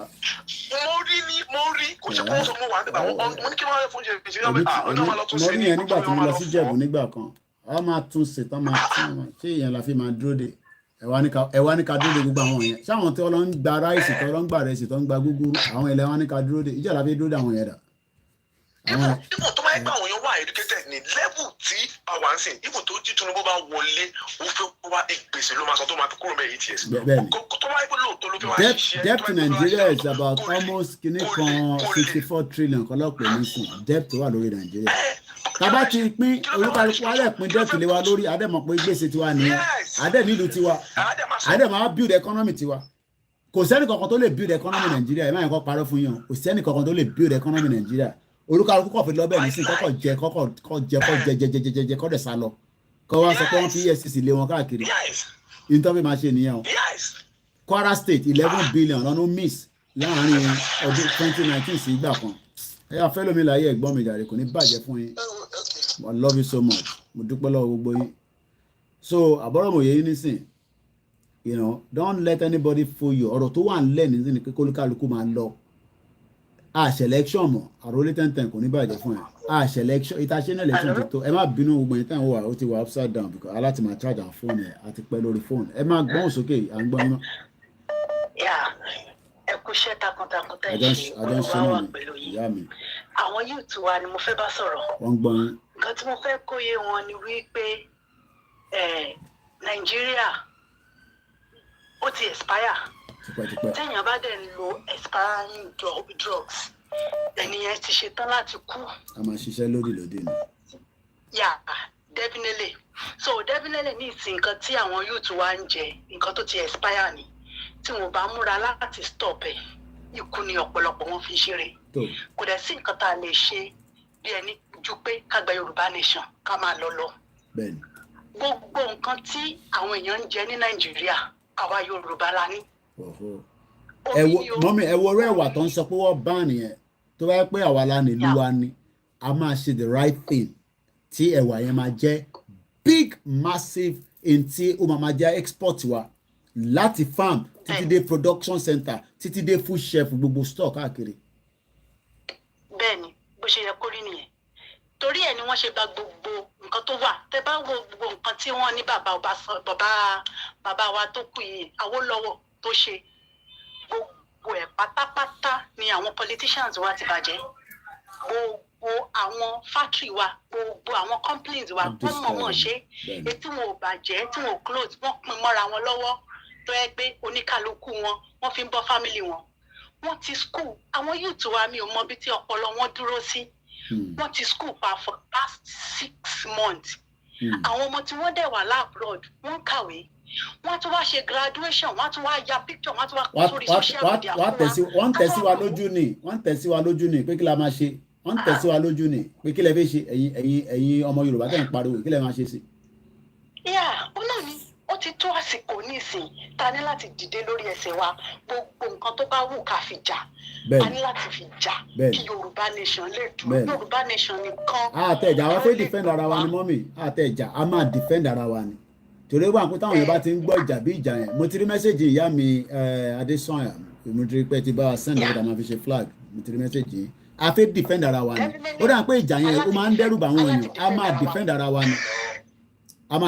wa ni ẹgbẹ́ òsókè mò ń gbádùn ìyá mi. bẹ́ẹ̀ni aláti defend ara wa ilẹ̀ wa ní láti dúró tílẹ̀ wa bá ti dúró nìkan la lè rí ògo wa lò kò sí irú àdúrà tá a lè gbà kò sí irú ṣọ́ọ̀ṣì tá a lè lọ kò sí irú mọ́ṣáláṣí tá a lè lọ kò sí irú ọ̀dọ̀ babaláwo kò sí irú ẹbọ tá a lè gbé tí a bá ti kúrò nínú Nàìjíríà ọmọ Yorùbá ò lè rí ògo ẹ̀ lò tá a bá fẹ́ rí ògo wa lò Nàìjíríà yẹn láti lọ ká dálẹ̀ wa ní ká dá èdè wa ní àwa náà fẹ́ jẹ́ orúkọ wa lágbàáyé. that's it mọ́mì ṣe rọ́rọ̀ tẹ sọ yẹn nísìn ṣé kò dá pé ká tẹ̀ dádú ìyẹn mo ṣe ń béèrè láàárọ̀ yìí pé ṣé Nàìjíríà la fẹ́ jẹ́ ni àbí Yorùbá because ṣé kò dá pé ok tẹ́ bá tẹ̀ yẹ pé tẹ̀ ń bínú àti àgírípẹ̀ nǹkan tẹ̀ ń bínú pé ṣe orí olókùn ok bó jẹ́ nǹkan mi lè fẹ́ fi síbẹ̀ a má tẹ̀ sọ pé orí olókùn kọ̀ọ̀kan ṣé kò dá pé káwa náà dá dúró ká já dúró gẹ́gẹ́ ẹ mọ̀ pé ọ̀rọ̀ tẹ́ sọ yìí ẹ má bínú mọ́ mi o ẹ mọ̀ pé láptọ́pù mi òun sì lélẹ̀ pálí Switzerland lélẹ̀ àwọn ni nọmba 2 lágbàáyé pálí Nàìjíríà burúkú òun lélẹ̀ nọmba 80 lágbàáyé ti Sudan 82 United Kingdom nọmba 7 àwa lọ wo ìlú kan tíyàn kan ní kí n lọ wò Lithuania 40,000 ni wọ́n àwọn ní nọmba 11 ní pálí wọn lágbàáyé tó bá ní pálí ìlú yìí lágbàáyé tó bá ní pálí ìlú yìí as ọmọ Yorùbá láàárọ̀ yìí inú ẹ̀ máa dùn máa káàkiri gbogbo àgbáyé kódà tó bá lówó gan sẹ̀ ó sì lè go round so ṣé ìfẹ́ ká ní passport tiwa ni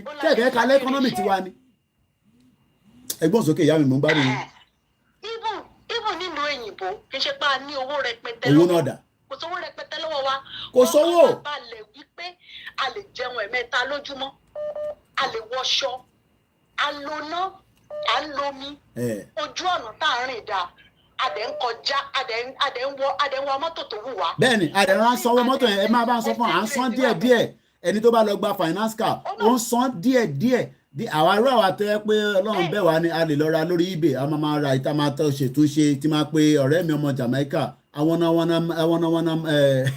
kí lórúkọ ẹ orúkọ ẹ tẹsán pàmì lórí àwọn bí ẹ bá rí mi báyìí àwọn pẹ́ẹ̀sì ẹ bá rántí pé mo ṣe fídíò kan tí mo fi bọ̀bọ̀ kan ọmọ Jamaica yẹn tó ń lómi lára báyìí mechanic mi nìyẹn gbogbo táyà tí bá ń drive tí bá pè lóru máa dá mi lóhùn àwọn pẹ́ẹ̀sì báyìí máa sọ̀rọ̀ lọ́mọ́ mi. bó ṣe rí ni ṣé lórí olókùn tí wọ́n ń pariwo yẹn wọ́n ń fi nǹkan kẹ́wọ́ ni màmá onítìrì ti wá sọ fún wa pé orí olókùn yẹn gèlè tí wọ́n ń wé láyé àtijọ́ ní orí olókùn yẹn ní àsìkò yìí náà tí àwọn èèyàn bá ya àwọn pẹ̀lú gèlè táwọn ń wé tó bá di ọjọ́ iwájú tó bá gbé sórí picture bó ṣe máa rí nìyẹn àsìkò ní gbogbo nǹkan orí olókùn yẹn ò ní nǹkan kan láti ṣe then àwọn tí wọ́n ń sọ wípé àwa Yorùbá tí ẹnu wa ò kò tí Ìjẹ̀bú ń bára wọn jà Ìjẹ̀ṣà ń bára wọn jà pé àwa tá a ná ní kinní kan ẹ fi wálẹ̀ ẹ jẹ́ ká máa jà ẹ jẹ́ ká lọ máa jà nínú Yorùbá nation. nínú Yorùbá ni ká máa bára wa jà. Yorùbá nation ká lọ bára wa jà ṣé àjà nínú Nàìjíríà ni. ó yà mí lẹ́nu ìjà gidi kọ́ là ń jà lójoojúmọ́ báyìí ní sè.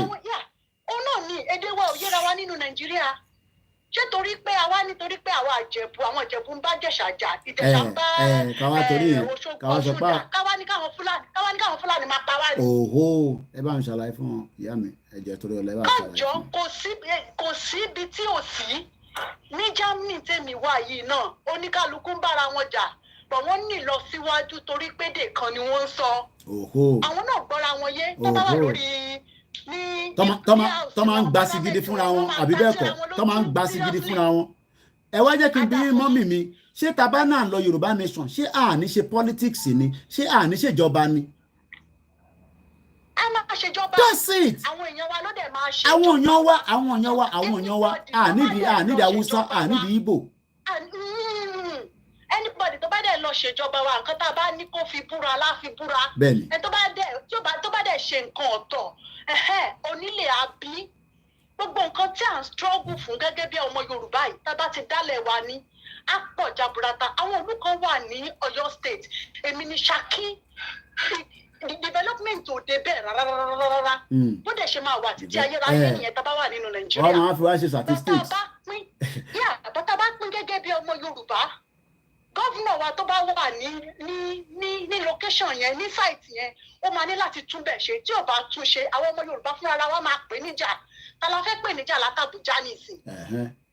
èèyàn kan ò lè jókòó sàbújá kó máa rúùlù wa ní Ọ̀ṣun kó máa rúùlù wa ní Ọ̀yọ́ kó máa rúùlù wa lógùn kó máa rúùlù wa lẹ́kọ̀ọ́ báwo ló ṣe ṣe.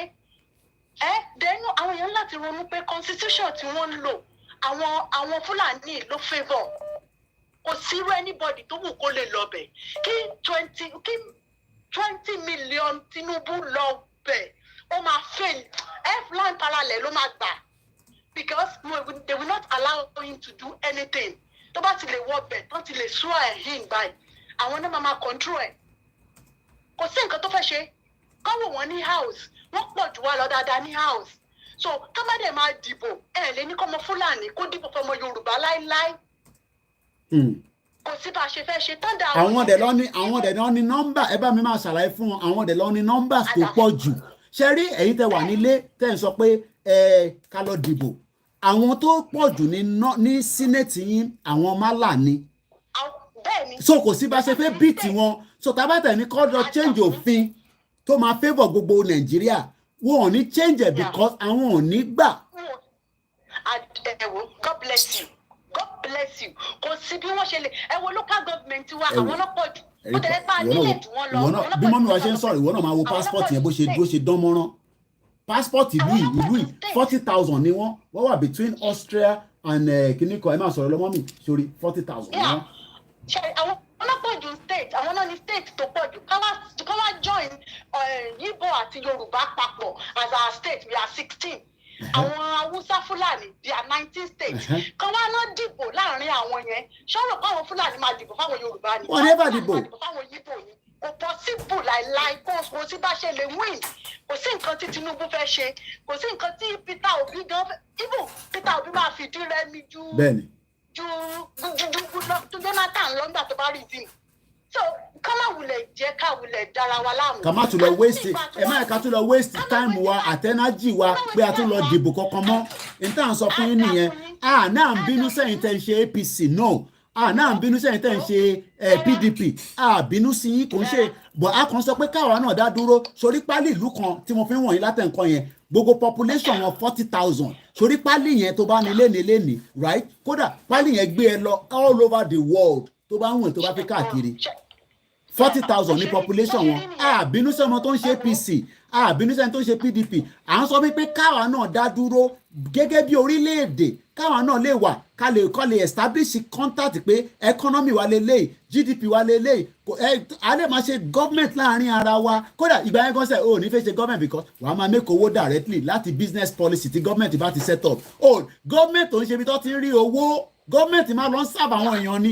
òòrè àwọn òyìnbó yẹn gbogbo ojú wọn báyìí ló máa ti ń di wọ́n ti kàwé àwọn politician yóò ka dọ́kúmẹ̀ntì kankan ojú oorun ló máa ń sọ owó ẹgbẹ́ iná rí wọn nínú chamber àwọn òyìnbó máa kàwé wọ́n máa ka policy politician tó wà lábẹ́ ààbò kan nísìnyí tó ń ba ṣeré pa ibo ló ti fẹ́ kàwé kankan ẹ bá ń ṣàlàyé fún ọ̀yá mi ẹ bá ń ṣàlàyé mo gbádùn yín.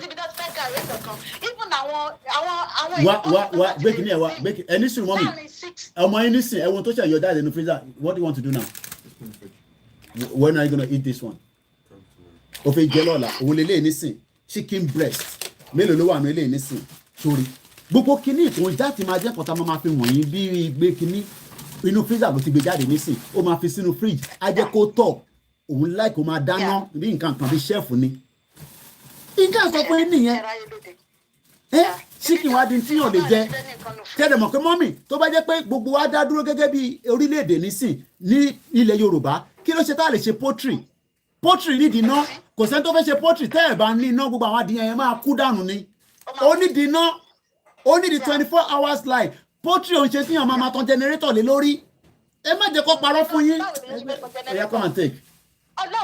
Ọlọ́run dẹ̀ kẹ́ wa níbẹ̀ yẹn a ní òòrùn ṣé láwọn ibi báyìí gan tí wọn ò ní òòrùn everybody wọ́n ti ń ṣe solar sórí ilé wọn nísìn ìwọ̀nba lítò òòrùn tán bá ní láàrin oṣù méjì wọ́n máa lò wá store ẹ̀ sígbà tí ó bá mo kí bàbá mi Michael ló wà wẹ̀ normally àwa kò yẹ kí ìyà òòrùn ìyà náà jẹ́wọ́ rárá nílẹ̀ Yorùbá torí Ọlọ́run kẹ́ wa bó ṣe kẹ́ wa lómi ló ṣe kẹ́ wa ní òòrùn. gbogbo ẹni tẹ́ fẹ́ pẹ́ ṣe sùúrù mò ń gbádùn mọ́mí mi nìyẹn mo ṣe rọ́ọ̀ṣì wọn mò ń gbádùn ọ̀rọ̀ kan sọ ni gbogbo ilẹ̀ máa pè wọlé. ṣe ní ládùúgbò ibi tí mo wà yìí tẹ́ bá kọjá nígbà tí òjò díẹ̀ bá rọ̀ a ní kinní kan koríko ni tẹ́ bá kó sínú koríko yẹn ó máa yún yín bí ìgbà tí yèrè pè bá yún yín ni ó máa ń lalẹ̀ wù fúnra rẹ̀ ni kò sí bẹ́ẹ̀ ṣe lè gé tóòrùn bá ti bẹ̀rẹ̀ sí yọ ibi tí Ọlọ́run kẹ́ wa dé ilẹ̀ Yorùbá ìgbúre ló máa ń lalẹ̀ wù lọ́dọ̀ wa àti ìgbúre o yeah mo rántí bàtẹ́ mi náà wà ní secondary school gbúre yẹn máa ń ó máa yọ gburugburu ní tí wọ́n fi ṣe tán ní boarding school mo rò pé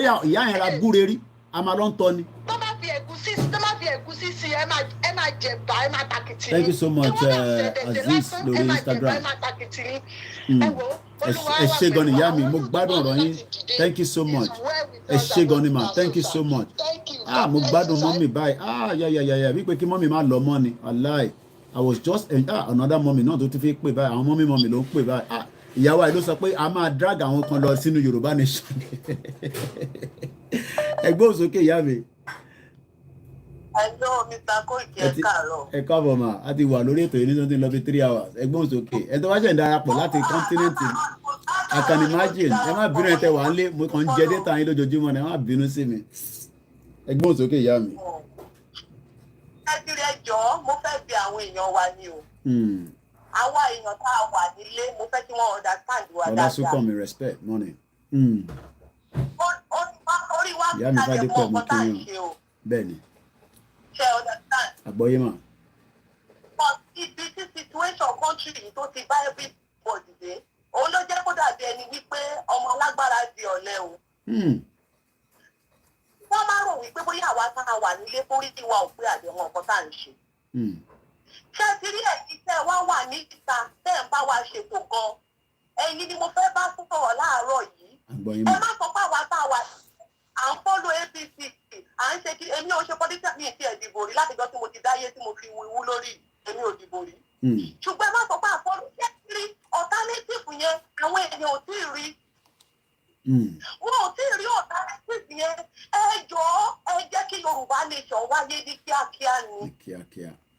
ṣé ẹni tí chicken wà nínú tẹlifíṣàn mo wo chicken nínú tẹlifíṣàn tẹ́lẹ̀ ò tó tọ́wọ́ ẹ̀ ò tó tí wọ́n ní gàrí níwájú ẹ̀ lẹ́yìn wá ń sọ fún wípé chicken oúnjẹ tó dáa jù òní máa fi gbogbo sọ fún yín pé gàrí ní best food. mo kí ìyá mi jọ kí àdùn mi.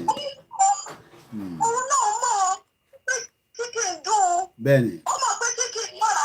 bẹ́ẹ̀ni. ó mọ̀ pé gàrí máa ń fòyàn lọ́nà fún ó mọ̀ pé chicken lọ́ra pé chicken dùn. gàrí tó bá tẹ̀ tó lómi inú dáadáa. ó mọ̀ pé carbohydrate ni gàrí pé chicken ni protein. but nígbà tó tẹ́ pàṣẹ tẹlifíṣàn ní chicken yẹn wà tí ò lè dẹnu ẹ̀ débi tí ò lè dọwọ́ ẹ̀ débi tó máa dẹnu ẹ̀. kò wá nípa sọ pé gàrí tó wà lọ́wọ́ òun yẹn ni best food in the world. bẹ́ẹ̀ni. èmi ṣe campaign Yorùbá nation ní mo dẹ̀ mọ́ gbogbo àwọn nǹkan tí mò ń kojú. màá débò ní báwọn ẹlòmíì ṣe máa wò mí báyìí ìwé kan fi máa respond sí mi. the alternative is not yet available. àwọn èèyàn dẹ̀ ń gbẹ́rù sókè ẹ̀sọ̀ kó ń bọ̀ where is it? tí kò bá wá dé ilé ìtàrí náà òun la máa tẹ̀ bàtì. nǹkan tó ń ṣe ọ̀pọ̀lọpọ̀ àwọn èèyàn wa nìyẹn. àwọn tó ní àyà gan-an ó ń dúró wípé kínní náà tí ì rí ẹni tó máa léwájú yẹn tó máa léwájú sí gbogbo ẹ̀. ẹni èèyàn tó máa ń ta adìyẹ fún mi nípa adìyẹ ẹbí tí mo ti máa ra adìyẹ. àwọn màmá yẹn ń sọ fún mi wípé sí àwọn ni pé àwọn ọmọ àwọn wípé kì í ṣe àwọn nǹkan tó máa wá ṣẹlẹ̀ tó jẹ́ pé tí gbogbo ìjọba kúkú máa kú káwọn tiẹ̀ kú pé kó gbé Yorùbá ní ìṣẹ̀yẹ wá sódà tó bá jẹ́ wípé ikú ni kí gbogbo àwọn kú people are ready. People are ready. But where is the Yoruba nation for us? wọ́n ń sọ̀rọ̀ nípa àwa tá a wà ní bíbá ẹ̀ à ń sọ wípé a ti rẹ́dí àti gbogbo nǹkan rẹ́dí. àwọn kan dé ìjókòó síbi kan wọ́n sọ pé ká má kú. nígbà tó lépa ti kú tára tó gan rẹ́dí káàrí nǹkan kan wọ́n sọ pé torí ká má kú so we should then go ahead and be blaming the people that are to ẹjọ́ mo fẹ́ kí àwọn tó bá ti ń sọ̀rọ̀ kó máa fi pẹ̀lẹ́pẹ̀ sọ̀rọ̀ àwa tá a wà nílé. kó máa fi pẹ̀lẹ́pẹ̀ sọ̀rọ̀ wa. Let Yoruba nation come now. Let it come now. Ẹ jẹ́ kí gbogbo àwọn olórí ẹ jẹ́ kí wọ́n pa ọwọ́ pọ̀ nísìnyí. Ó jẹ́ kí Yoruba nation come now. Tí kò bá ti wá níṣẹ́lẹ̀ máa ti máa rò pé bóyá àwọn tó wà nínú orí wọn ò pé many people are ready. Ẹ̀yin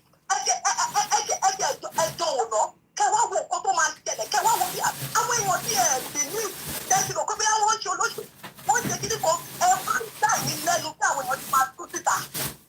People are just waiting for that moment. Which is why everybody ó ti sún gbogbo èèyàn. Ṣùgbọ́n nígbà tí wọ́n ti rí alternative yẹn, what will they do? They are not seeing the alternative. They are not sure of that alternative. So wọ́n ṣe bí dípò pé nǹkan tí àwọn ṣe rí yẹn náà ní káwọn wọn kọ́kọ́. That is the situation now. Kì í ṣe pàápàá wà nílé, kì í ṣe kórìí wa ò pé o. Kì í ṣe wípé àṣẹ nǹkan tó dáa o. But that is the situation. But ẹ̀yin ẹ jẹ́ kó dé nísìnyí. Á yà yín lẹ́nu. Nípa àwọn ọmọ Yorùbá, wọ́n gbọ́ nínú wọ́n gbọ́ níta ni. Wọ́n gbọ́ nínú wọ́n gbọ́ níta. Ṣùgbọ́n nígbà tá a bá tí èèyàn ọwọ́ èèyàn bá ti tẹ ìkú ìdà, èèyàn máa kí lè bèrè ikú tó pa bàbá ènìyàn. Ẹgbẹ́ ìkú ìdà yìí wá, ẹgbẹ́ ìkú ìdà yìí wá, ẹgbẹ́ wọn bẹ̀ kẹwàá wò ó, bóyá wàá ta wà nílé àníbẹ̀rẹ̀ tí ń bèrè ikú tó pa bàbá wa lọ́wọ́ wọn. Ẹ ṣé gan ni Mr. Koyi. Ẹ ṣé gan ni, thank you so much. Mo dúpẹ́ lọ́wọ́ gbogbo ẹ̀yin tí ẹ̀ ń pè ẹni tó bá fẹ́ pẹ̀ ṣe sùúrù gbogbo iná lẹ́mọ̀ ráyè wọlé. You know, I still have a bit of time, even though mo fi dé post office, but mo ṣe ní time there. Hello caller, ẹgbọ́n sókè. Ẹ káàárọ̀, àbí ẹ káàsán. À ń gbọ́ yín. Ẹ ṣe gan ẹ kú ètò Olúwa ṣàgbára dọ̀tun. Àmín. Ṣé rí bọ́rọ̀ yẹn ṣe jẹ́ ọ̀nà àwọn mọ́mì wa ti sọ yẹn. Ilé làwa wà. Lódodo wọ́n kì í that was 4,000 plus tálíkà ò gbọdọ̀ débẹ̀ kò sẹ́nibọ́dì tó lè jẹ́ ó ti yé yín ẹ̀yin ẹgbẹ́ ká ẹ bẹ̀rẹ̀ gbogbo apáta ti rẹ́dí láti sọ fún yín pé sọ̀pọ̀tì wa but dáwọ́tì tó ń ṣọlẹ̀ fún àwọn ọmọ Nàìjíríà àwọn gúrùpù tèmi ní ó lé 1,000 but the problem tá a níbẹ̀ ni pé àti mọ̀ bóyá òótọ́ ni tàbí rọ́ nítorí wípé ìnira yẹn ti mú wa púpọ̀ jù tẹ́ bá rí bá tẹ̀lé APC rẹ́gẹ́dẹ́ boys ni wá tàbá tẹ̀lé APC àìtí mọ̀ ibi tí Nàìjíríà ń lọ ó ní nǹkan tẹ́ pé everybody wá fi ń tẹ̀lé ẹ declare ẹ jẹ́ ká mọ̀ ẹ jẹ́ ká wo nǹkan tí a máa dá lára nù ní tá a bá jà lóòótọ́ a lè dọ́gba nítorí pé àwọn United States wọn lè fún wa ó di dandan ká jà náà tá a bá ti declare fúnra wa àwa gangan fúnra wa máa ní problem nítorí pé àwa gangan tá a sọ pé à ń gbé ìwé ò lè ṣe nǹkan yìí táriwo bá ti ṣẹlẹ̀ nìkan nígbà tí Ukraine àti Russia kọ́kọ́ tí ń fẹnu sọ ṣàgbáyé dá sí ìdìbò tìgbà tó dìjà wọ́n dá sínú ẹ̀ but ẹ jẹ́ kí Nàìjíríà náà ẹ jẹ́ ká kọ́kọ́ jà tá a bá ti jà lé lórí wọ́n máa dáhùn sí ẹ jẹ́ ká mọ̀ nǹkan tó máa ṣẹlẹ̀ àwọn ọlọ́pàá lè ti wọ wọn tó bẹ̀ wọn lè fèsì àwọn abọ́ìsì ìlú gbogbo ọlọ́pàá tó wà ní gbogbo Nàìjíríà yìí wọ́n ì tí ì pé 20,000 people nítorí ẹ̀ káwá sọ pé òkè wàhálà fẹ́ dé àbí ìkọ̀kọ̀ fẹ́ ṣẹlẹ̀ àwọn ọlọ́pàá náà mọ bọ́ ṣe máa ń apologize àwọn ọlọ́kadà gan tán rẹ́dì fún rálì ìjọ yẹn àwọn ọlọ́pàá mọ bọ́ ṣe sá wọlé but à ń bẹ̀rẹ̀ lè ká tó wá sọ pé gbogbo ìlú tí ò mú bì kan nítorí ẹ̀ wọn lè pa wá tán èmi máa ń sọ àfa kan wà fún àfà mi ó máa ń dìídì sọ ni ó máa ní Yorùbá nation kó máa wálé pé bọ́tẹ́ ẹ̀ bá ti lè fi rí ìgbà ń dì sí ẹ̀ yìí ẹ̀ kó gbà mọ́ láyé kí Buhari tó kúrò mẹ́tẹ́ ẹ̀ bá ti lè fi rí ìgbà ó máa sọ fún yín ni pé ẹ̀ tó rí ìgbà mọ́ láyé ó ní bọ̀ tí Tinubu bá débẹ̀ ó máa gbìyànjú ó ní kódà ọ̀rọ̀ yẹn ó jẹ́ nǹkan tẹ́mi àbáfà yẹn fẹ́ jà sí láyé ìjẹta nítorí ẹ̀ ó ní ká jẹ́ kí Tinubu débẹ̀ báwo ni Tinubu ṣe máa débẹ̀ tó bá ti débẹ̀ fọdún mẹ́jọ tá a ti bá ní Tinubu gbé dìde fódìdí ọdún mẹ́jọ ṣé tí bọ́lá bá padà débẹ̀ tó bá tó gbé ṣubú padà nǹkan tó ń sọ pé òun tò sílẹ̀ tó bá lòun káńsù ẹ̀ òun náà ti wà lórí ìjọba àtúmọ̀ máa lò lọ ni mo wá sọ fáfá ẹ̀ mọ́ ní ìyá tí mò ń sọ fún yín pé kẹ́ ẹ kúrò bẹ̀ líle tẹ́mi bá torí ẹ̀ kí mo fẹ́ bí mi sílẹ̀ nítorí ìlú mi pé kí ìlú yẹn bá lè bọ́ sípò káwọn ọmọ mi bá lè jẹ gbádùn lẹ́yìn insist wípé kẹ́nìkan bọ́ síbẹ̀ kẹ́ ẹ bá lè jẹ gbádùn tí yín mo ní bọ̀ tí sọ̀mọ́ yín pé tó bá lọ bí 50 years 100 years tó bá là tún lè dúró for 100 years mi tó bá dán 100 years ẹ àwọn àgbààgbà kan wà nílẹ̀ Yorùbá. ẹ mọ ìgbà tí Afghanistan fi dúró títí ó padà gbà lọ́wọ́ Amẹ́ríkà padà more than 20 years ní Afghanistan fi ní sùúrù. àwọn àgbà kan wà nílẹ̀ Yorùbá ń bíbà ìtàn mọ̀tọ̀ tí gbogbo wọn bá ti kú ṣé bí irú àwa tá a mọ̀tọ̀ yìí òun la fẹ́ dúró de wípé òkè o tá a rọ́tọ̀ fọ́ọ̀mù ọmọ tó jẹ́ English là ń kọ́ wọn tí ò sí fàdákúlà Yorùbá language mọ́ mo ní ṣe bẹ́ẹ̀ náà wọ́n fẹ́ mọ̀tọ̀ káwọn ọmọ làwọn padà wá lẹ́yìn yẹn kí wọ́n sọ pé àwọn náà wọ́n ní gbogbo lẹ̀ yẹn kí ni nǹkan tó fẹ́ fi defend nígbà yẹn mo ní ìjà tó yẹ kẹ́ ẹ jà ń sìn kẹ́ ẹ gbà wípé òkè bẹ́ẹ̀ ṣe já àpá o ẹ fi bẹ Ọlọ́run òkè o kílẹ̀ Yorùbá bọ́ sípò ẹ wá wọ nǹkan tẹ́yìn náà fẹ́ dá lára ó ní ẹ tí Yorùbá bá bọ́ sípò bá a ṣe máa jà láàrin ara wa ẹ fi jà ní ara wa sílẹ̀. ṣe máa ń gbọ́rọ̀ ọ̀dẹ̀ tó máa ń sọ yẹn pé a máa jà láàrin ṣé inú Nàìjíríà tá a wà nísìn ṣé àwa òkè ṣé àwa wà òkè ní Nàìjíríà ni kí ló máa ń mì pé a máa lọ jà tá a bá dá dúró pé Yorùbá máa lọ máa bá kí ni èdè burúkú wo ló máa ń pè yẹn náà èdè jágbájágbá wo nìyẹn. bó ṣe bọ́ sí mi lára níjẹta lọ̀rọ̀ yìí á pùn nítorí ẹ̀ mo fi bá àfa ẹ̀ jà débi wípé mo sọ fún ẹ bí àpẹẹrẹ àti ṣé àfa yẹn ẹjẹ bí ní kankan ẹ̀gbọ́n mi tó ń pè ṣé àfa yẹn àwọn ọmọ ẹ lọ skul ṣá yàtọ̀ sí ilé kéwú tó ń kọ́. àwọn ọmọ yẹn ń lọ sí skul. ṣọwọ́ ráyè lọ sí skul mọ́ nísìn pẹ̀lú gbogbo tó ń lọ. òun náà mọ̀ yìí pé wàhálà wà.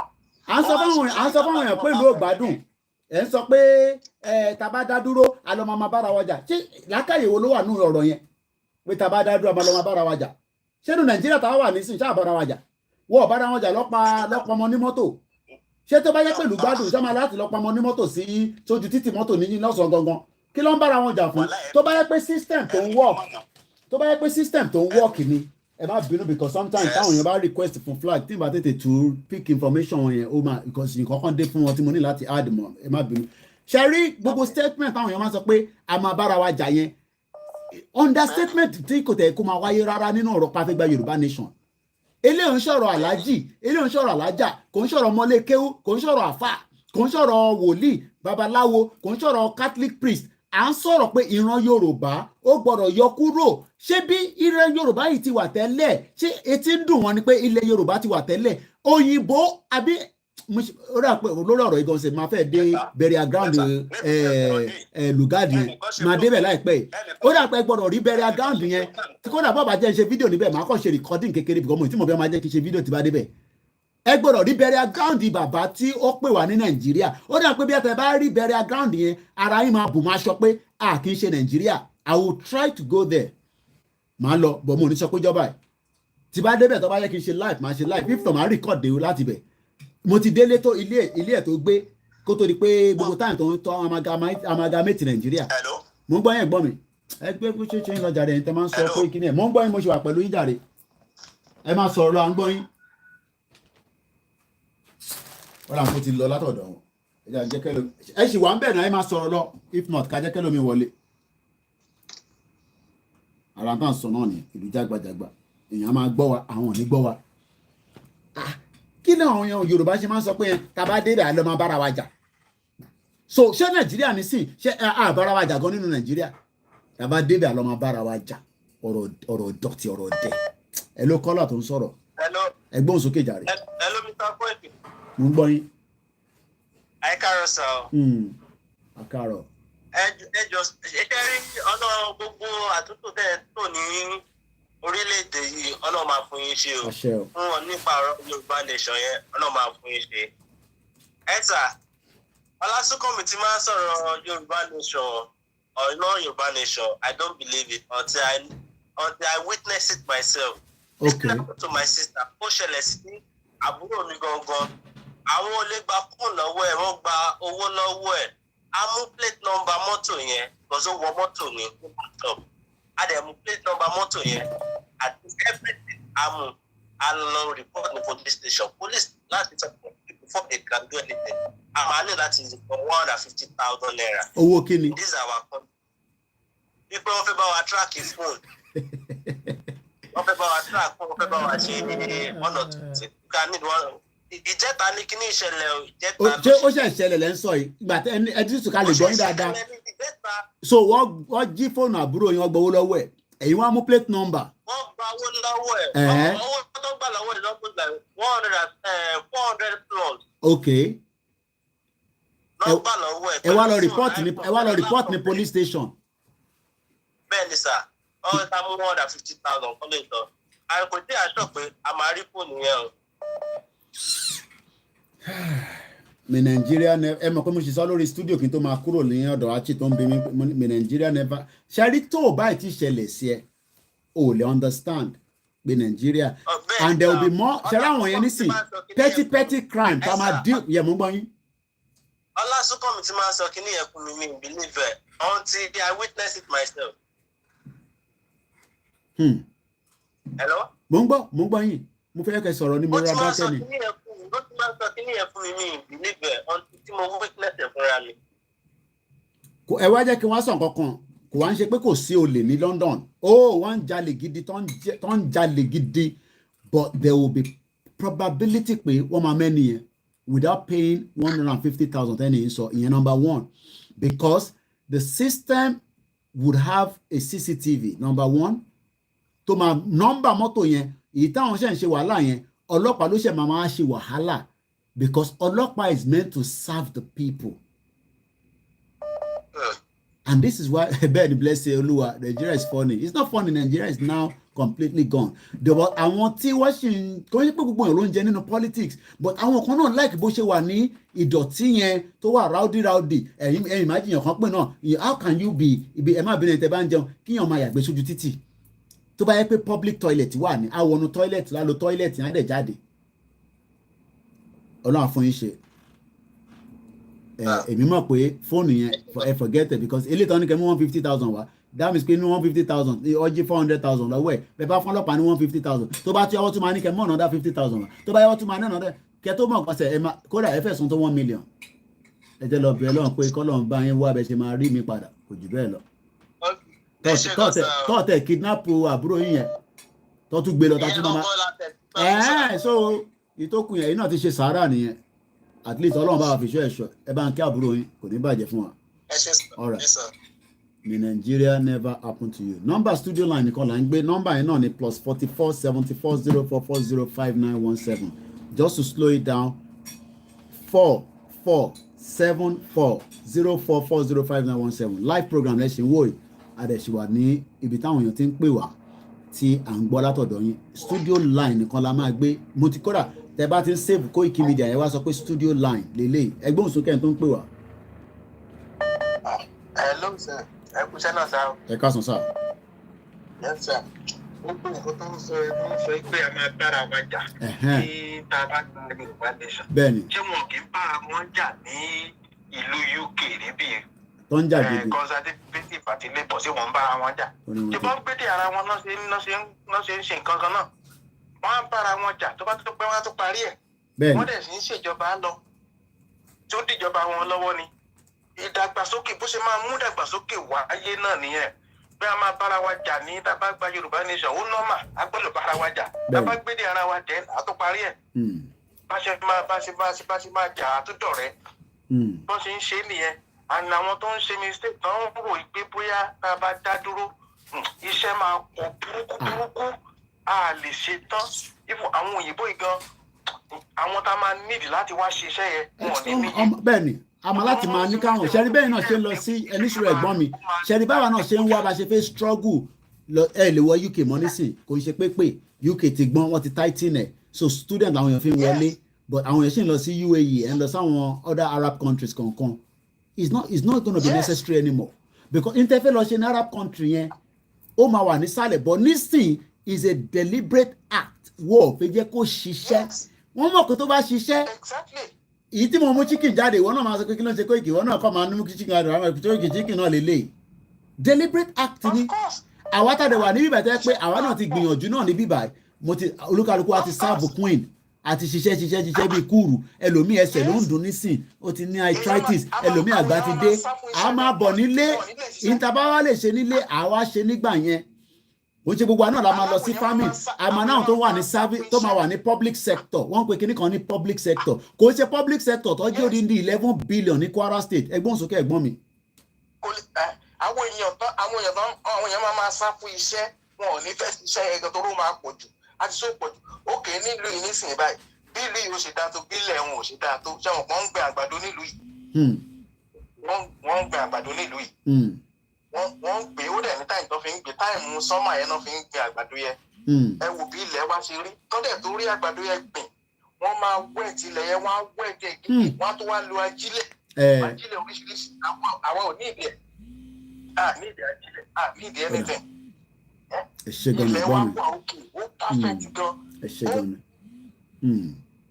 ilé náà sí ọ̀ìlì yẹn gan epo yẹn hard epo tó dẹ̀ ń wá láti ọ̀dọ̀ wa very soft ó easy láti refine but ní light ó easy láti refine. àbí mo ṣe mo right ẹ̀gbọ́n bí ẹnu ṣé mo pé vaseline tí mo fi ń pè tèmi ibi lára crude oil náà lọ ti ń yọ.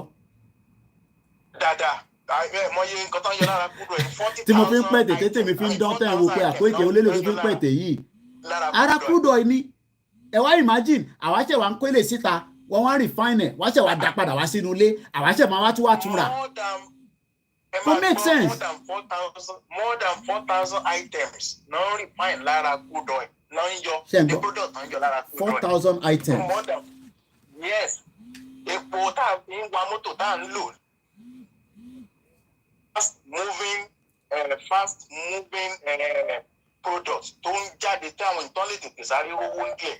Gbogbo àwọn many things petroleum product ó pọ̀ gan-an tó ń yọ. 4,000. Irú glass yẹn sì ara epo náà ti ń yọ glass tẹ́ ń wò wọ̀nyẹn ara epo náà gbogbo any plastic materials coming from the crude they are coming from the crude 4,000 items epo mọ́tò yẹn nìkan ló kàn jẹ́ pé òun ló sáré mú owó wá tó mú kíákíá.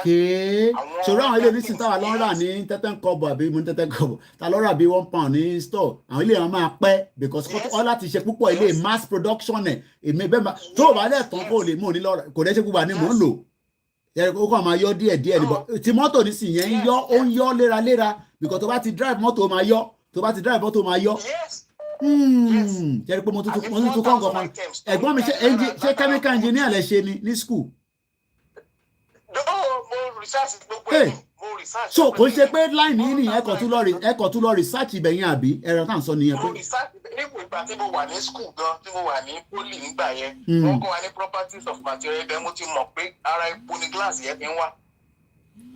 Bọ̀ kí ló wá ń bà kíkẹ́ tó máa lọ because àwọn èèyàn tí wọ́n ti fẹ́ gba yín síta báyìí kọ́ọ̀lù yẹn tí ń wọlé kódà àwọn èèyàn kọ́ọ̀lù kí ló wá dé tí ẹ̀rù ń bọmọ Yorùbá láti fi dádúró ẹ̀ gbọ́mù kí ló ń bà wá lẹ́rù wọ́n kó wọn láyà jẹ ni kò sí nǹkan kan wọ́n kó wọn láyà jẹ ni mo ti gbé Italy rí bẹ́ẹ̀ ṣe ń wò mí mo ti gbé Italy rí tó o bá jí ilẹ̀ wọn ò lè gbin tomato wọn ò lè gbin gbogbo àwọn fruit wọn wọ̀nyẹn tó o bá jí ilẹ̀ àwa ò ní ìdí ẹ̀ a ní ìdí ajílẹ̀ a ní ìdí anything ibẹ̀ ládẹ̀ tí ló ń ṣe iṣẹ́ oko tá a fẹ́ ṣe àṣekú akátá tá à ń bá wọn ṣe ń bẹ̀. tẹ́ mọ̀ pé gbà tí mo wá tí mo lọ rìn àjò kan lọ Nàìjíríà mo wá dé mo á ní mo fẹ́ bá wọn máa tú pé kí n tẹ̀ máa ṣiṣẹ́ ní farm nílùú yìí pé time tó bá ń ṣe harvesting wọ́n tún ní mo ní experience mo ní láyé mi tílẹ̀ dẹ̀ kù níjẹ̀bú òde bẹ̀yẹ tí mo rí kankan fi ṣe mo kàn kí n kàn fi gain experience ìgbà yẹn àwọn kan ní kí n lọ sí course kan kí n lọ ṣe àní pé kọ́tẹ̀ fi mí sí àárín wọn bẹ́ẹ̀ kí tẹ̀ máa bá wọn ṣe harvesting wọ́n ní rọ pé it doesn't work like that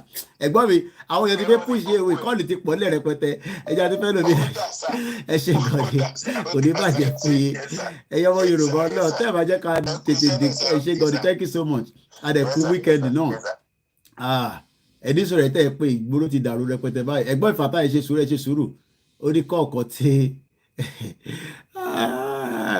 mo bí ibi àwọn ẹ̀gọ́ ti pèpè láti Canada lórí the other line bá pè ìpadà èyí girama mọ̀ pé èyí girama máa ń difficult fún yín tí bá ti ń dà yín láàmú eléyìí tó bá ní lọ pè sórí second line pè sórí third line kó ìkìwálẹ̀ ti fi pọ̀ jù báyìí ìjà ni màmá ìjà kọ̀ bá wo program àdílé pè bọ́ báyìí ẹ wá bèrè ìyá mi àgbàlagbà ó yẹ gbóhùn sókè ẹ tó wà lórí ìlà. gbogbo ẹ̀yin ará ilé mo fẹ́ dá sí ọ̀rọ̀ wípé wọ́n máa ní tàbá dé ilẹ̀ wa ilẹ̀ Yorùbá a máa jà a máa bá.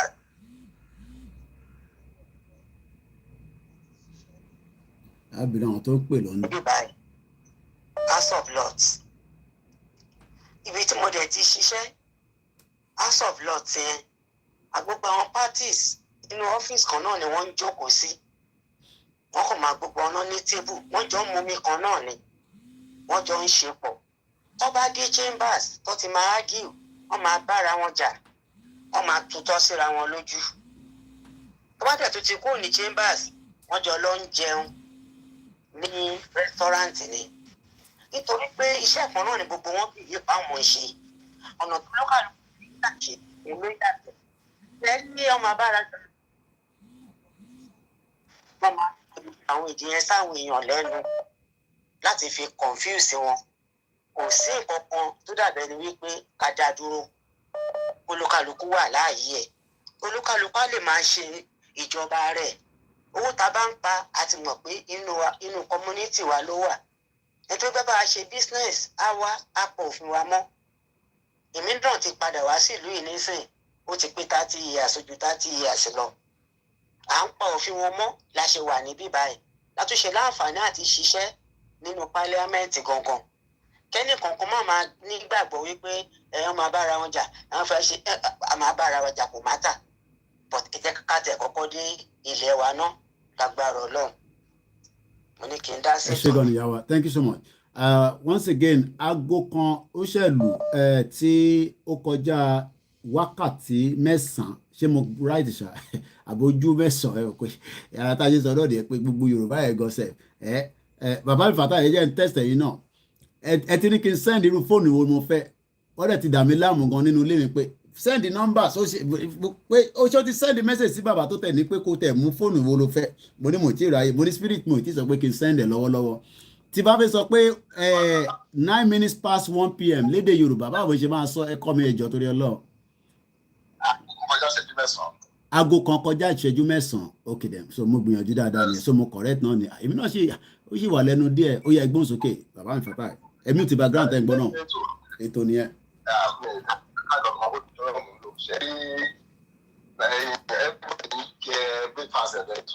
àbúrò kan lọ ní ayé ìgbìmọ̀ ní àbájú ìgbèkè báwọn ọmọ ìsìn ìjọ wọn fẹ́ wá náà ẹni wá náà tó wá náà àpẹẹrẹ gíláàsì ẹni o.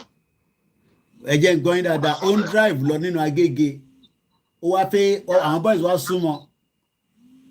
wọ́n súnmọ́ wá náà. tó ń ṣe bulletproof mọ́tò.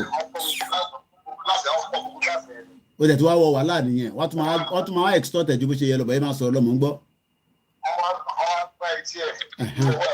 ọgbà fóònù ọwọ́ ẹ̀ ọgbà fóònù ọmọ ẹ̀ fóònù wa lọ tàbí sàkà lọ́rọ́ tó ó lọ pẹ́sẹ̀ sọ́kọ́ fún ìṣẹ̀lẹ̀ àpéjọ tó bá ìṣẹ̀lẹ̀ ọlọ́pàá tẹ̀ ẹ̀kọ́ ní wọ́n lé bókítẹ̀ káwọn fẹ́ sọ káwọn tó lè kọ́ ẹni sílẹ̀ fáwọn tẹ̀ báyìí ó jọ ọba kò kọ́ báyìí. ọlọ́pàá tó wò ní báyìí ní police station ṣé ẹ gbọ́ ọ̀rọ̀ burúkú tó ń tẹ̀rìn. sọ pé káwọn bá lọ bẹ̀ pé ó gbọ́dọ̀ fáwọn kọ̀ọ̀kan ọgbà 3,000 lọ́wọ́ ẹ̀.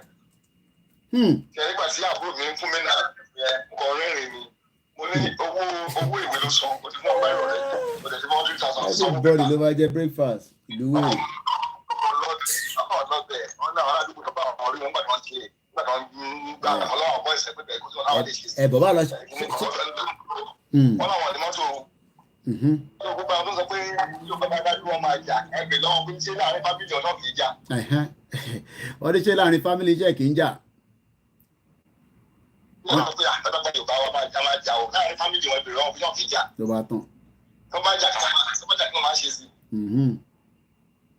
nígbà tó sọ pé ọmọ ìyá méjì tó bá lọ sí bí ìmọ̀ tó bá rẹ́rìn-ín kó wọn lọ tọ́ra wọn kí ládẹ́ sọ ẹ ṣé gan ni ẹ ṣé gan ni. máa sẹ́ẹ̀dì àpèjẹ kan ní abẹ́sàpátámọ́dì ní USA gábẹ́rẹ́ ní Chicago ní ọ̀lẹ́ 24 máa sẹ́ẹ̀dì invitation ẹ̀ sí. ó dà ẹ bá ń sẹ́ndẹ̀.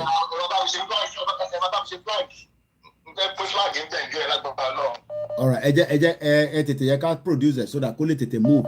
So ó yẹ káwọn ti California náà 500 ọ̀dọ̀ tí wọ́n yẹ kó dọ́dọ̀ wọn ní tó bá dọ́dọ̀ wọn lọ́la àwọn ti California máa gba tí wọ́n ní by Monday. Alright, ẹ ṣé gan ni àsọ̀rọ̀ lẹ́yìn. Alright, ẹ jẹ́ ká sáré brief wa nípa àwọn rally tó ń bọ̀ ẹni tó bá fẹ́ pè tẹ́ bá wà lórí program nọ́mbà kan pé là ń gbà.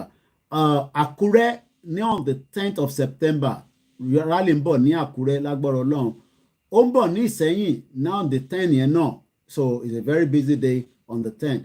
Then àwọn tí Agége ó máa ṣẹlẹ̀ ní on the 23rd. Rally kan náà ń bọ̀ ní on the 17th. These are not the major rally and so these are just the awareness that we are preparing as we continue to create awareness. So gbogbo àwọn tó bá sí lórí social media at least àwọn ẹ bá mute background ẹ ti wọlé mọ́ ń bọ̀ Prince ẹ fún mi ní few seconds ẹ mute background ẹ parapata ẹ mute ti background yẹn parapata tí ó bá di pé àwọn ọmọ tó ń lọ nínú rally yẹn tí wọ́n ń jáde àwọn olè lè wọ́n ṣe PC o and then ṣe PDP Yorùbá nation Yorùbá máa dá dúró that means pé ẹni tó bá kọjá lára ẹ̀ nínú truck yẹn and when they move they go for at least 3-4 hours is more than enough to tell somebody that Yorùbá ti ń bọ̀ nìyẹn wọ́n lè máa wá gbọ́ gbogbo kúlẹ̀kúlẹ̀ but ìtọ́wà náà lọ́wọ́lọ́wọ́ ní sì kí lọ́gbọ́ tẹ́lẹ̀ ẹlòmíì ọmọ iye tó ń jí ní Nàìjíríà àwa la ṣe ń sọ lórí mídíà ìgbèrò ti fẹ́ ka pépà ní Kwara yín bẹ̀yẹn 11 billion ni wọ́n jí 11 billion ẹgbọ́n sókè Prince láti US. ẹ̀pẹ̀rẹ̀ ẹkú jẹ́ gbogbo ìkì ẹ̀pẹ̀rẹ̀ Ọlọ́run ajá fún wa Ọlọ́run fún wa ṣe. bọ̀bọ̀ tí ó sọ̀rọ̀ nípa pé àwọn ọmọdé wọn fọ́ gíláàsì mọ́tò wọn wọ́n ṣe kíní kan dọ́dọ̀ ọlọ́pàá tó ń gbowó lọ nígbà tí wọ́n tó work. ok ìyá 1000 lọ sí Africa ìyẹn ní Abidjan. ok lábíjan yìí ṣe la wà ní compound wa báyìí nínú ọgbà wa a máa ń sùn a máa ń sùn ní ọgbà wa ń bẹ̀ gbogbo ìgbà a máa ń gbatẹ́gùn sákùn wa ń bẹ̀ ṣáta ń gbatẹ́gùn yẹn ṣáà títí àwọn ìgbà tí mbẹ́ bá ti máa fi jí lóru àwọn tó kù mi ti wọlé èmi kò dẹ̀ sáyé ni mo kàn bọ́ tí ilẹ̀kùn gẹ̀ẹ́tì wa tó dún ilẹ̀kùn yẹn máa ń pariwo tó ọjà bá ṣe ilẹ̀kùn yẹn kàn dún páún wọ́n á rí gbogbo àti wọ́n ní àwọn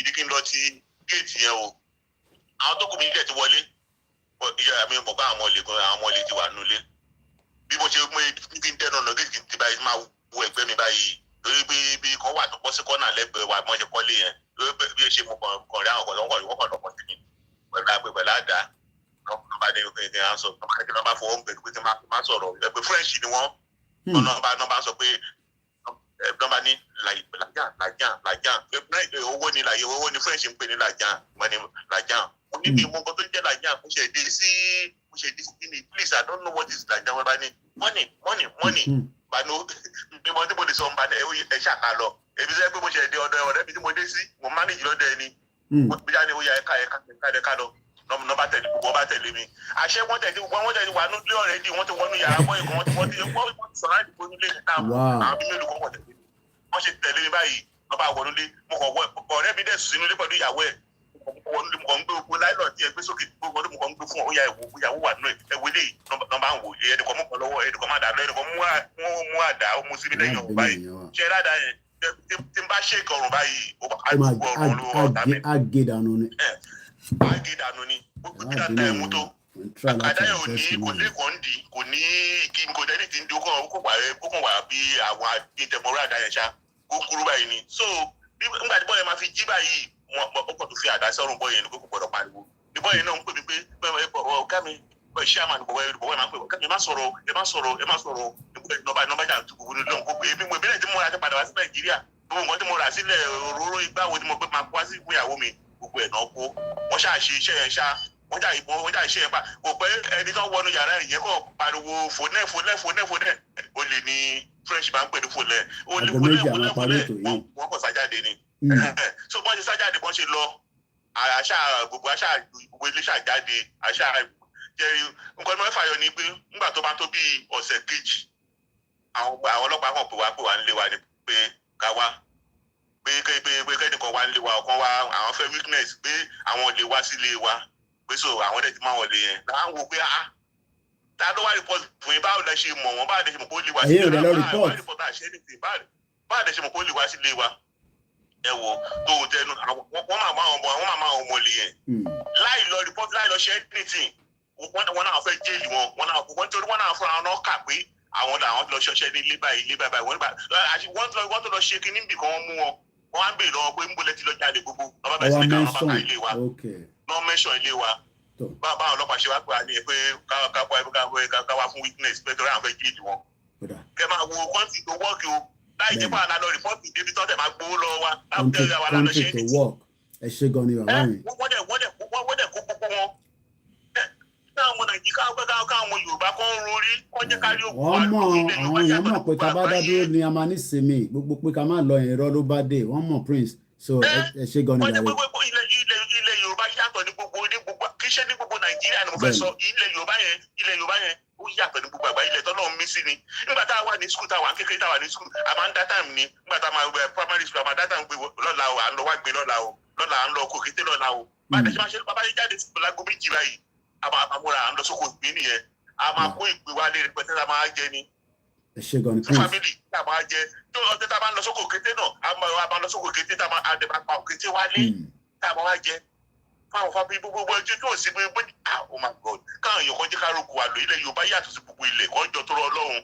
ẹ ṣe gan ni Prince thank you so much.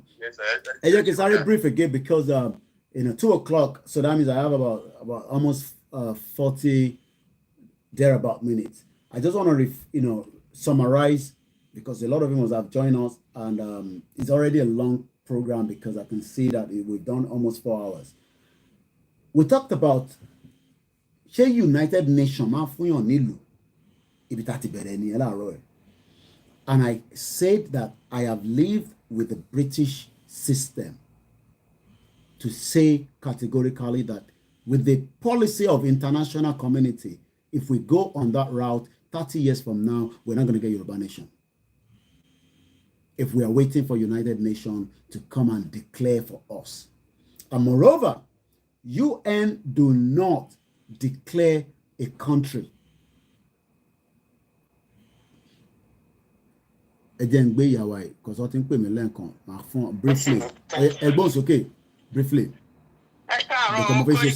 Summary mo sorry mo kàn wá confused pẹ̀lú nọ́mbà yẹn ni ẹ kò ṣe takuntakun. Ṣé rí àwọn tó máa ń sọ pé a máa jà láti ìgbà tí mo ti gbọ́njú èmi ò gbọ́ pé Ìjẹ̀bú ń bá Èkìtì jà yàtọ̀ fún àwọn eléyìí tó ti ṣẹlẹ̀ in those days èmi ò gbọ́ pé ìlú Yorùbá kan bá lè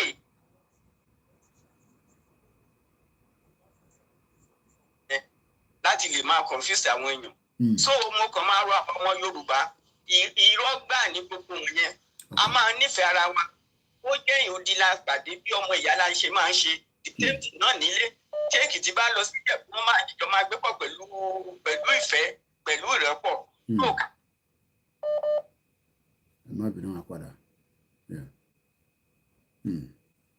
ìyá wa tó ń fóònù tó ń sọ tó náà wà nílé òótọ́ tèmi náà bá fóònù ọ̀pọ̀lọpọ̀ àwọn èèyàn ló máa ń sọ nǹkan tó ń sọ yẹn èmi kàn wá rọ àwọn èèyàn wa tó wà nílé kán jọ kán bá wa ṣiṣẹ́ lórí àwọn ìyá wa ọlọ́jà oníṣẹ́ ọwọ́ tó jẹ́ pé tí wọ́n bá ń ṣe rálì kán máa jáde ẹ̀rù ń bà wọ́n but a ní ìdí wọn pẹ́ gáràjì obìnrin ní láti tún jáde Ọlọ́run bá dẹ̀ máa fi ṣẹ́ṣọ gbogbo àwọn tó bá ń jáde tó bá support Yorùbá Nation nǹkan kan ṣe wọ́n lágbára Ọlọ́run ẹ kú iṣẹ́ pé Thank you so much. I'm going to put the call on hold and that means the phone is going to go on a flight mode Because money láti ṣe explanation. If you have not donated towards the Òmìnira Yoruba Security Fund, please do so.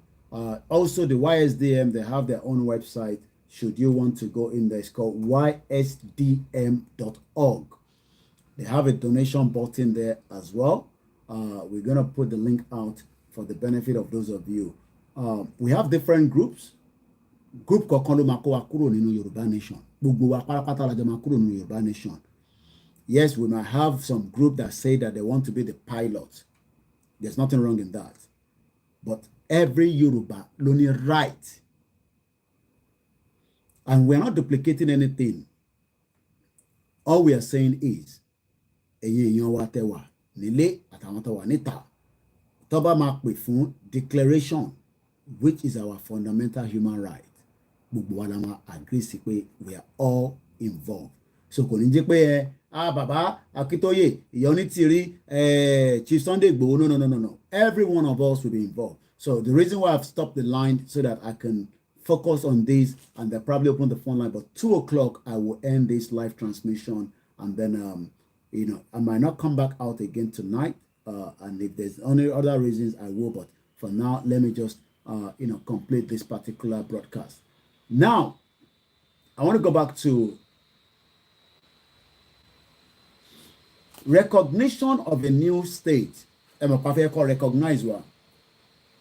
So what have we been doing?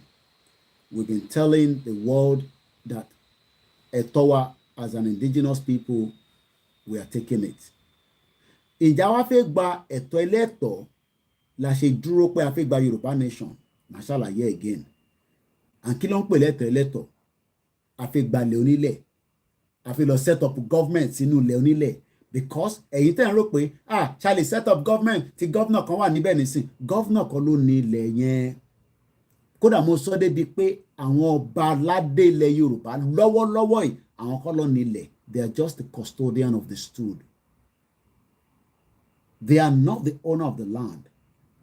I'm talking about our kings without mentioning their names. They are only as a custodian. Yorùbá kan dẹ̀ ga ju Yorùbá kan lọ.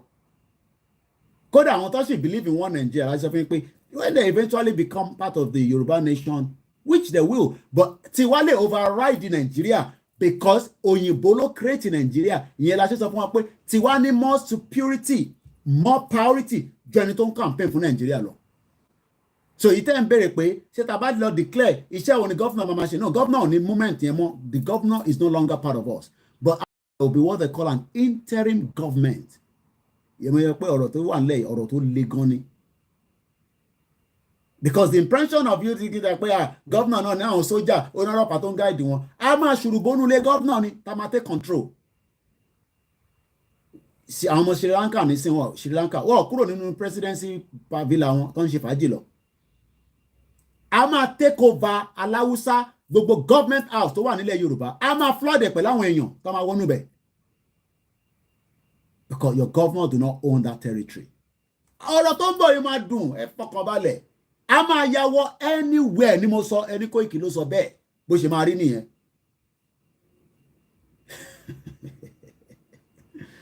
Let's go back again.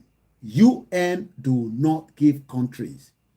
Àwa la máa make decision. Ṣàfẹ́ lọ ṣáà lọ. Okay, àfẹ́ lọ. Kí ni àwọn nǹkan tá a máa put out àfẹ́ fi lọ? A ti sọ fún United Nations. A ti sọ fún ECOWAS, African Union. A ti sọ fún gbogbo àgbáyé pé we, the indigenous people, have the right. Ìyẹn lọ ṣe sọ bíbá kí n tún fi wọ̀nyí lẹ́ẹ̀kan sí. Wọ́n pè ní pé in United Nations Declaration on the Right of the Indigenous People òun lẹ́ ń wò yìí. It has more than 32 PDF ló wà nínú ẹ̀. I can share the link again on all the timeline so that in case you want to go and read it yourself. Ìjà tá à ń jà yìí kò ń ṣe ìjà terrorism, kò ń ṣe ìjà afẹ́ overthrown government. Government kọ́ ló nílẹ̀. Oh yes, you are listening to me. Federal government of Nigeria do not own the territory as the Yoruba side. Wọ́n lè ní nọ́ọ̀tò àwọn Ìgbò dẹ̀ lè fún wọn nítọ̀dọ̀ tiwọn. but màá kà nínú nǹkan tí UN sọ because only guideline tí UN sọ pé tó bá jẹ́ pé nísìn bá ṣe ń pa pé gba Yorùbá nation nísìn àwa náà ní ká bí àwọn èèyàn kó wá darapọ̀ mọ́ wa gẹ́gẹ́ bí kódà kí population wa kó lè buyọ díẹ̀. We have the numbers, so nobody can scare us with numbers. Forget about pé a ní àwọn èèyàn ní Cuba èèyàn tó wà nílẹ̀ Yorùbá enough is more than enough to declare Yorùbá nation. Forget gbogbo àwọn tó wà níta tá a máa ń sọ pé àwọn ní Brazil no. Àwa tá wà lórí ilẹ̀ Yorùbá a ní gbogbo ẹ̀tọ́ láti declare Yorùbá nation. Àwọn tó wà níta táwa bá ti declare tí ìlú ti fẹ́ máa function wọ́n lè wá máa padà bọ̀ nílé because they have the right as well as long as they're Yorùbá people. Ilé ò ń sọ̀rọ̀ politics. Yorùbá territory is bigger than APC and PDP. Èèyàn kan béèrè pé ṣé a ní power láti bá government jà àwa náà bá government jà máa defend ara wa ni. Tó bá declare Yorùbá nation at any time which has to happen. Ṣé rí ọ̀rọ̀ pé kò ní happen nínú ọdún yìí kò gbọ́dọ̀ ó gbọ́dọ̀ ṣẹlẹ̀ ní èmi ò fẹ́ fún wọn ní timeline ó gbọ́dọ̀ ṣẹlẹ̀. And when people are saying that do we have the capacity to fight the government, mo ti ṣe explanation I'll give you a brief of it again. The international community will not sit back and allow disaster because disaster ló fi ṣẹlẹ̀ yẹn. And all this campaign pé ọmọ àlọ́pàá gbogbo yín dànù ni èèyàn mélòó ló fẹ́ pa. That's the question you should ask yourself. We are not longer living in that dark era. Dark era ni time tí wọ́n ń pa àwọn èèyàn náwọn ìlú kan nígbà tó ń ṣe àwọn gbogbo ìgbìmọ̀ ìlàṣà ti gbọ́ ẹ̀mí bọ̀bọ̀ ọmọ Germany tó pa àwọn èèyàn dànù rẹpẹtẹ Adolf Hitler. How many people know Adolf Hitler? Tó gas àwọn èèyàn tó pa ìyẹn ò lè ṣẹlẹ̀ mọ́ because advancement ti wà technology ti wà tó bá àwọn federal government kó switch off internet ó máa affect the government náà ni but wọ́n pe kinní kan ní another satellite link wọ́n máa switch it on ó máa rí nǹkan tó ń ṣẹlẹ̀ nínú Nàìjíríà. We are not living in a dark era anymore. Don't let anybody fool you that ọkọ̀ máa pa gbogbo yín dànù ni ọkọ̀ máa waste gbogbo yín dànù ni. Irọ́ ńlá pátá ló wà ń bẹ̀. The world will tell. It might not be every part of the world as you have it today. Ló máa ní interest pé kí Yorùbá kó dá dúró. But in this world táwa yìí, àwọn kan máa dìde pé ráyé àwọn ò ní gbà kí Nigerian government kó máa pa wọ́n yàn. Is what I call humanitarian disaster. And the question they'll be asking is, are they fighting the right cause? And what is the right cause? The indigenous people wants to claim back their territory. A fẹ́ gba territory wa padà. Na fẹ́ gba territory ilẹ̀ Hausa. A fẹ́ take control territory wa padà. And we have the right. So now, let's go and read what I have here before we start winding down. I'll probably open the line for maybe another 10 minutes and then we'll close the broadcast. And I appreciate everyone that have stood with us.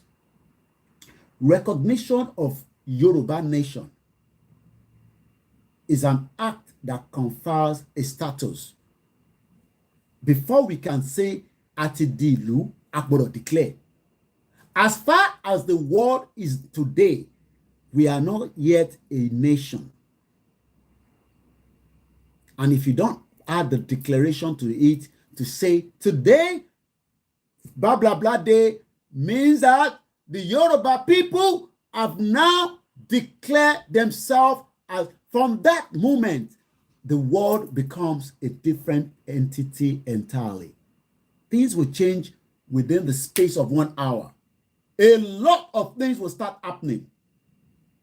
As the government is trying to put pressure, we are putting pressure already outside, directly or indirectly, because there are so many Nigerians that are outside that believe in Nigeria, but they might not be able to go back home if things is becoming heat up.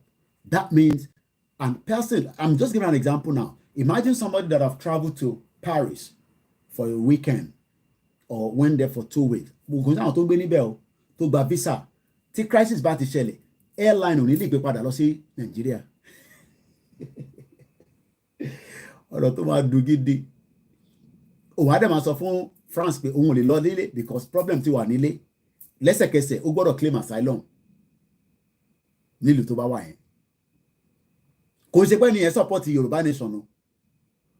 These are the kind of crises that is going to happen. Kilo ṣe TV mi, ó ti pẹ́ mo fọwọ́ kàn. Mo dey monitor comment níbẹ̀. Èrò ló pa padà sókè. Àbọ̀rọ̀ bòye ní sí. That shows that nǹkan tó bá stagnant ti Nàìjíríà wà. TV tèmi náà ti wà stagnant. But mo gbọ́dọ̀ tán padà. Ẹ má bínú. Àbọ̀rọ̀ bòye yìí nǹkan tí mo sọ. So don't let anybody kó fún wa pé ẹ máa jẹ́ kó pa yín dànù ni ó kàn máa waste gbogbo yín kí ló ṣe tó tán ẹ ti rán kan sínú ẹ̀ ni all right àbọ̀rọ̀ bòye yìí sí. So what I'm trying to say here is, as we're winding down this conversation today, being the with the overwork, remember again love for remote in the apartment. They are remote LA. If you remote is Skype, láyé kò ní wá tán. Nígbà tá a sì ní Nàìjíríà. Àbọ̀rọ̀ wòye ní sìn. So, ẹ rántí pé the moment a Yoruba nation is declared, play. Yeah, that's it. Okay, on Shadvat eBay lọ́wọ́. eBay is another platform that people are making so much money. So let me say this again. If we do not declare a Yoruba nation, all we have just been saying and be doing is we are still campaigning. Tá bá declare Yoruba nation, the world does not recognize us as a nation. Oh yes, they've been talking to them, we are Yoruba people, we are Yoruba people, we be Yoruba people. We don't date for like thousands of years, so we have evidence, so we have proof. But the country where we did now, we don't want to be part of it. But if a declaration doesn't happen, we are still just talking. But the concern that I heard Babakitoye spoke is that we don't know how the government will react. We don't know. I'm just, we don't know. But we know that the government will react to it. But the reaction of the government will be minimal. Because the government knows that the world is watching. That's what they don't tell you. Government but also take the government say don't let anybody fool you. Morimbe Abami Sulaiman for the likes. Don't let anybody fool you that yes, àwọn kan lè ṣẹ́jú mo fi dárúkọ ìlú kíyàn máa wà contradictory pé ìlú kan ló máa lọ díjú because ó lè jẹ́ ìlú tó bá díjú yẹn ló máa tẹ́yìn bá sọ pé ìlú so I don't want to mention any country but ǹjẹ́ lọ́kàn ara yín ẹ̀yin tẹ́jẹ́ ń gbọ́ Yorùbá nation náà ǹjẹ́ fi pé tí gọ́ọ̀mẹ̀ bá ń pa wá gbogbo ìlú àgbáyé máa wá díjú wọ́n máa ṣe pé àwọn ò rí no ẹ jẹ́ ká wà honest ẹ jẹ́ ká béèrè lọ́wọ́ ara wa. And these are something that is just common sense. Oh yes, government lè jáde kó gbé machine gun jáde kó ró sójà jáde ẹ tó bá ti di gbogbo yẹn ṣàkàrà ni ṣàkàrà lásán nìyẹn ṣàkàrà lásán nìyẹn because we are no longer in that dark era. Gbogbo àwọn government kó sọ fún media lé pé kó má sàn kankan kó pa gbogbo internet kó pa gbogbo. The world can switch on that same internet, satellite and internet. But one thing I want to go back again is, based on what I have here, recognition of a new state is an act that confers a status. Ẹ jẹ́ ká lọ wo meaning òyìnbó confers yẹn. Kí ló mean? Àti kí ni status? Because so far now, if we do not declare we are not a nation, all we are doing is we are just campaigning to have a nation. So there's a difference which màá ṣe program lẹ́yìn lórí bí a lọ́sẹ̀ tó ń bọ̀. Gbogbo tá a ṣe ń ṣe nísìn campaign ni. Ó dìgbà tá a bá declare la ṣe máa sọ pé yes, ó máa wá ní àwọn language kan tá a máa lò. Ó máa ní àwọn èdè kan tá a máa pè. Mo ti pèdè yẹn láàárọ̀ ẹ̀ tẹ́fẹ́ gbọ́. Confirm ni mo sọ fún Koiki ló sọ̀rọ̀. Tí ó bá declare Yorùbá nation, a ní right láti ra weapon láti defend ara wa. But I cannot say that now because Nigeria as it is right now is a sovereign nation. Tí bá ní kó lọ ra bọ́n nísìn, that means I'm telling the world pé ó fẹ́ bá ìlú yẹn jà nìyẹn. Ẹ gbọ́dọ̀ ayé mi èmi náà wọ́n pé ìlú òyìnbó ni mo gbé ẹ pé kọ́ máa rà bọ́n kọ́ máa ṣe kíní kan yẹn ní kọ́ lọ rà bọ́n nísìn. Bọ́ tí bàbá Akíntóyè àtàwọn tó ń ṣètò tó bá declare Yorùbá nation nísìn a fún wọn ní 72 hours wọ́n gbọ́dọ̀ ra gbogbo bí tó bá ti lè ra ìbọn wọ́n gbọ́dọ̀ lọ ra ìbọn láti fi defend wa. Because that means pé I expect the invaders tó lè fi wá pa wá àwọn náà lè fi defend ara wa. But tá a bá bẹ̀rẹ̀ sí sọ pé kọ́ lọ rà bọ́n nísìn àgbáyé bá gbọ́ yẹn wá ní kílẹ̀ mí pé kọ́ lọ rà bọ́n àwọn olè fẹ́ fi bá jà. Ṣe pé it's two different words. English ó wà very tricky gan. But tó bá lọ declare Yorùbá nation nísìn ó láwọn languages kan tí máa lò lórí platform. Ó láwọn èdè kan tí máa pè lórí platform because automatically a ti dìlú nìyẹn. And that's why there are things that we can say now and there are some things we cannot say. Okay, ẹ rò pé Britain ò defend ìlú wọn nísìn. Ṣé anybody lè wọ̀lú yìí nísìn anyhow? Tí aircraft kan bá gbéra lẹ́niwẹ̀ nílùú yìí, how many minutes ni fighter jet UK máa fi dìde? Gbogbo tó bá fi dìde kò gbọ́dọ̀ kó bídà kò gbọ́dọ̀ pé 3 minutes. Fighter jet máa dìde lẹ́sẹ̀kẹsẹ̀ tó máa intercept ẹ̀. Kí lẹ rò pọ́n ṣe yẹn? Wọ́n ń defend ìlú wọn. So àwa náà gbọ́dọ̀ wá lọ wá gbogbo tá máa fi defend ara wa but a lè lọ ṣe pé a fẹ́ ṣe yẹn nísìn nítorí pé a ṣì wà nínú Nàìjíríà. Tá a bá declare àwọn kankan wà tá a ní lè ṣe. Tó bá declare wọ́n gbọ́dọ̀ sọ fún gbogbo institution tó ń bẹ pátápátá látòkè délẹ̀ ní gbogbo ilẹ̀ Yorùbá pé for now temporary shutdown because we are reviewing gbogbo òyìnbó tó bá fẹ́ lò nígbà yẹn gbogbo èdè tó bá fẹ́ lò nígbà yẹn because we are now moving away from Nigeria and we will probably not expect anything to continue to happen until RAF, yes. Kò gbọ́dọ̀ ọ̀bẹ RAF dá 3 minutes ó gbọ́dọ̀ dìde láti fi kíkíni ó fẹ́ defend the territory. So now mo fẹ́ lọ wo meaning confer yẹn and the pronunciation. Confer. Ẹ gbọ́. Confer.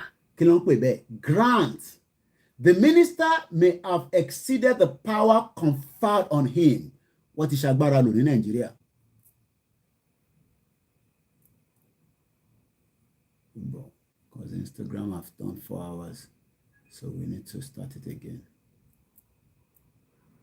Once again, mo kí gbogbo wa lẹ́ǹkan sí ọgbọ̀n phones it overwork lẹ́ni because these broadcasts have gone, it's going towards the 5 hours now, but we're almost there.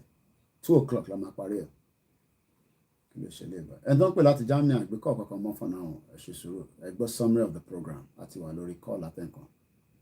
The summary of the program in Moshenison. There will always be some other time. Okay, I don't know what's going on. Aboramo Yenison. So confer. Now have discussion or exchange, but in contrast on everybody to go back there. Recognition of a Yoruba nation is an act that grants status. Àwọn òyìnbó tó máa ń lò yẹn òyìnbó burúkú tá à ní fẹ́ jẹ́ ká mọ mínì nìkan ni. Eléyìí ò ní dáhùn pé kò fi ṣiṣẹ́ mọ́. Ẹni tó ń pè mí láti Germany yẹn, I'm not taking any more calls, please do not distract the program. I only have 20 minutes and I might not open the phone line anymore because our time is now, I've done enough. I need to go to the post office. Mo ti promise àwọn kan pa máa lọ post flag wọn lẹ́nu. Ẹ gbọ́rọ̀ tí mo fi sọ níbí ìbàlẹ̀ nǹkan sí. Ẹ mọ̀ pa ti lọ wá meaning confer yẹn CONFER. Nígbà tí mo lọ wo dictionary meaning ẹ̀ mo rí pé n tó mean ni pé kíyàn grant nǹkan. But ṣé a fẹ́ kí United Nations wá grant wa ni àbáwá la fẹ́ grant ara wa? Because tí a bá ní kí United Nations wá grant wa, we will sit here forever talking. Ẹ máa send owó sí mi. A máa fi ṣe ẹ ká tún ṣe flag blah blah blah blah blah blah campaign la ṣe ṣe yẹn o. Gbogbo tá a ṣe ṣe yẹn is all campaign. But if we want to go now we must prepare for whatever it is. Mo kí ní Brazil. Ìyẹn lọ bẹ́ẹ̀. Now I'm going to read it all over again. Recognition of a new state, recognition of Yoruba nation, Yoruba kingdom, Oduduwa Republic, is an act that grants a status as a result of recognition. Ẹ mọ̀ pé gbogbo word ló máa ń sọ gbogbo àti àwọn bàbá náà máa ń sọ a need àwọn ìlú tó máa recognize wa kò mí pé gbogbo ìlú ló gbọ́dọ̀ recognize wa kò ń ṣe gbogbo ìlú ló gbọ́dọ̀ recognize wa. I mean, if we have all the countries recognize us, it's fine. But if we don't have, it doesn't make any difference. So don't let anybody fool you. Recognize Wakatolo. Even if America does not recognize, we hope they will recognize us. But even if they don't recognize us, does not mean America kololong oba, America kolole dumari. America. The recognized entity. Entity. Break it down. I know what it is. I just want to break it down. Let's go and look for the meaning of entity. Entity. A thing with distinct and independent existence. Entity. Awa. Lana fi dá dúró nínú territory wa. So, in don't ṣàlàyé níbí báyìí ni pé recognition of a new state is an act that grants. Èmi ò lo confine mo ti yọ confine mo ti bẹ̀rẹ̀ sí lo èyí tó lè yé mi àti yín pé kọ́ grant. I think granting a status as a result of recognition. Ìlú márùn bá recognize wa, we're good to go. Ìlú mẹ́fà bá recognize wa, we're good to go. Táwọn kan bá ìlú bá recognize wa, ìrọ̀ ni ìlú kan máa recognize yín. Cyprus bó ṣe jẹ́ Cyprus yẹn, ìlú kan recognize wọn nínú United Nations. There is 195 countries. Ṣẹ́rí United Nations tẹ́yìn tán máa ń dárúkọ yẹn building ni. Àwọn òlú oríṣiríṣi ló wà nínú ẹ̀. Láàárín àwọn òlú yẹn, àwọn kan máa takò yín wọn ò ní fẹ́ jẹ́ kẹ́ lọ. Àwọn kan dẹ̀ fẹ́ jẹ́ kẹ́ lọ. So táwọn yẹn bá support kò mí pé ìlú tó ń takò yín yẹn tó gbogbo jọ wà nínú United Nations yẹn. Ìyẹn mo ṣe máa ń sọ pé there are 18 countries lágbàáyé that has nothing to do with United Nations tí wọ́n recognize wọn. Kò wá mí pé àwọn òlú kan láàárín wọn wọ́n recognize wọn. Wọ́n kàn máa sàn jura wọn lọ ní. Àwọn olùpọ̀ tó recognize Kosovo, àwọn kan wà tó recognize wọn. So kí wá fẹ́ rí yàtọ̀ títọ̀dọ̀ tiwa. Ta ló wá ń sọ pé àwọn yẹn ní wọ́n ní more power ju àwa lọ. But fear tó wà lé ni pé ìjọba máa gbéjà wá, ó máa pa yín. Ẹ̀bí nǹkan tó ń sọ nìyẹn àbí. Èmi dẹ̀ ń sọ pé sí nígbà Adolf Hitler. Adolf Hitler ló gas àwọn èèyàn tó kọ́ àwọn èèyàn rẹpẹtẹ. Sí ní era yẹn mọ́. Era míì, era tuntun la wà yìí. Era pé tó bá pa social media Nigeria, tó bá pa news Nigeria, the technology is powerful. Kódà wọ́n lè send the transmission. I don't think some of you let me say this. Ṣé mọ̀ pé àwọn world power kankan àtàwọn olú kankan, they can remotely see what is happening in Nigeria without going to Nigeria from their air base. They will send a drone. So even if Nigeria going on, hey, nothing is happening. No, àwọn máa send the drone. Don't control láti inú ọ̀n pé kíní kan ní kílẹ̀ rẹ̀ pé wọ́n ṣe lọ́wọ́ ní base káàkiri. Láti inú base wọn yẹn, wọ́n máa gbé drone jáde. Drone dẹ̀ máa fly wọnú territory Nigeria. Nigeria náà lẹ́ ń pọ́nlé bẹ́ẹ̀. Soviet Union was powerful more than Nigeria in 1991. Ó dissolve sí 15 countries. Sójà tó ní nígbà yẹn was 5 million pẹ̀lú gbogbo tó wà níta. So just to finish this up quickly, recognize entity àti lọ find out nǹkan tó ń pè ní entity. Entity mean pé a thing with distinct. Ṣé àwa distinct? Ṣé èdè kan náà là ń sọ pẹ̀lú Hausa àti Igbo? We are distinct. So entity yẹn mean pé nǹkan tó yàtọ̀, nǹkan tó ẹlẹgẹ́, ògo adúláwọ̀. Bí èèyàn bá bula sójú tẹ́lẹ̀ la máa ń rò pé nǹkan tó dáa àṣé nǹkan tó dáa ni. Kíyàn jẹ oúnjẹ, kíyàn mọ̀ pé oúnjẹ ìlú ẹ̀ ló ń jẹ. Tí mo wọṣọ bí Gàmbàrí. Ìyẹn ló ń pè ní entity. A thing, ẹgbọ́n meaning ẹ̀, wọ́n bá pè nǹkan ní entity. Entity. Nǹkan tó wà distinct, tó wà unique. Àwa wà unique, àwa wà nínú jàgbàjàgbà. Àwa wà nínú dọ̀tí. A ní káwa ta wà nínú dọ̀tí yẹn ká kúrò torí pé ọmọ ògo adúláwọ̀ ni wá èyí ẹlẹ́wà ń sọ pé ẹni káwa lọ dìbò ìbò ṣíwó lẹ́ ń dì ọ̀rọ̀ bò ló wà lẹ́yìn nísìnyí àbí kẹ tẹ́tí kẹgbọ́n kan tá à ń sọ.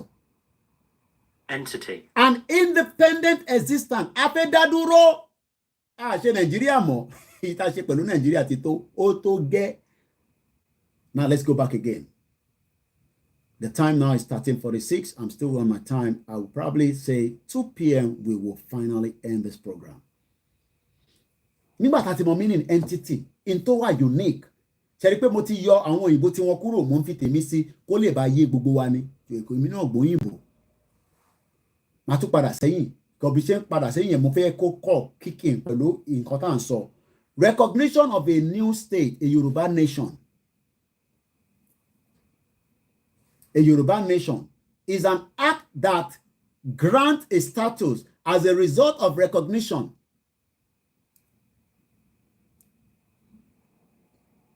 Recognition that recognize our Ogwadulawo entity acquires the legal status of state under international law. In this sense, a new state is not born but chosen as the subject of international law. Kí ló wá ń pè ní international law?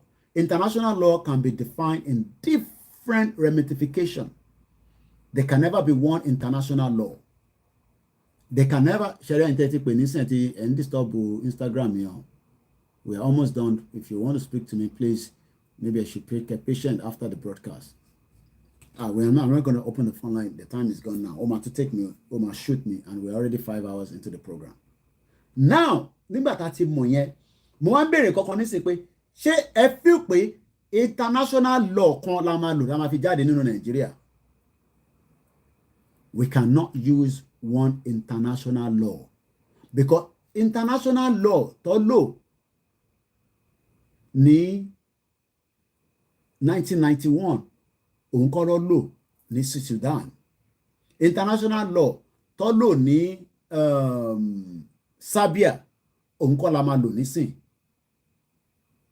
And we can also term our own international law the way we want it. Because táwọn bá fẹ́ carve pé lè declare o báwo lè ṣe fẹ́ declare international law yóò allow yín àwa sọ fún wọn pé no àwa náà ló dá international law yẹn. We can use our own law. Now, the last part of this is how does United Nations define a state? Báwo ni United Nations ló ṣe máa lè sọ pé ìlú nìyí? Kò ń ṣe pé United Nations ò mọ̀ pé ìlú ni wá, but báwo ló ṣe máa mọ̀?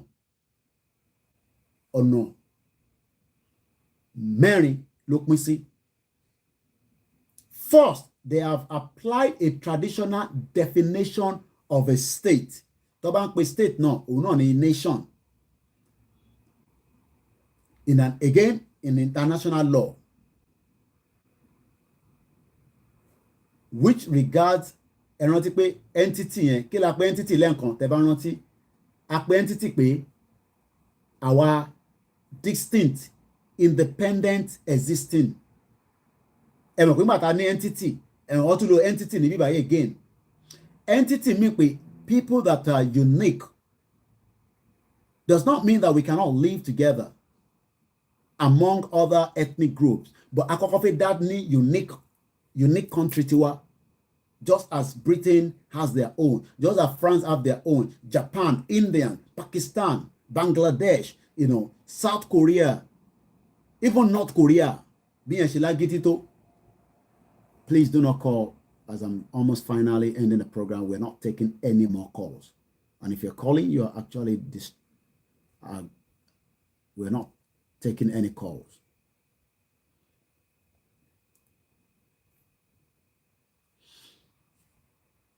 Four unique areas the UN expect, and we've been able to prove that we have that. What is the first one? They call it a permanent population. Ben Yami Mojadashan, thank you so much once again. So for the flags, we have the permanent population. What do I mean by that? Permanent population no mean pa ṣe fi lọ yá àwọn èèyàn kó wá di ara Yorùbá ká lè fi ní numbers yẹn. We don't need to do that. We have the right population, even without going outside the territory. The territory that wà níbẹ̀ nísìn, àtẹ̀ní láti kúrò. A ní enough láti sọ pé yes, àwa tá wà níbẹ̀ náà tó gẹ̀. So we have the numbers. Ìyẹn kan. Then wọ́n tún pé kíní kan ní defined territory. Kí ló ń pè ní defined territory? Mo ṣàlàyé lẹ́ẹ̀kan fún yín. This is Nigeria as it is today. Ibolowa. Right here is the entity kan tí kò wà unique because òyìnbó tó kó Nigeria papọ̀ cannot prove to me and you that it is unique. Forget about all this living together, our unity and harmony. No. We are talking about the entity gangan. Ìyẹn ni Baba Awólọ́wọ̀ ṣe sọ pé it is just a mere geographical location. Kò ní èdè, kò ní ìwà, kò ní ìṣesí kankan tó ń ṣe ju pé a geographical ọba púpọ̀ kan mere pé nǹkan tó kàn dá wà pé location kan ni. But àwọn tó wà ní abẹ́ ẹ̀ tó yẹ kó ti yọ wọ́n bò wọ́n mọ́lẹ̀ àwa ni population àwa ni territory. Then ẹ̀yin tẹ́ máa sọ pé yẹn ṣé a máa kí ló máa wá ṣẹlẹ̀ tá a bá wá pín no territory yẹn nìkan la fẹ́ defend la need lọ claim territory ilẹ̀ Haúsá lọ claim territory ilẹ̀ Igbo territory wa là ń claim. Mo dẹ̀ sọ pé ọba gangan kọ́ ló ní territory, they are just the custodian of the stool. Governor kọ́ ló ní territory, senator kọ́ ló ní territory. Ẹ lọ sọ fún gbogbo àwọn politician yín pé Yorùbá nation ń bọ̀, kò sẹ́ni tó lè dá dúró. House of Rep kọ́ ló ní territory. Ẹ bá ń béèrè lọ́wọ́ gbogbo àwọn tó bá jẹ́ ọ̀rẹ́ yín tó ń ṣe house tó jẹ́ tó náà House of Rep káwálọ́dì àdìbò 2023 ẹ̀yin kọ́ lẹ ní territory yẹn, ọmọ Yorùbá ló ní territory.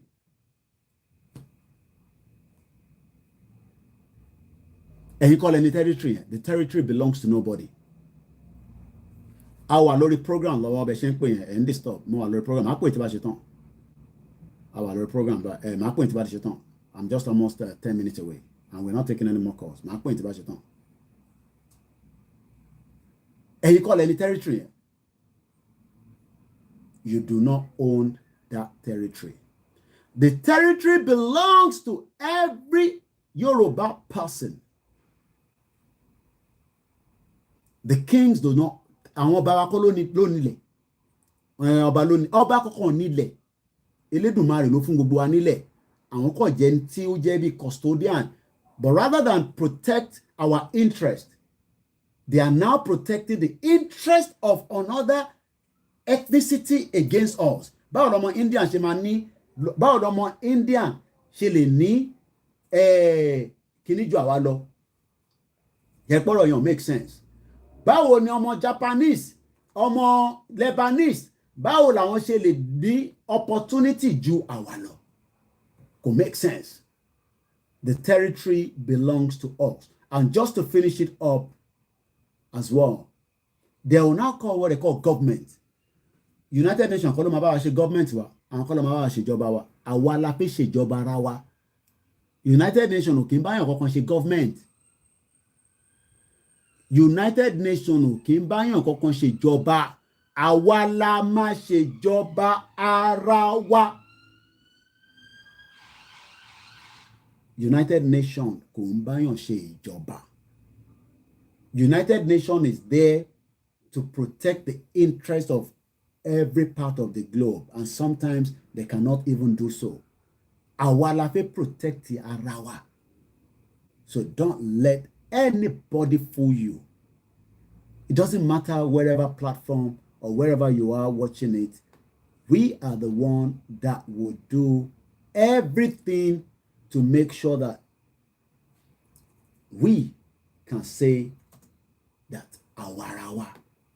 Ìyẹn mo ṣe béèrè pé which one is better, being a Yoruba person or a Nigerian? Èwo ló dáa jù nínú méjèèjì? And the last one, before we start winding down completely, is the capacity to enter into relation. We want to work with countries around the world. We don't want to be hostile. àfẹ́ di ìlú tó yẹ pé àfẹ́ à ń fẹ́ káwọn èèyàn máa bẹ̀rù láti wá sọ́dọ̀ wa. So we will have relationship with countries that will have relationship with us.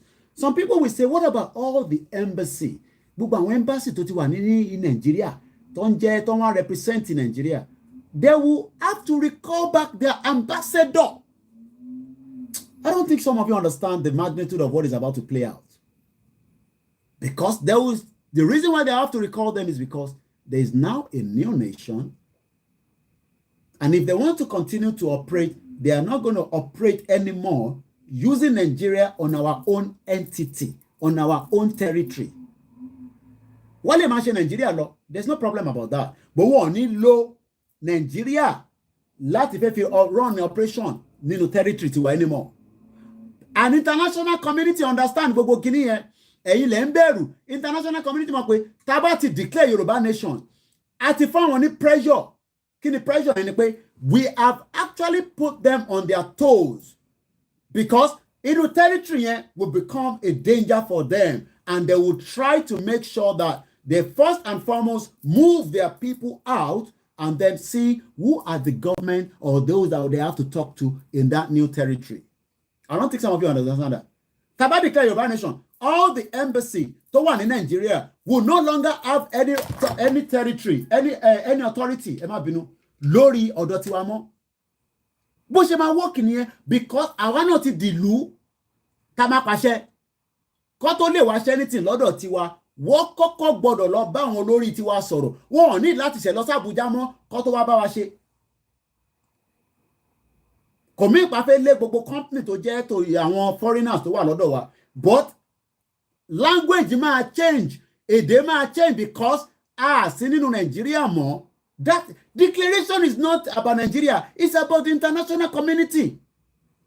Kò ń ṣe Nigeria là ń bájà, international community là ń sọ fún pé àwa ti kúrò nínú Nigeria o, ó wá kù bẹ́ẹ̀ ṣe fẹ́ ṣe pẹ̀lú àwa because operation yín nínú Nigeria kò ní exist bẹ́ẹ̀ mọ́ lórí territory wa ní Ogun State, ní Kwara, ní Kogi, tó bá ìjọ láti ẹ̀bá dẹ̀ ti ń ṣẹlẹ̀ kí lè rò pé àwọn ambassador wọn máa sọ fún ara ìlú wọn. There's a problem in Nigeria. And the first thing then is, how do we make sure that it doesn't explode more than it is?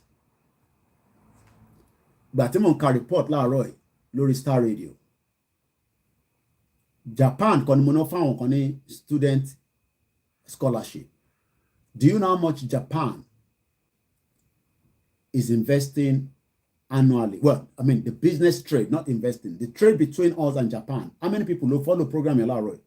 To lie there. I'm just exactly wrapping up now. $1 billion ní annual trade tó wà between Japan. Ẹ wá imagine tá a bá declare Yoruba nation. Kí lẹ rò pé ó máa ṣẹlẹ̀ sí Japan? Ẹ ń wò mí ni, kí lẹ rò pé ó máa ṣẹlẹ̀ sí Japan? It becomes a problem for them. Because they have to deal with two different countries. They're not going to be dealing with Nigeria anymore. Because nínú intern trade yẹn, ó ń gbalẹ̀ Yorùbá kọjá bí, whether through our seaport, kò ní lè go through seaport wa mọ́. A majority of the stuff that goes into Nigeria goes through our seaport. And if the seaport is locked down, that means no trade with anybody until we review everything. Anyway, I gotta go now. Thank you so much. I think my analysis is lórí dada. The port alone will trigger the world to understand that there's a problem in Nigeria.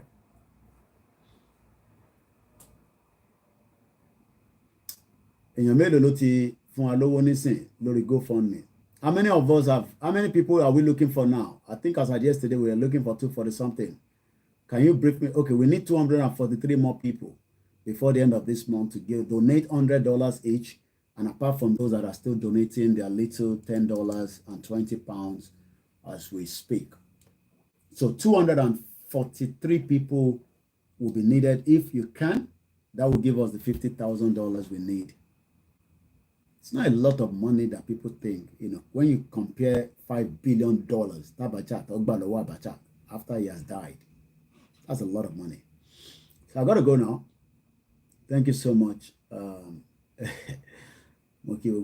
So 243 people is what we need. At the moment, it's 27,461.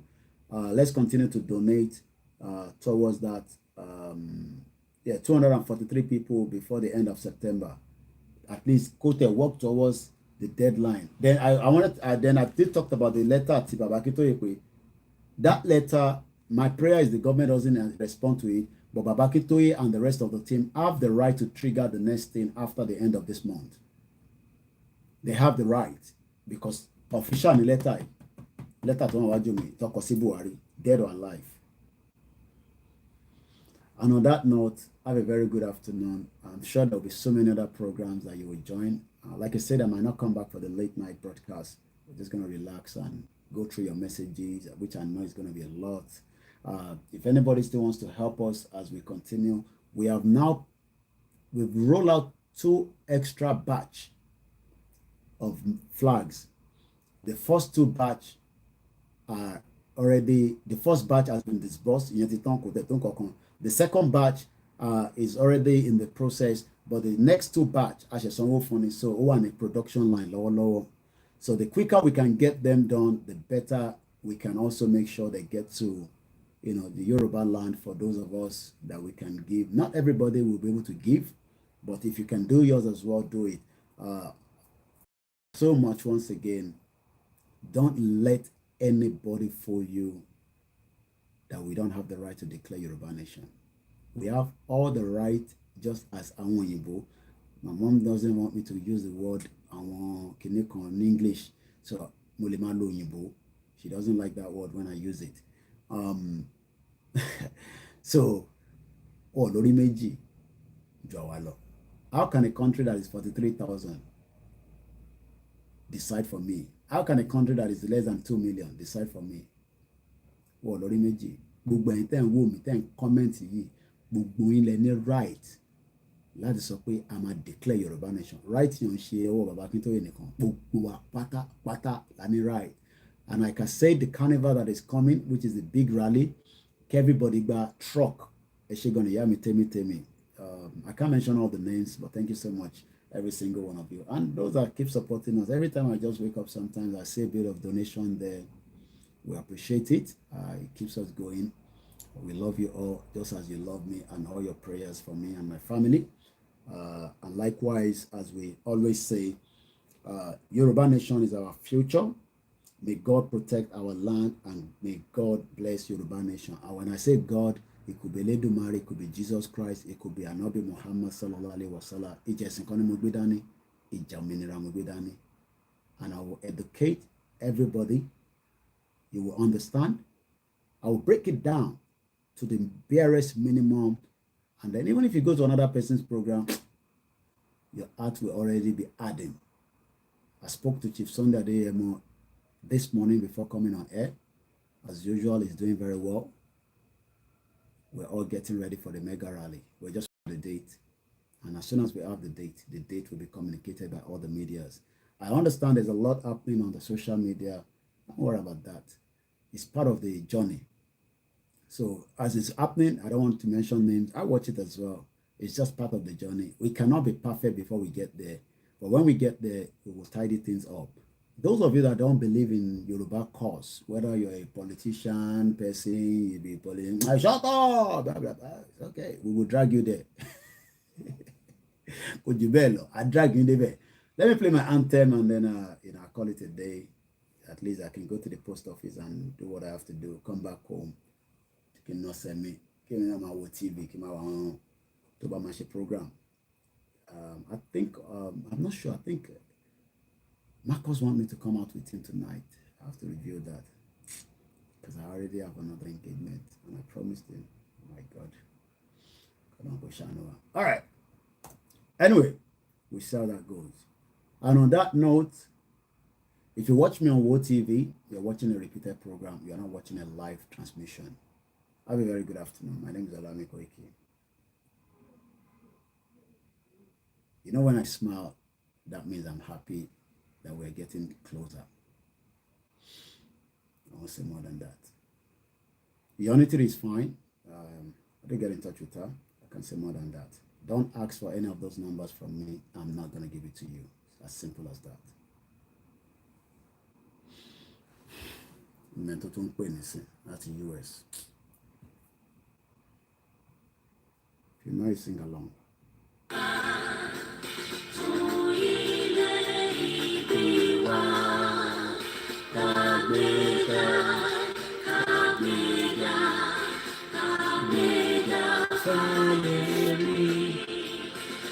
Ìgbàgbọ́ wà ní pé láti bẹ̀rù làbọ̀ mọ́. Ká ṣiṣẹ́, ká ṣiṣẹ́, ká ṣiṣẹ́, ká jọlá. Ìṣọ̀kan àtòmìnira, ìkẹjẹ́ ká máa lépa. Tẹ̀síwájú. Ọ̀pọ̀ ire àtòhun tó dára. Ọmọ Oòduà dìde, bọ́ sí ipò ẹ̀tọ́ rẹ. Ìwọ ni ìmọ́lẹ̀ gbogbo adúláwọ̀. Ìwọ ni